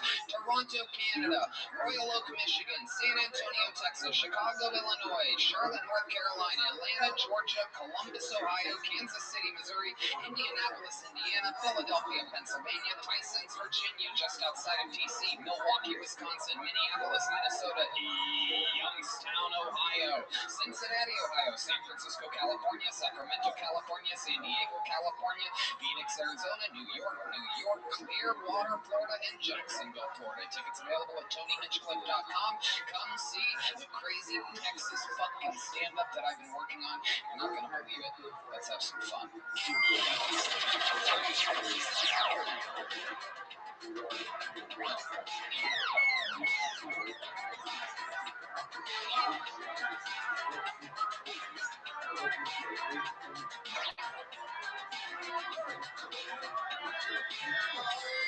Hey y'all, if you're hiring for a growing business, do you really want to wait a long time? It takes sometimes 11 weeks, almost 2.5 months on average to hire for an open position. Well, if you're listening today, I've got some advice for you.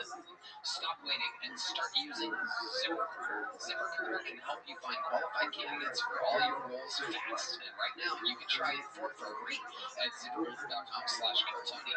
ZipRecruiter is the very best in the world at what they do. ZipRecruiter uses powerful matching technology to quickly find and send you the most qualified people for your roles. Right, Dan? You can check out the link that ZipRecruiter sends you, and if you really like one or two, you can personally invite them to apply with one click, which may make them apply even sooner. Plus, here's how quickly ZipRecruiter can work to help you hire. 4 out of 5 employers post on ZipRecruiter and a quality candidate within the first day. So speed up your hiring process with ZipRecruiter. See why 3.8 million businesses have come to ZipRecruiter for their hiring needs. That's right. Just go to this exclusive web address to try ZipRecruiter for free. ZipRecruiter.com/KillTony. Again, that's ZipRecruiter.com/KILLTONY. ZipRecruiter, the smartest way to hire. Hey y'all, with the 10-year anniversary episode right around the corner, I can tell you we sold out 3,000 seats in exactly 65 minutes. I can't imagine what it must have been like being a Kill Tony fan an hour in, trying to hunt down for the actual ticket that you want at the best price. Well, buying tickets through the most shouldn't be stressful. Game Time is the fast and easy way to buy tickets for all the sports, music, comedy, and theaters near you. With killer deals on last-minute tickets and their best price guarantee, you can stop stressing over the tickets and start getting hyped for the fun you'll have. You can browse through the Game Time app and talk about upcoming events in your area. The Game Time app is awesome. Like I opened it up and I can look at amazing local things that are happening. Like the Austin FC soccer team is playing and the tickets are available for $9 tonight. That's pretty exciting. MMA boxing happening at the AT&T Center for $59. Comedian friends performing in theaters. Joe Gatto from Impractical Jokers and Marilyn Williams, who were hanging out with just a few weeks ago.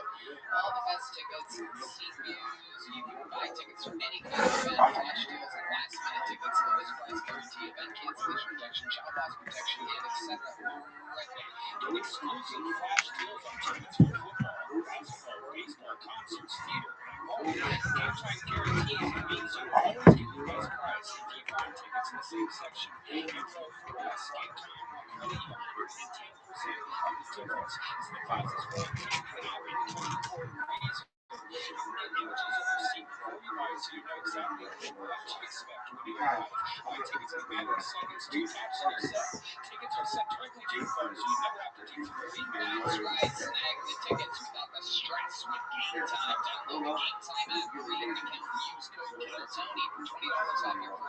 Cheers Live and free as account with Dean Code Tell Tony for $20 off. Download Game Time today. Last minute tickets, lowest price, guaranteed. Are you guys ready to start tonight's episode of what? Are you guys fucking ready for a great show or what? Every single week, I have one of the funniest comedians in the world on the show. Ladies and gentlemen, the return of one of our favorite comedians in the world, one of the best of all time, Doug Stanhope, everybody. Oh my God! These people get it. Hell yeah! The man, the legend. Doug motherfucking Stanhope. We are gonna have some fun here tonight, Doug. She just went right behind him at the last second because I could think. You said that there was only going to be you and me, and I go, well, I don't like that because it's usually like a bunch of fucking guys and I can just lay back. Red Band's always here. So, last time you were on the show, you kissed me on the lips. That was the first time I ever kissed you. It's not gonna, I'm gonna close on that tonight. The point is, I thought I was gonna be alone with Tony Hitchcock, and I was afraid, and I wanted a chaperone, and I'm glad you're here. And I'll kiss you again. I'll let you kiss me this time. Red Band, you Like we can talk. Hi, welcome. Doug Stanhope of the Doug Stanhope podcast. They also have a Patreon. I highly recommend subscribing to that. We are huge fans. Great way to go. Sign up right away. Marketing genius Doug Stanhope is here. Doug has been on the show multiple times. You know how it works. We've been dragged here by your podcast loving boyfriend. I'm right here where you are. Over 200 souls waiting in that dark, cloudy alleyway behind this club right now, hoping that I pull one of their names out of this bucket for them to get 60 seconds uninterrupted stand-up comedy time. You know their time is up here with the sound of a kitten. You have to wrap it up then, or else they bring out the angry West Arlington Bear. Just loud and interrupts their set. And then I ask them a bunch of questions. We find out about their life all at once, all together. It's all in here, guys. You guys ready to start tonight's fucking show or what? Well, your first comedian out of the bucket is going to be Travis. Something like that. We're going to get it. But before he comes up, we are going to start the show with one of our regulars, everybody. This young man famously started the show exactly 2 years ago. I remember because this is the 2-year anniversary of my cancellation, everybody. Thank you. Indeed. 2 years, 24 theaters to go. This young man, we've seen him start from scratch, build an entire career, become addicted to cocaine, fix his career, have some trouble, fixed it again. We don't know what's going to happen. Every week, a brand new minute from the one and only. Sing along if you know the words. This is Hans Gibb.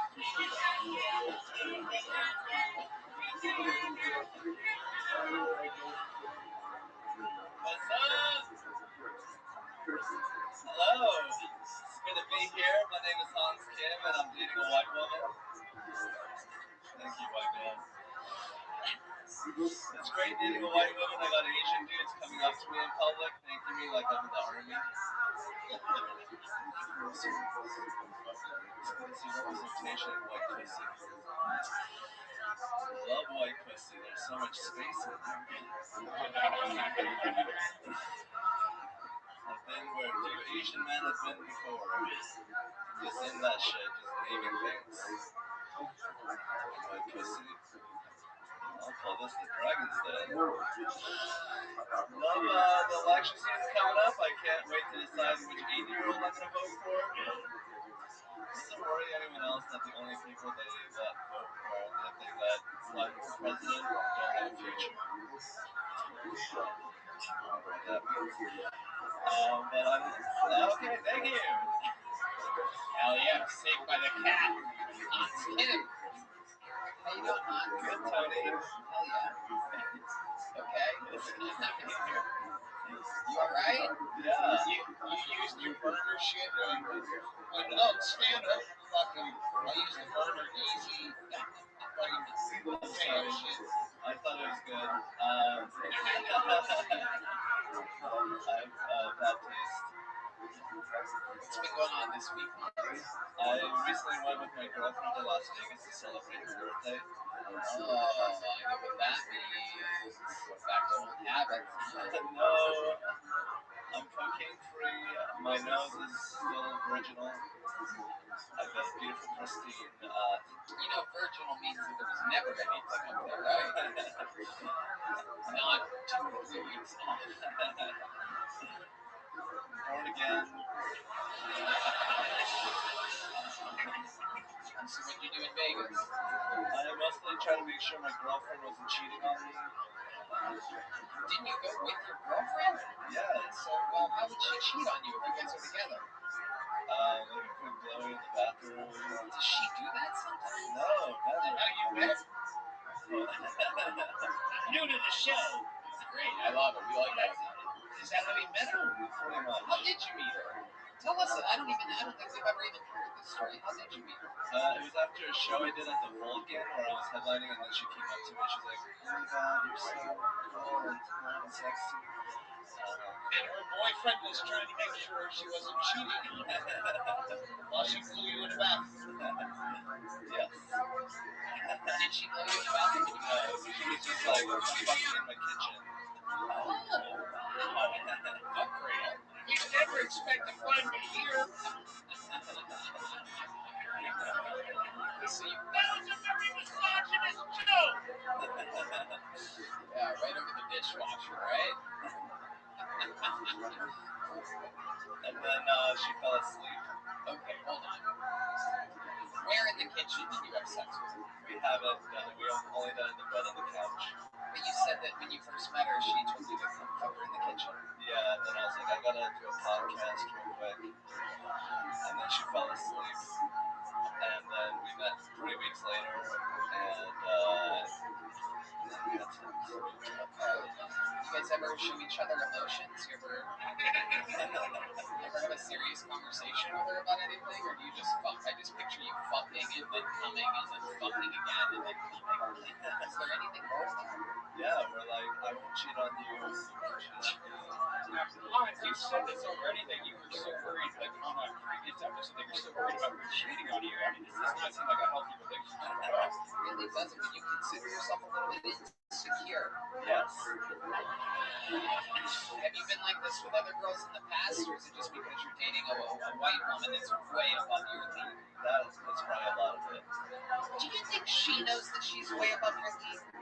I mean, you keep telling her.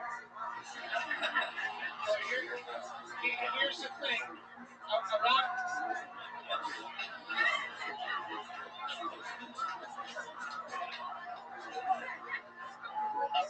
Around the 5th or 6th fucking draw, I'm gonna go out and talk to her on camera, reality, and I'm gonna explain a lot of things to her, especially, what a headliner really is.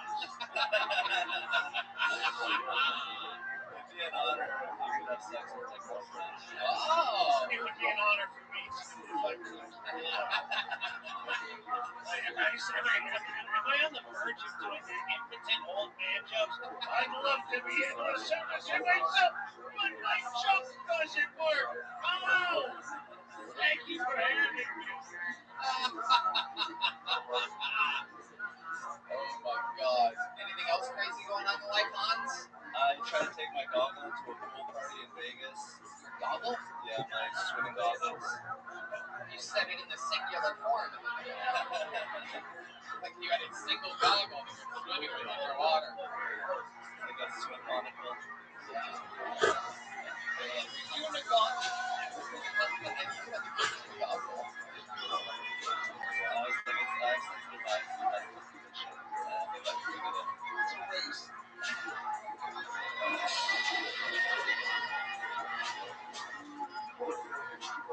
So you took goggles to Vegas with you? Yeah. Dirty machine, dude. I don't even know that was a thing. So you wore your goggles and you're just swimming underwater while other people are in Vegas just swimming around you? Yeah, it's, you get to see things. You're a real party machine, Hans. I love it. Anything else?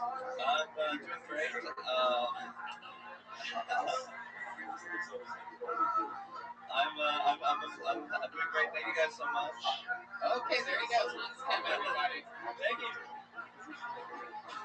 I really love Hans Kim. That was Hans Kim. Sean Ty is going to be after your next comedian, which is Travis Pizza Bieski. Pizza Priceveski. Travis Krasinski. Here he is, everybody. Make some noise for the Kill Tony debut of Travis Krasinski. Alright, so I'm gonna get ready to this. Anybody in here grow up fat? Yeah, I was fatter. I'm talking like 5'4", 220, no neck.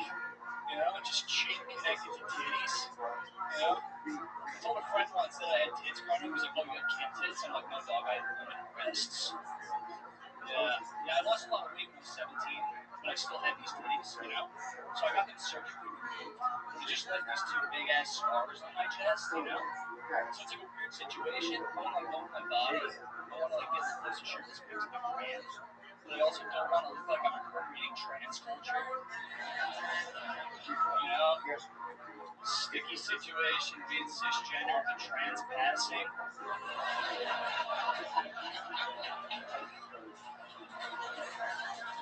You know, I gotta say the worst part about it too, it was a bad surgery. So I still got all this loose skin on my chest, you know? So I'm like jealous, you know? Elliot Page was the man, I just look like a melting snowman. And like, you know, I'm like salting sludge at her for surgeries, like everybody on shirts now. But like my shit wasn't. But I think they both should be, you know? Finish it. You know, because I think they both should be. I consider mine gender affirming because it's like I get it, you want to start being adjusted. I just wanted to stop being judged. Thank you guys so much. Okay. Travis Krasinski. How do you say that? Alright, so the American version is Bilski, but I've been trying to get in touch. The Polish pronunciation is Shabilski. Shabilski. Yeah, full of peeps. Shabilski. Wow. It's obnoxious. I mean, we are full. Yeah. Okay, so let's talk about it. You had the fat surgery. I had the fat surgery. When did you have that? When I was 17, my senior year, I had 2 surgeries actually. God, you were 17. So you weren't about fucking walking or something?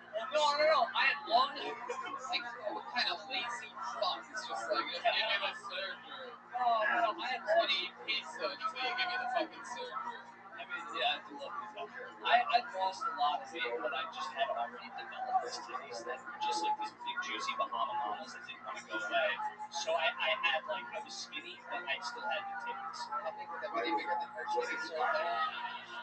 I mean, and then his mother did make him push him up to a fucking shit. All my friends did that, but here's the thing, Azure, I'm gonna just do the old man. I'm gonna be Jackie Mason all that. I love it. In my day, when someone would tell you that they had breast surgery, they would like to show. Would you like to show? I'm doing fucking Mrs. Godfrey. This is my living nightmare. Would you like to show your tits? Here we go. I'll be All fat. right. Hairless Mark Chrysler, fuck it. Yes. Oh, shit. Take the Toro, get it. You can do it. Be brave. Be afraid. Here come the tits. Here come the tits. Here come the tits. Whoa! Wow! Oh my goodness! In my day, we would also motorboat. In fact, I don't want to get in trouble. Who's the boy? Sorry to my lawyers, you have to come to me. Mike Stanberry. Oh my God, no doubt. Yeah, you're going to get me too right now. Yeah, baby. Those are some fun. Yeah, that's all right. That one's a little bit sadder. I have feeling in this nipple, not this one. I would guess the opposite. I mean, It's like a feeling. it's not fair. You want to waste a lot of your candle wax on the wrong nipple. And there's no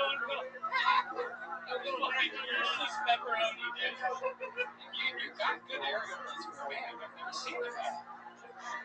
Some? They did, didn't they? Well, what did you do? Hold on. For the record, Matthew like never talks. And when he does talk, he never speaks into a microphone. But he literally had to tell you that they fucked your tits up. But he seems happy with it, so imagine how proud that they must have been. Can I tell you? Yeah. The first surgery was to take the fat out.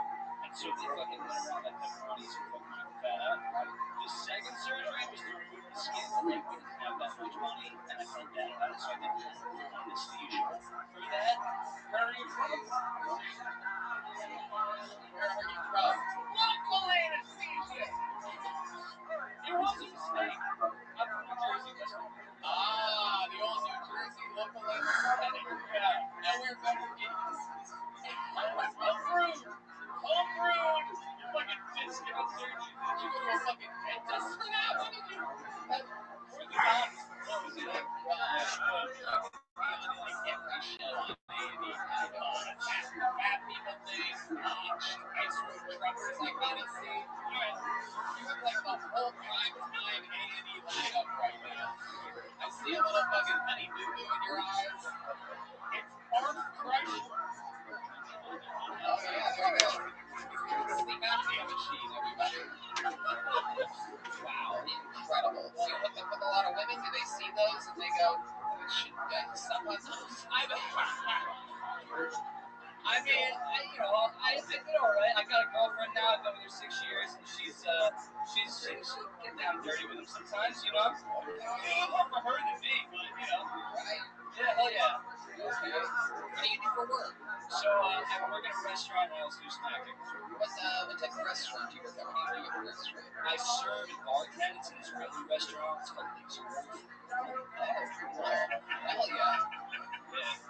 Thank goodness. You ever think about bartending shirtless at Laser Wolf? I might float it. I might float it by and say, I don't know how they'll feel about it though.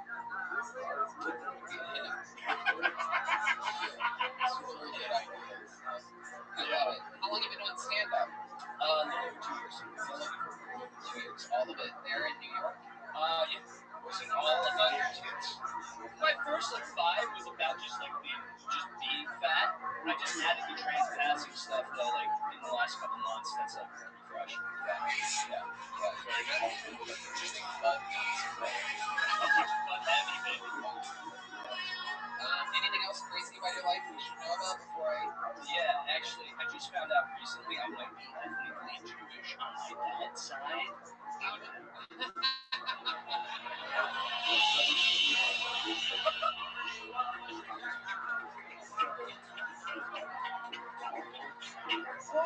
How did you find this out?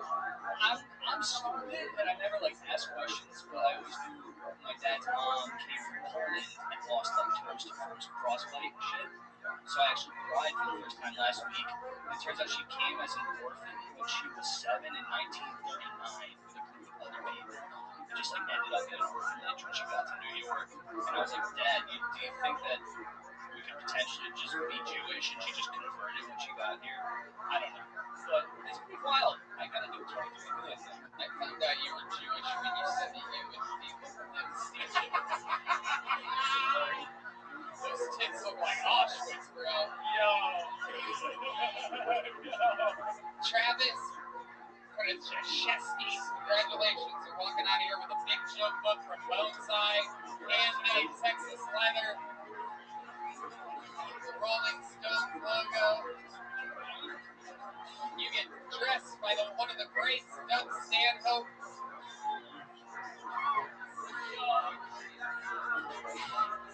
Very rarely does someone get the honor of being redressed by one of the great comedians, only on Tony, live in Austin, Texas. That's for you, Travis. Have a great day, buddy. Great stuff, Travis Shimayeski. Just all right.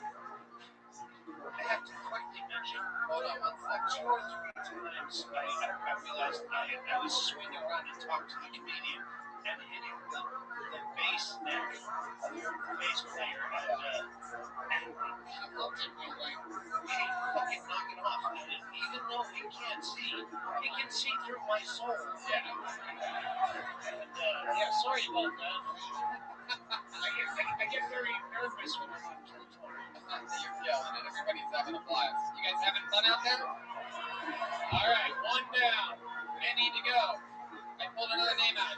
Make some noise for Sean Ty, everybody. Sean Ty.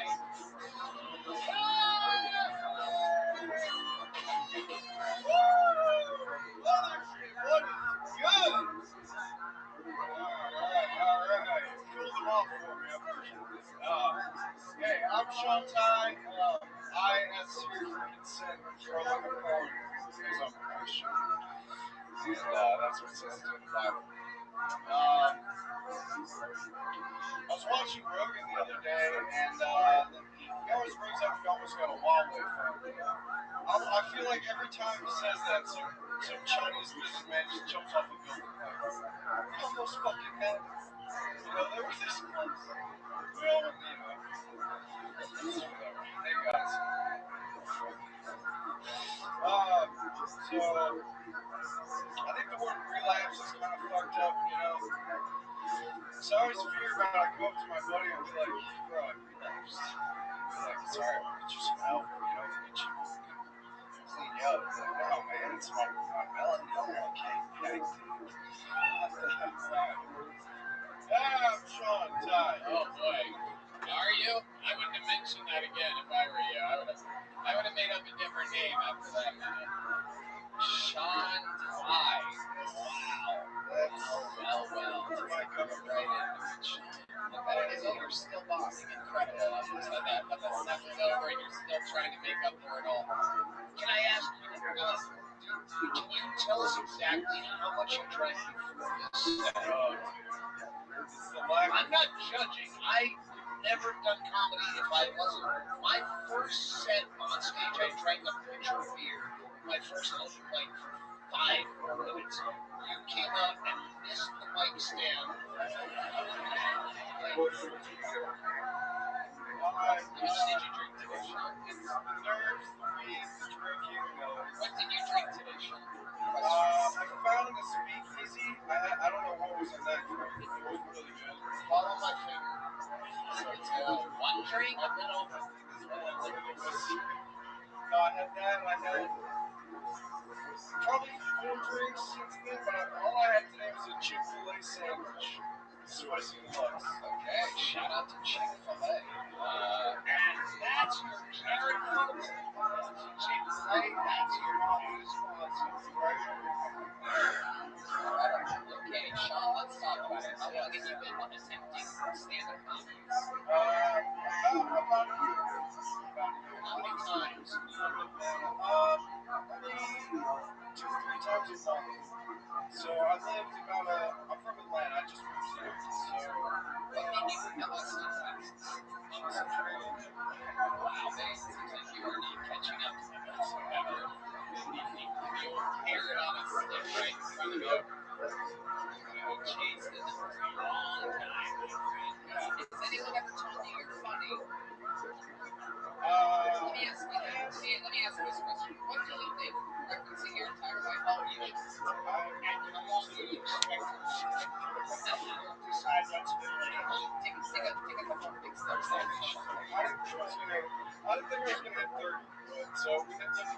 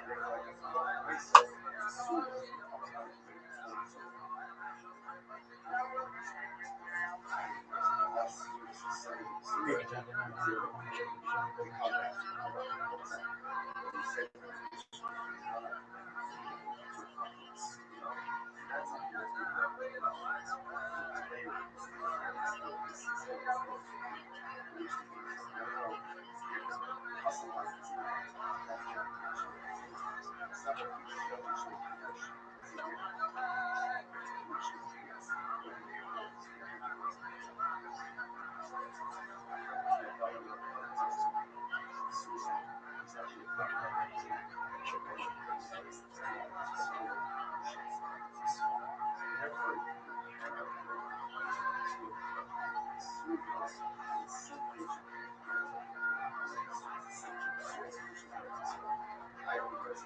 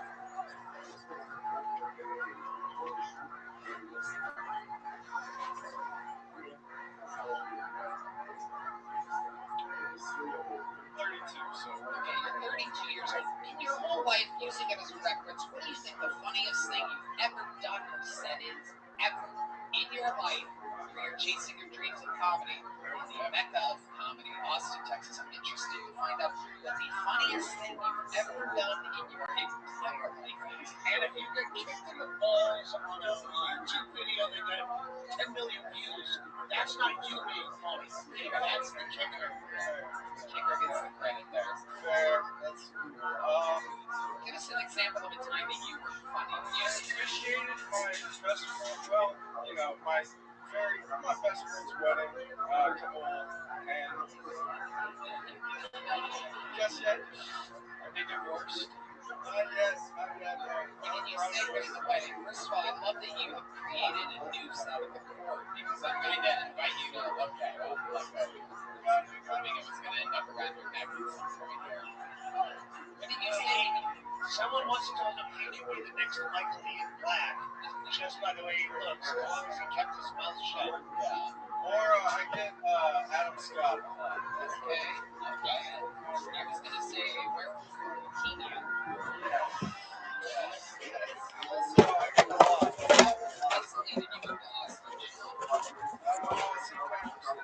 Okay. Do you only take holidays? What the fuck? The guy from Ireland just came in his pants right then. Holy shit. Absolutely incredible. So, what are you doing for work here in Austin, Texas?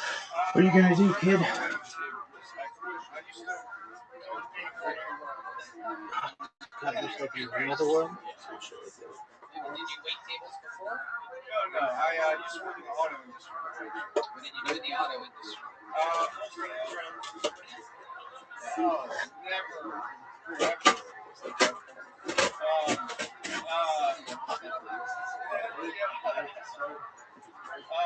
Wholesale, like I would buy and sell cars for dealership on the back end. Sean, let me ask you this. Are you good at anything? Do you have any special skills or talents at all? Ever?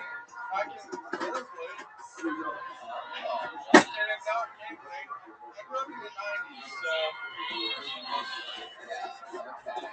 And the ukulele, I can. I was in a band that plays some instruments. The most instrument you name is the ukulele. I don't think we're really up to par. Sean, you're leaving here with a small joke book. I find you to be one of the most boring people that's ever signed up for the show. Put the mic back in the mic stand. Go work more. Put the mic back where you found it, Sean. You're going that way, Sean. You're going that way. That's where you came from. Oh, shit. He was about to literally just like dive off the stage for a second there.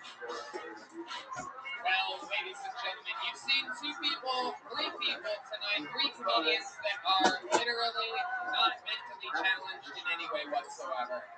And you saw how they did on this stage. And now you're about to see how somebody who's mentally challenged. Always cut away from yourself, kid. Ladies and gentlemen, this is one of the golden ticket winners from Toronto, Canada.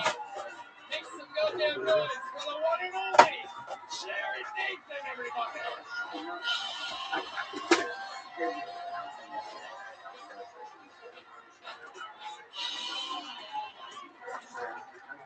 What's up? You never know who had the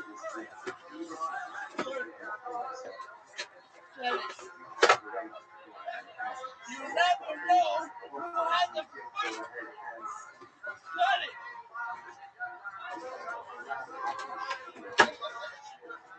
Hotel guest found out the hard way. Recently, when he was waking up the hotel night manager, Hilton, walking on his house. Like a motherfucking relationship. I think you lefty what I shit.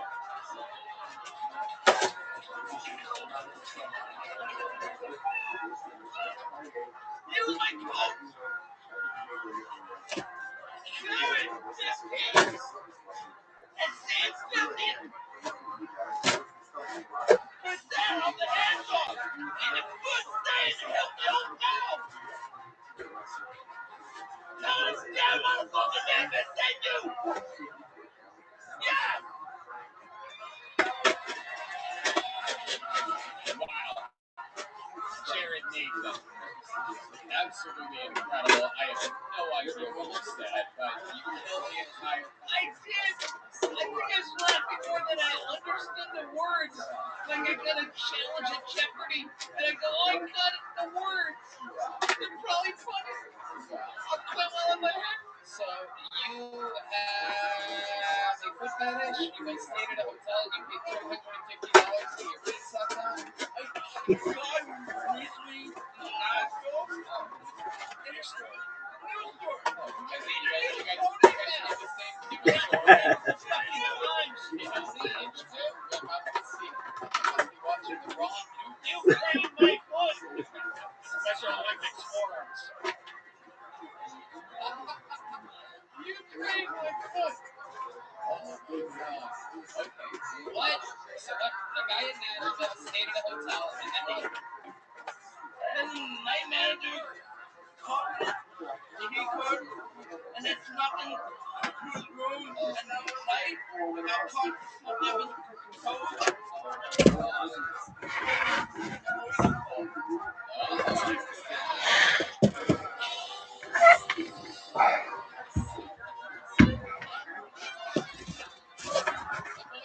Monster. He doesn't even do the best punchlines during the set. He saves them for the interview. You just come up with that just then. What about the wonderful? The goddamn machine. So, okay, let's talk about it. What's going on? What's happening? She like a motherfucking dummies. I've been doing this speech therapy, Tony. Oh, yeah? You can't tell, baby. Yeah. What did they teach you how to do exactly?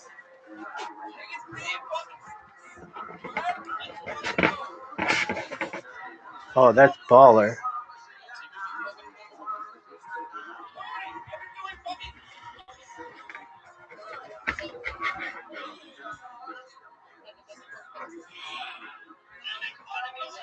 Yeah, you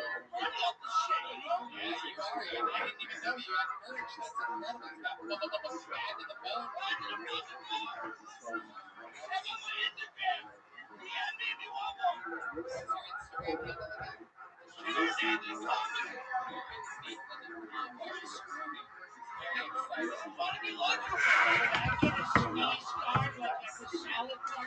thank you. There's a lot of spray coming out tonight, Jared. I have noticed that. That's incredible. So you're taking speech therapy, you're focusing on your breath. What else is going on? I'm doing and you. Say ketamine for a second there, right? Maybe I did. I don't talk ketamine. I don't like channels. Right. Really like donut. Okay. Chocolate chip on top. Yes, that's right. How early do you like to wake up? You just start happy.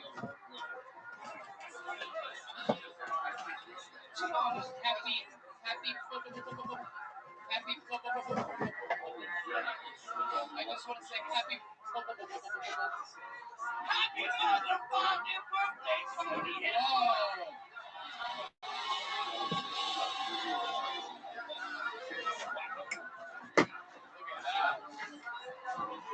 One take wonder over here.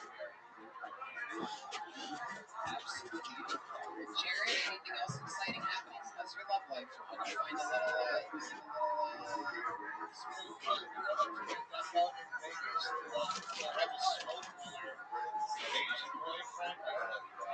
smooth part? Can we please set that up? We need stuff with moms and just have her fucking.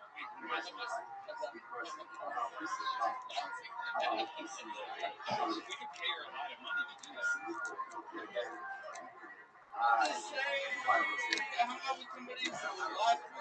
Oh my goodness. What happened? What did he do to you?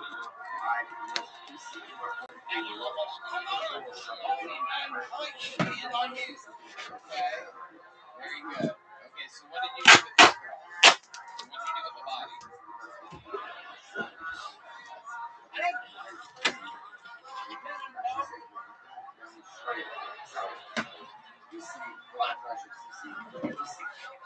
I just realized what a scam that is. If you stutter, it gives you an extra 3 seconds to come up with the punchline. And you did now. You can kill himself. I'm sorry. Take a step back. Take 3 steps. I don't know why everybody's about to sit on my flags. Don't give away my secret.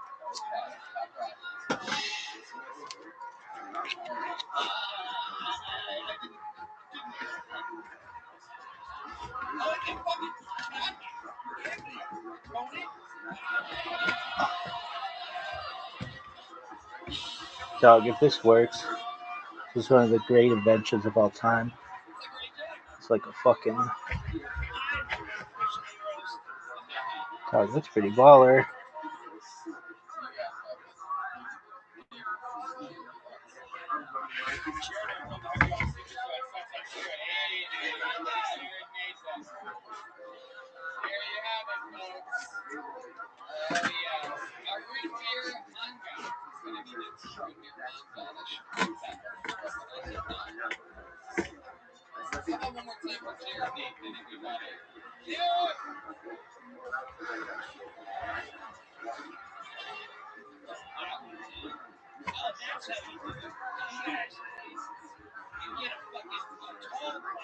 Dog, that is baller.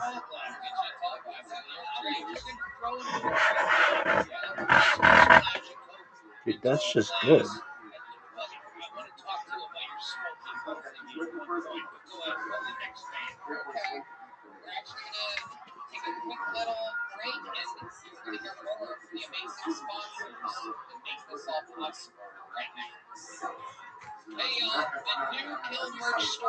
Dog, that's baller.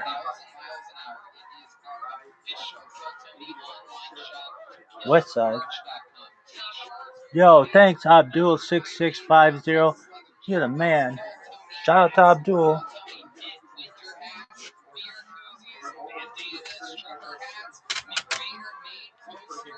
What are we doing with this bad boy? figure it out. Don't tell me stickers come with What is a lot this? of the purchases that you This make. shit, I can just tell you right now, this shit The is. Tony NASCAR shirt, the Tony hoodie with the established 2013 along the sleeve. That's Super gonna cool tape. stuff. We tested I'm a tape all of this connoisseur, out folks. ourselves and make sure that it's Really? very Oh, I know high them all. quality. There's a cool KT tag on it with the knife and the logo on everything. Anyway, go to killmerch.com. You know what to do. Support the show. You ever box cutter yourself in the netherworld? What did I call it? All right, ladies Did you and ever? gentlemen, we are back. Make some noise for your next comedian, Arun Beer Manga.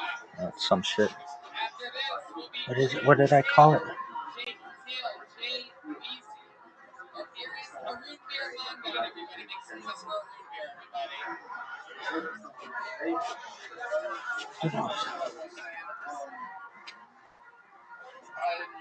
I think it's much cool because I love some stuff I say.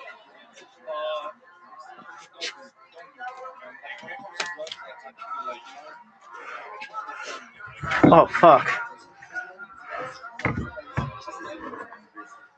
You're 86 yourself in the netherworld.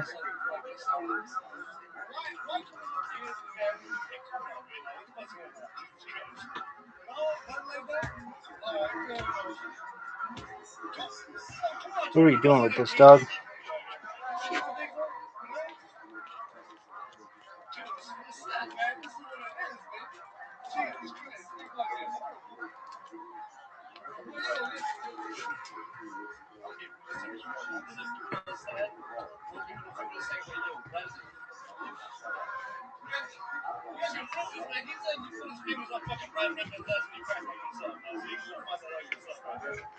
Dude, look at this athleticism. It took me less time to get a drink than for you to suck. There you go. You just got buried by a retarded guy. You're horrible in every single way. Everything you thought might even work. Just like even details like Mike and George. Miss Aquarius, apologies. I have missed you the past few nights, but I got you. I got you tonight. I think I got enough sleep. How you living, girl? Did you sleep well? Yeah, it's raining out there. Oh, stay warm and cozy. Stay warm and cozy. I am. It's going to be cold tomorrow. I'm going to go to work tomorrow, but I got to get the money. Yeah, but that's not today. No, happy. Happy's right. About to go eat breakfast. What are you gonna have? I have no idea. I haven't been downstairs. Alrighty. I know she's put something that smell it. Ooh, then go check out what you got. I know. I'll be back to tell you, okay? Sounds like a plan, ma'am.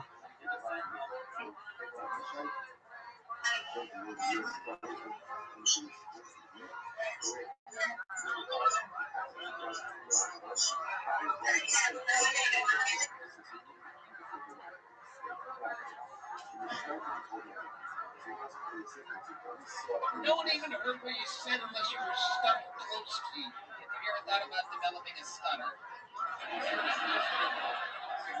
Maybe wear a Jacksonville Jaguars jersey so people would feel bad for you. A room beer Mongot, you are the Forest Man's DJ Khaled. Let's talk about it. So, here we go. What are you? What do you do for work? It's your first time doing stand-up? What's the thing on your nose? Oh, I can't breathe. Is that from all the cocaine you do? He's gonna fucking bring George Floyd into this bet? That set was actually sadder than the George Floyd video. I don't know. It's incredible. My career's gonna end if you pass with that joke. That's crazy. I can't believe we're being canceled. You're not getting you're nothing. You have to. You are less than nothing. You're literally the worst set tonight. You have a giant canceled. Right. In a general courthouse, get my dog using local anesthesia in New Jersey. Did I ask you? Look at the sponsors. What ethnicity are you? Beer. Okay. Like the red dog kind of thing. Right. The unfunny kind. Fair enough. What do you do for fun when you're not just doing? What do you do after you do the cocaine? You literally have done so much cocaine that your nose doesn't work anymore. No, I don't. So what do you do on nights like that? I just fucking jerk off until my fucking wrist falls down. How are you able to afford cocaine? I can't say that. Yes, you can.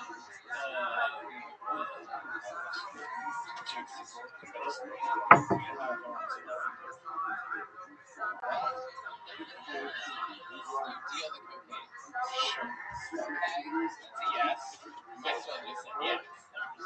If you did, you would have said no. What questions if we ask you that you won't lie about? None. This is how all the fucking cowards are. People that prepare not at all in the conference. If you're done. Beer my God, everybody. Keep it moving. Many other people that want to get up here. After this, it's going to be Daniel Dwan, but first, it's Jake Hale, everybody. Jay Weezy. Come on, make some noise, everybody. It's okay. It's a new person, everyone. We have another chance. So, a young French lady grabs goes to the doctor. Some American guy, the doctor asks, damn, it seems to be the problem. The young French lady says, Monsieur Doctor, the old American guy, kind of confused, asks the young French lady, said, pardon me, madame, you say, what's that? The young French lady says, oui, Monsieur Doctor. The doctor kind of puzzled, takes out his prescription pad, writes down directions to the local hardware store for pesticide, gives it to the young French lady, and sends her on her way. A week or two goes by, the young French lady comes back, and the doctor asks, madame, did that solve your problem? The young French lady says, oui, Monsieur Doctor. So what's that? So bushes. And my boyfriend just that. Are we getting I loved it. In my day of comedies, in the Force Belt, this is what we did. We told true stories. What is going on right now? This is a fucking Twilight Zone episode right now. This is an amazing young upstart. I'm trying to get somewhere on my own like Jackie Mason, but I'm just either doing Jackie Mason or fucking. I like it. I stole that from Carlos. You did. Even he would not steal that joke. I mean, it's absolute garbage. What would make you have here? This is your first time doing stand-up? First time. No, it's not. Right. You're not ever time doing stand-up. Right. It's not.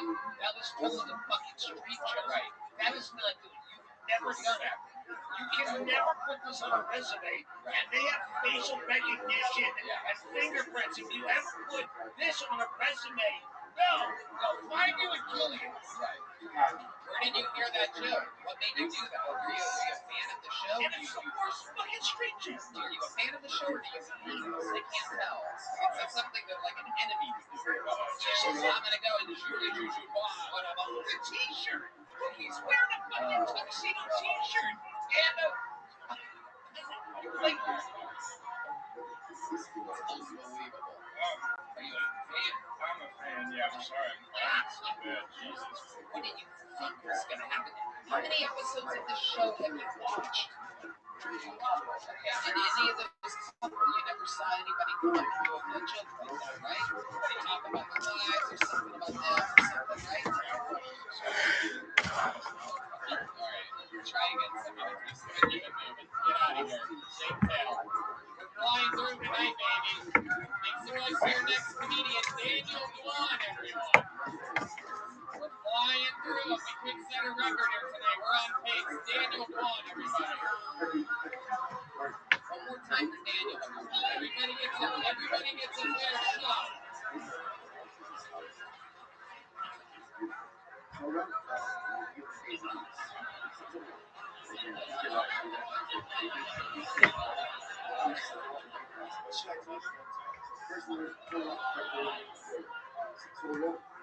is your stationary phase chamber? As in there is sleep.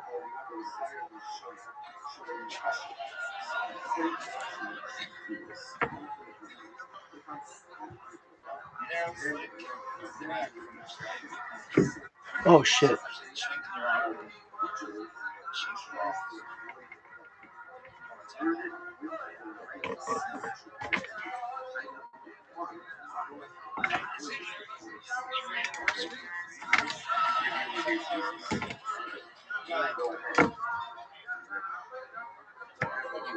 There's 9 seconds left. You're just done. What do you do? What do you think you slept up? What do you mean you don't know? Who told you to do that? He signs up for every lottery. What are you doing here, Daniel? What are you doing? It's a simple question. What are you doing? Fuck. No. Stand on the red X over there. Listen to the question being asked. She's full. How did you get here? What are you doing here? Some people prepare to do a minute. Some people are comedians. They've been doing it. They want exposure. Some people work hard for a couple years preparing for something like this. What are you doing here? Honestly, I just wanted to see if you were It's not even a joke. You didn't write a joke. Somehow 3 people in a row haven't made a fucking joke. I see. Sometimes it like act chink in my armor and that feels so Yeah, I know what you mean. I have a job. Have you ever done stand-up? it's my second Talk about your Just job. wait, like Hold on, Doug. I was gonna write kids. I was gonna say, do you write like really awful fortune cookies for the rest of the people?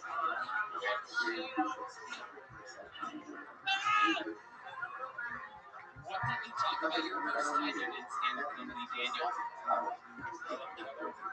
What were those jokes? Do those jokes, Daniel? I put them together. What was that joke, Daniel? When did you do it? I think it was probably 6 or 7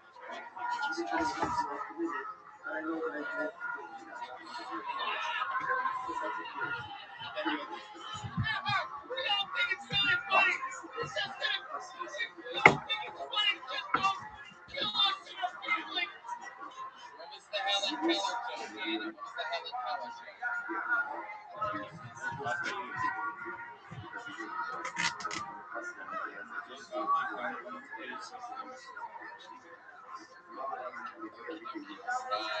Daniel, what do you do for a living? You're an EMT. There's a chance that if something ever happens to one of us, you're the fucking guy in charge of saving our lives. And then what? You just show up and you go,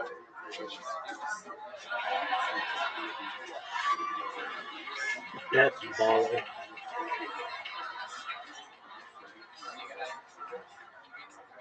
You're gonna give yourself some chest compressions perhaps? Daniel, get the fuck out of here. No little joke books. Notice that I don't throw givings out to anybody. You have to suck at stand-up comedy to get one of these. These people aren't even doing stand-up. Ladies and gentlemen, we're going to take a trip back in time. We're going to what do you mean? I've asked you 100 times, do you cheat and relent it? Well, now I know you should. I know. I've been saying forever. Believe it or not, I've heard there's a lot of conspiracy theories on the internet. The whole thing's like fucking predetermined. It's unbelievably stupid. People think like this. Cam Patterson's going to be next after we get to one of our regulars, everybody. This young man is a goddamn legend. He's going to do a minute of stand-up comedy right now. I know it for a fact. He's one of the best. Brilliant writer, brilliant comedian, brilliant roaster, Phil Tony's own David Lucas, everybody.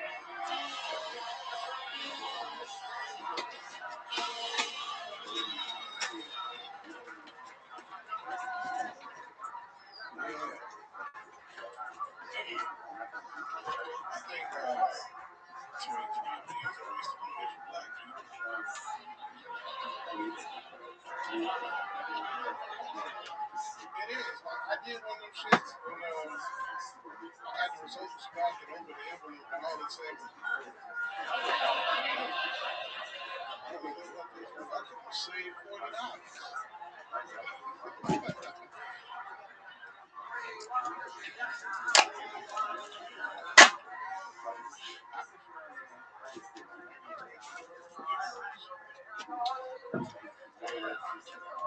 Pretty girls take like an hour and a half.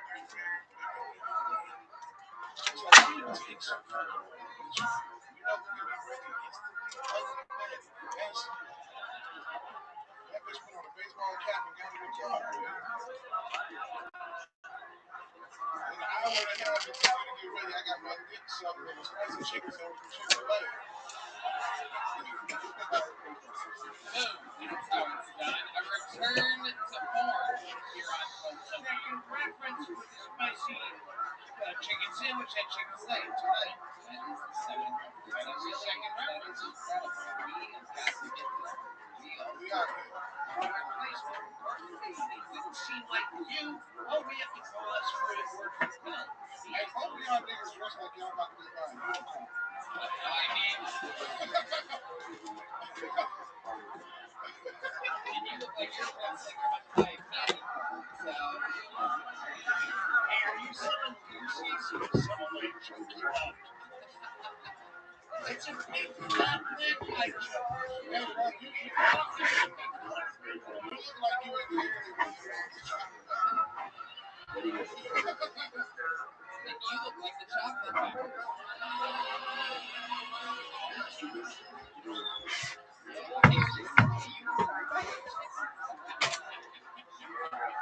So you got the Thanksgiving bacon on your shoulders. What you talking about? Some Mexican day nigga, you petted peaches like a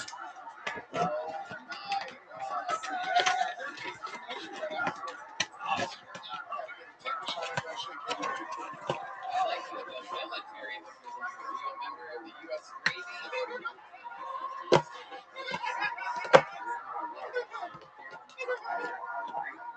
I like to stay out of battles that requires sweetness, criticism, not my bag. Yeah. Hey, let them see your outfit, bro. Let them see that. You look like a Kansas City Easter bunny.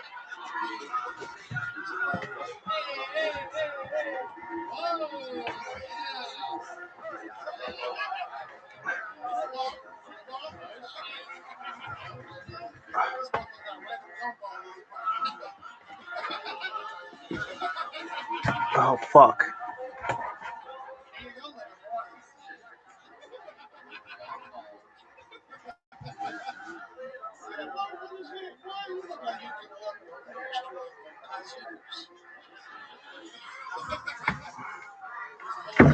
Fuck.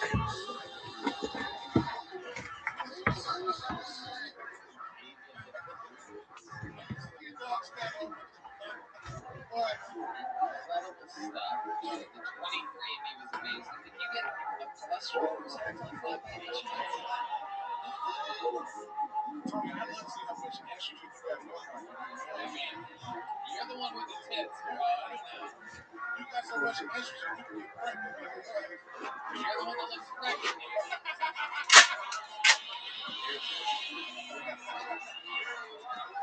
Oh fuck.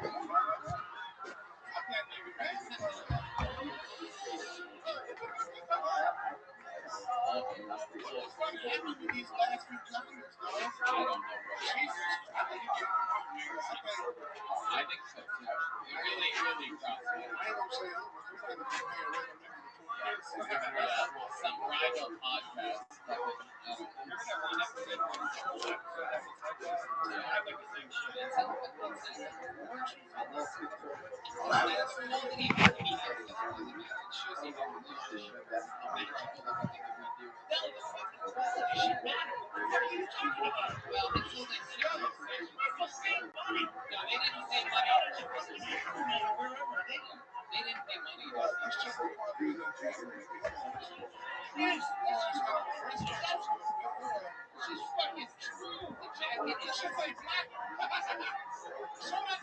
That is the funniest shit. This was like black. Oh my god. It does say black. Shit. Where do you get that at? But that's Jesus Christ. That's the flip one. Yes, myself on here. Hey, you the people, please follow me on MySpace. Instagram. It ain't easy. Neither is walking up the stairs for me. What else is going on, David? Really? What? I heard of bad comments. Wow. Now it's Jack's even blacker.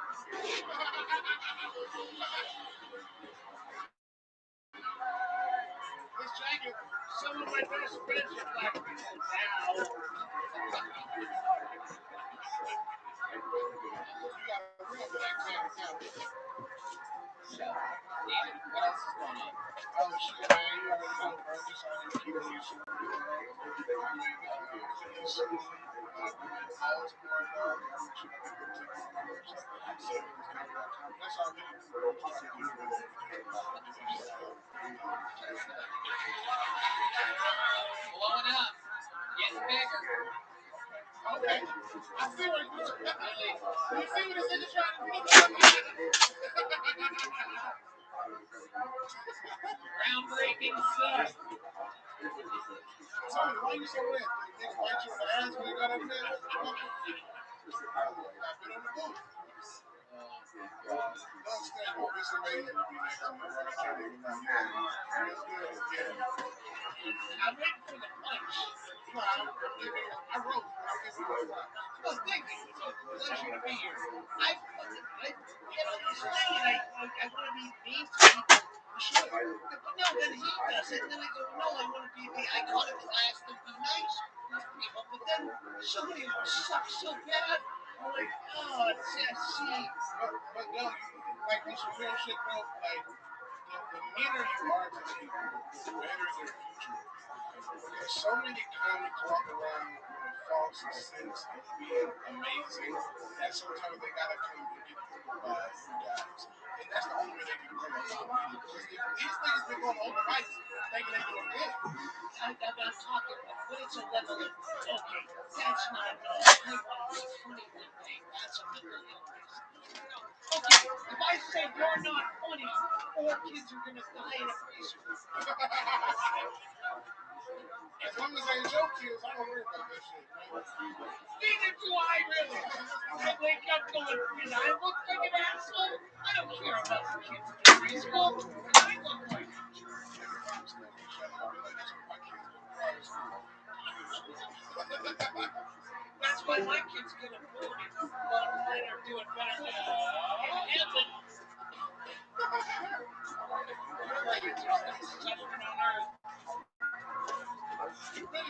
Oh, fuck.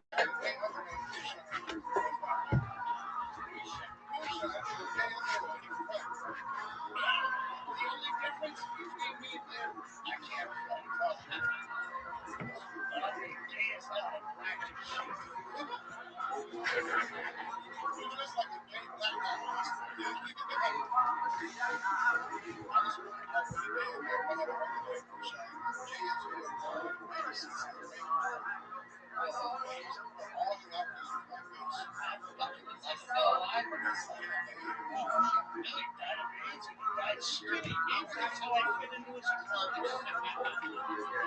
Even his real name was good. His real name was good.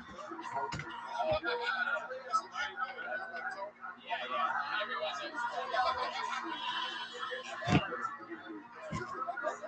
All your friends are deluded about fucking Tony Montana, fucking Scarface posters have to move down because you said Tony's a gay name. Tony's a gay name. Tony's a tiger. Tony's Tony Danza. Miles Tony gay. Just ruin your career. You get canceled. You get canceled like you just you said Tony's a gay name. No one, like every fucking ticket he sold in his tour was I know Tony. I'm saying is hilarious if everyone who knew someone named Tony just canceled it. That would be a big cancel culture. Like, oh, he missed the show. But I don't like Pop-Tarts. I like Pop-Tarts. And no one wants that guy's show ever. Sorry, I'm getting fucking pendulous kicking over. Jake and your monster. We love you. You're yelling at David Lucas. Everybody.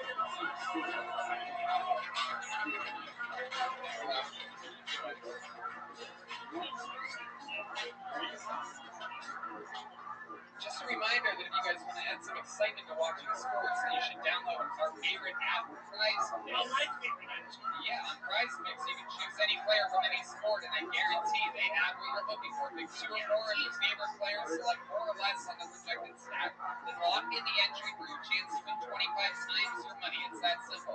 Prize Mix is available in over 30 states like Texas, California, Florida, and more. So what are you waiting for? Prize Mix is the shit. Oh, this is that motherfucker. Right now, it's voting for 100% deposit match. Put in $100, and Prize Mix will give you $100. But it's money that gets you money. If you look at the screen right now, you're going to see The money. yeah. I love it. Prize Mix makes no brainer. Use the code Tony on the Prize Mix app. As you see, I've actually won all 3 of the wagers that I've done. All the parlay, I did it all. Prize Mix.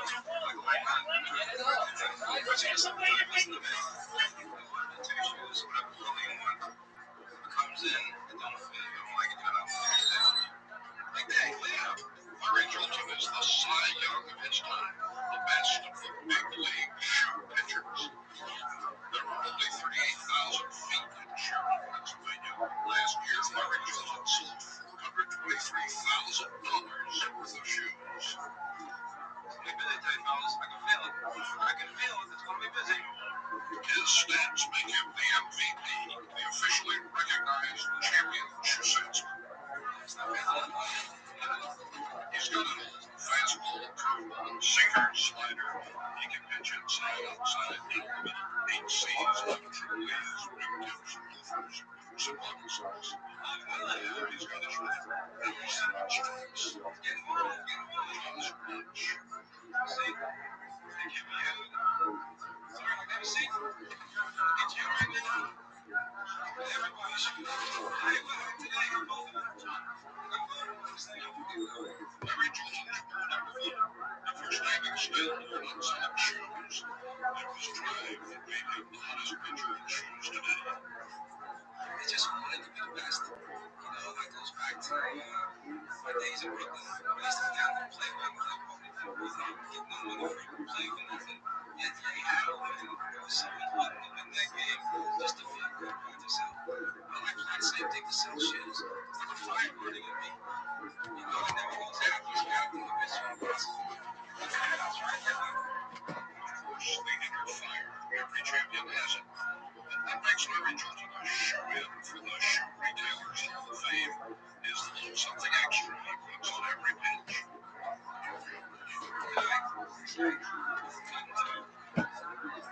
Maybe you like it. Your shoes didn't come in the medical doctor or something around the house. First they deliver shoes to people's houses. Now they deliver shoes to restaurants. They deliver shoes to some raccoon. I can't get that. They don't eat fair shoes for me.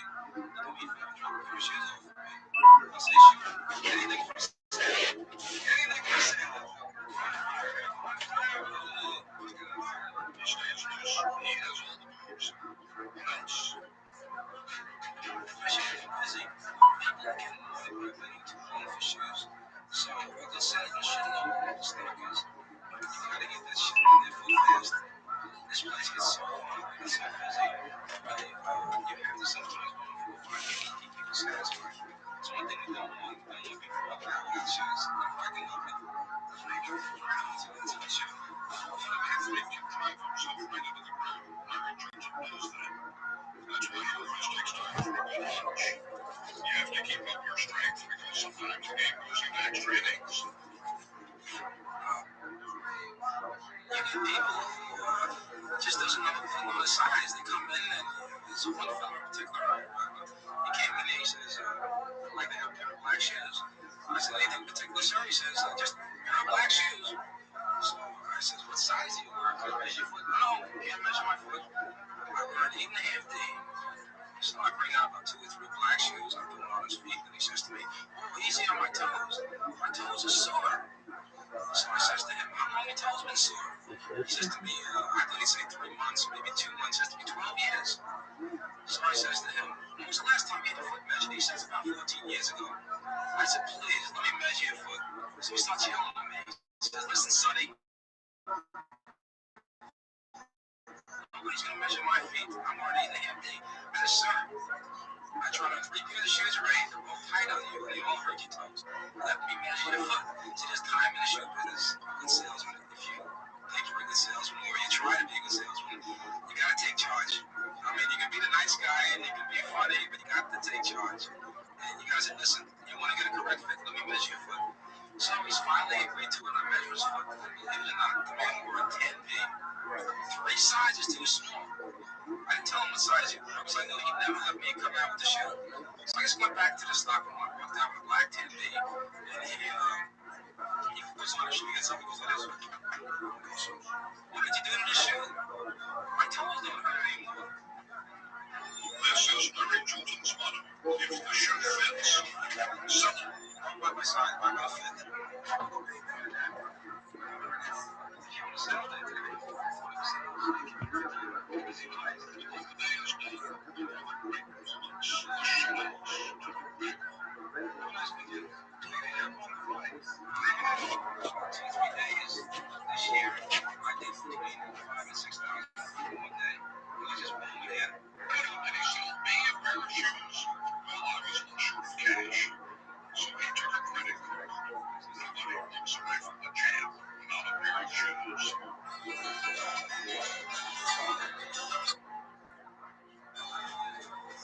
Drums Club is a fucking creepy double life, folks.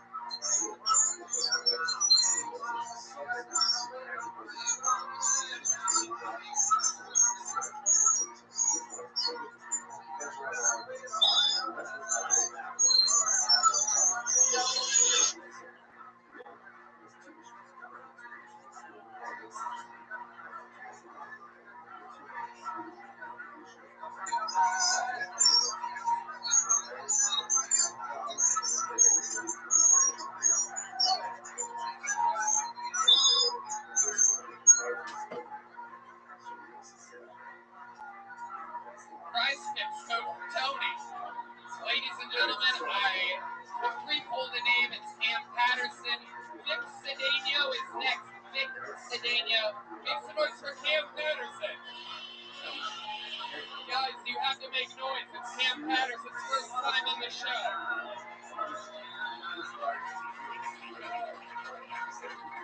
So I got my girlfriend partner because and that's great, you know what I'm saying? I love it.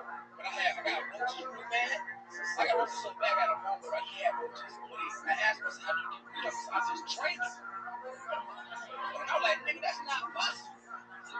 But you can't train roaches. I said, train my roaches. I got my house, I got 2 roaches. You know, they side room. I got my side room. We have a good night. We don't bother each other. But I bought a girl over one time, and there was 72 roaches in my room doing TikToks and shit. They're making podcasts.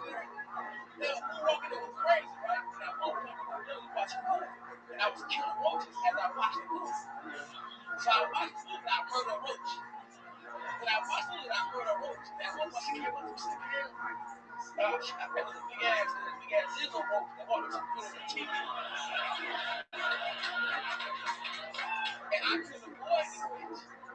And she was like, Cam, it's okay. I got roaches too. And I was like, ew, bitch, that's nasty.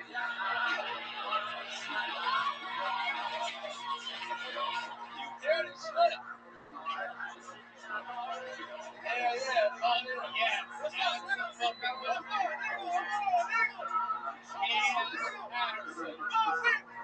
The Bill Tony debut of Cam Patterson's unbelievable performance. 7 of the night. Absolutely amazing.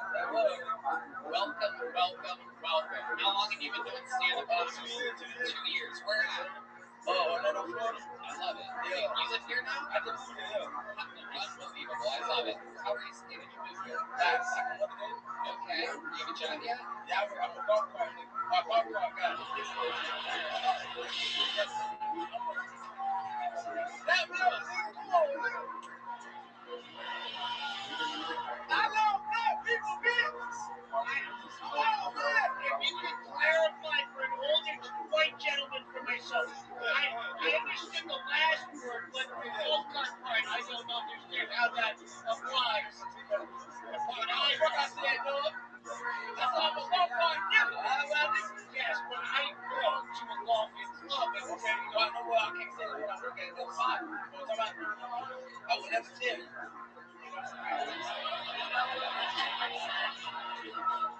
well, then you'll never be my caddy.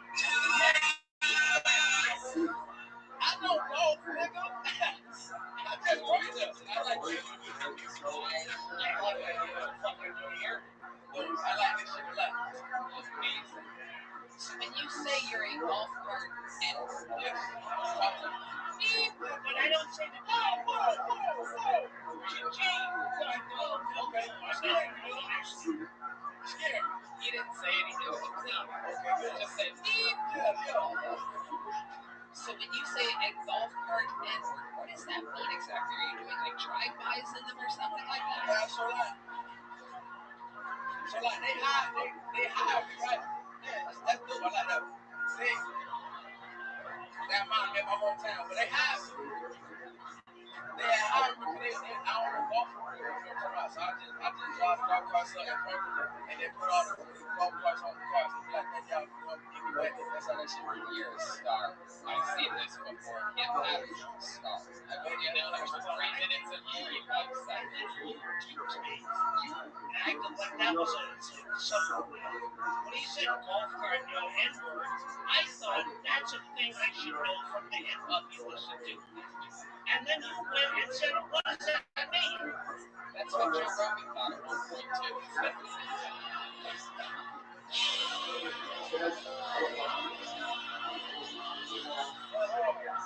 Joe Rogan also thought that because rap songs exist, you can sing it. Hey, Even I knew you can't say that word. I ain't gonna hold you. They loud as fuck in person. Wait, what? This shit's so loud in person. Oh, I thought you were talking about animals. You're so loud in person. You know, Tony, I was on a show with Cam a couple weeks ago when you destroyed the room. You kept such a good stage presence. Like, do you ever have like any like states like past like where you plays or Great anything? question. I really do know. That's why I've been in my words. Now I don't like that word because I do play. It's not. So you are a star and that's absolutely incredible. What else do you do? What else are you good at? What do you like to do for fun? That is it. That's all I like to do. I like to stand up and talk to my mom. I love it. I love it. Close with your mom. It's amazing. You have a love life. You like you have a great. I got a lady. We broke up. Okay.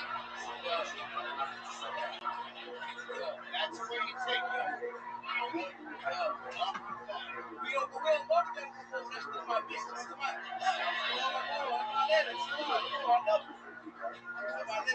Hey, shout out to my bitch. We go up and stand. You know what? Make some noise. Yo, I've been fucking up here. Talk to him, man. Talk to him, dog. Talk to him, dog. Yo, talk to him, dog. Talk to him, dog. Fuck him, fuck him, man, dog. You went up there, dog. He married you, I married you. Hey, we can bring up. Oh, yeah. Lay down. Get an old man dick. Some other man. Oh, no. I'm treating you, man. I'm treating you. Fuck you, God. Hell yeah, dog. Hell yeah, dog. Hell yeah. That was so Doug, that was so funny. I think you can now use the end. Only start with the punchline.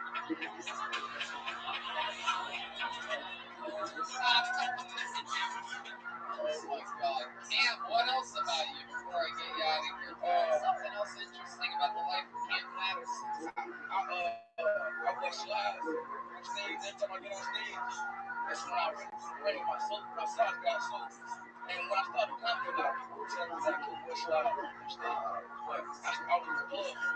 So I was like, that was my most live. I got to run my head right now. I'm talking about, she be worried about the gun I have instead of my slide. Hell yeah, bro. I love it. So you were a thug, but did you say a thug or a gangster? I was a bad boy. I was a bad boy. I was a good boy. Right. But when we won for me, I was a bitch. No funny business back then. You were a tough guy. Yeah. I know this is I mean, I doubt it because I don't we never really know. But yeah, no, everybody go give a follow over there. Give a follow to the co-host Michael. Give a follow to Search Winner X. You know, guys, we need to fathom the fact that Chloe is also here. Go give Chloe a follow. Go a follow.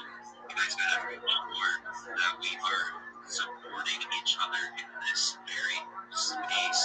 Thank you all. And it's up next. Who do we have up here next? So I can smoke. I don't see a single hand up. Guys, we need to put hands up for the speaking. Are you ready to co-host?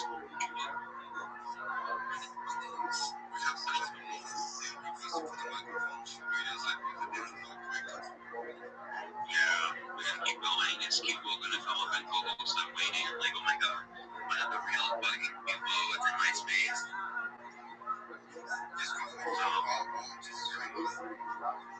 Okay. Don't say when. That's what I'm saying. Okay, anyway, who wants to come up and speak? Just raise your hand, please. You're our speaker. There's Wally, there's Barnaby, there's Gogo. We have a lot of good-looking dudes here. Good-looking dudes. Look at them all. Up on the microphone. Ram, what's good, Ram? You want to speak? What's good, brother?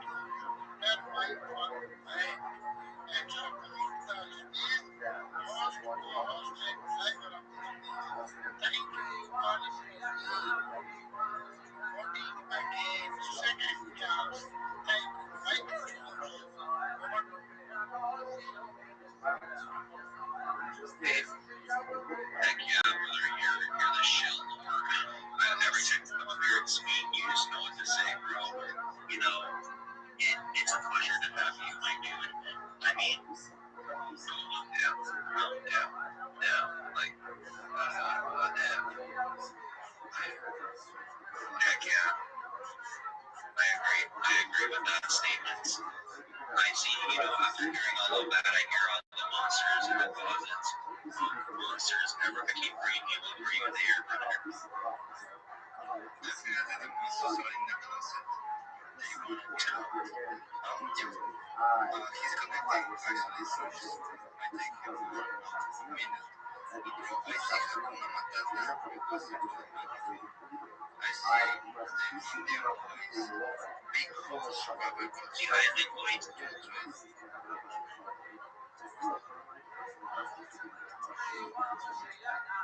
Well, the third guy who will be more super professional ship in the full space. Rabbi Rothschild, what you will say?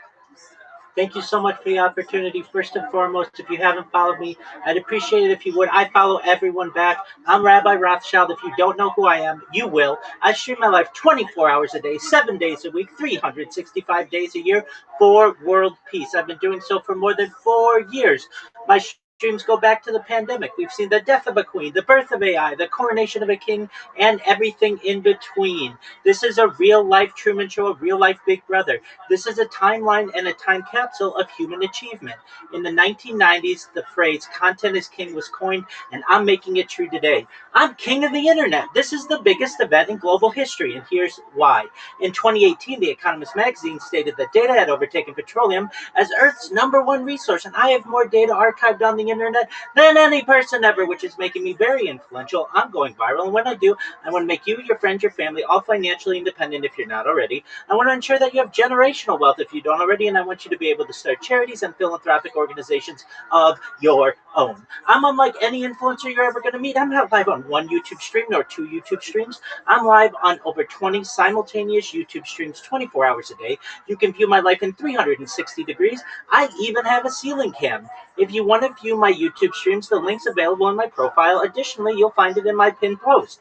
You'll also find in my pinned post a link to my link tree. I dare you to look at my link tree. Nobody dares you to look at their link tree, but I do, because I have more social media than any person ever. I have more content than any person ever. You'll also find a link to my Discord, discord.me/rabbi. We are approaching 3,000 people in our community and continue to grow each day. In addition to making you all exceptionally wealthy and wanting to promote world peace, I want you to know that I want to help end world hunger through the use of technology, such as agricultural drones, floating greenhouses, saltwater greenhouses, hydroponics, vertical farming, cloud seeding. I want to help end world thirst. I'm sponsored by a cryptocurrency that's worth about $100 million, and one of the things that we do is we build wells and water towers in developing nations for the benefit of the less fortunate. Additionally, I'm an advocate for the LifeStar program, and most importantly, desalination technology, where we pump Earth's seawater onto land to make it drinkable. If you are a reply guy, if you're a Web3 marketer, if you're a raider or a shiller, and you want a free mentor, coach, and friend, send me a follow. I will follow you back. Send me a DM. I will respond. I want you all to know that I'm here to support you both personally and professionally. I'm here to be a positive person in your lives. I'm here to have an optimistic view on the future. And most importantly, I want to give people hope. And with that, I sincerely appreciate the opportunity to share. Bingo.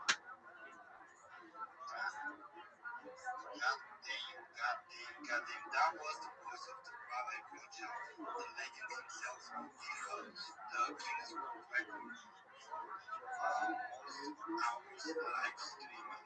He's definitely already a legend in real life, guys. So make sure you're looking with him. You can always find him streaming.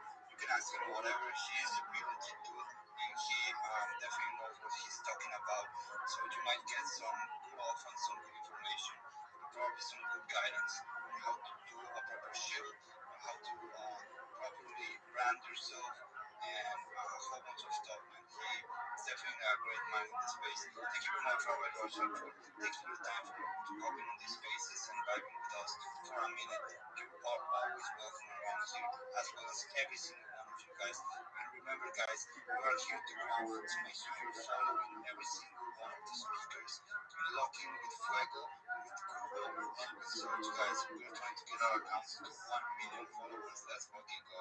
I think we can do it, man. I think we have the vibe. I think we have the energy. I think we have the juice. And I think I put enough pills in Serge coffee so I can just hold.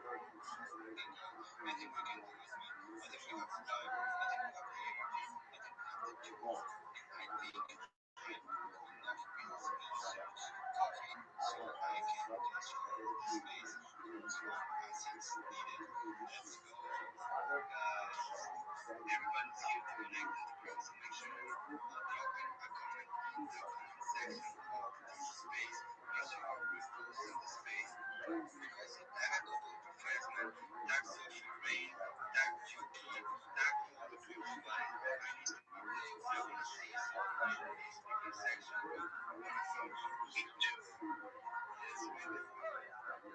Yes, we do. Toby Ray needs to get in here. That is the most prioritized thing that needs to happen in this space. So, guys, you guys need to retweet my space post and bookmark it all the time and comment, please. Like,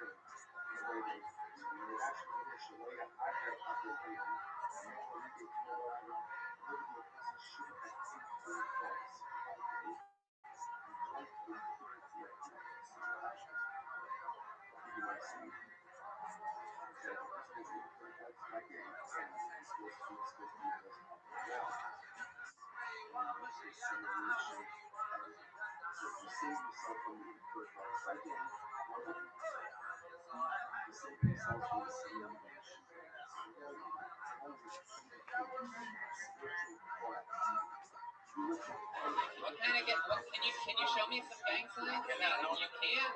All I know right now is like Edward Scissorhands. That one, I know how it is. There's a lot of mine fan bases mentally ill. That is scary. Like you chose to be dangerous. Mine don't. So now I'm learning gang signs from my mentally ill people. Where and then they think they know when to kill someone. You know, you're watching this. Kill Tony is not real. You and I are watching this. The computer's not real. It's time to do the thing. Okay, head back to pretend land. Camp Patterson, do you ever miss the gang life? No, not at all. Did you have any close calls? Were there ever any hits on you or anything like that? No, not on me. I was inside all the time. I was very scared and shitting myself for the whole 2 years. I'm just happy I'm doing it. Like you say, 2 years like it's a Coast Guard hitch. I signed up with the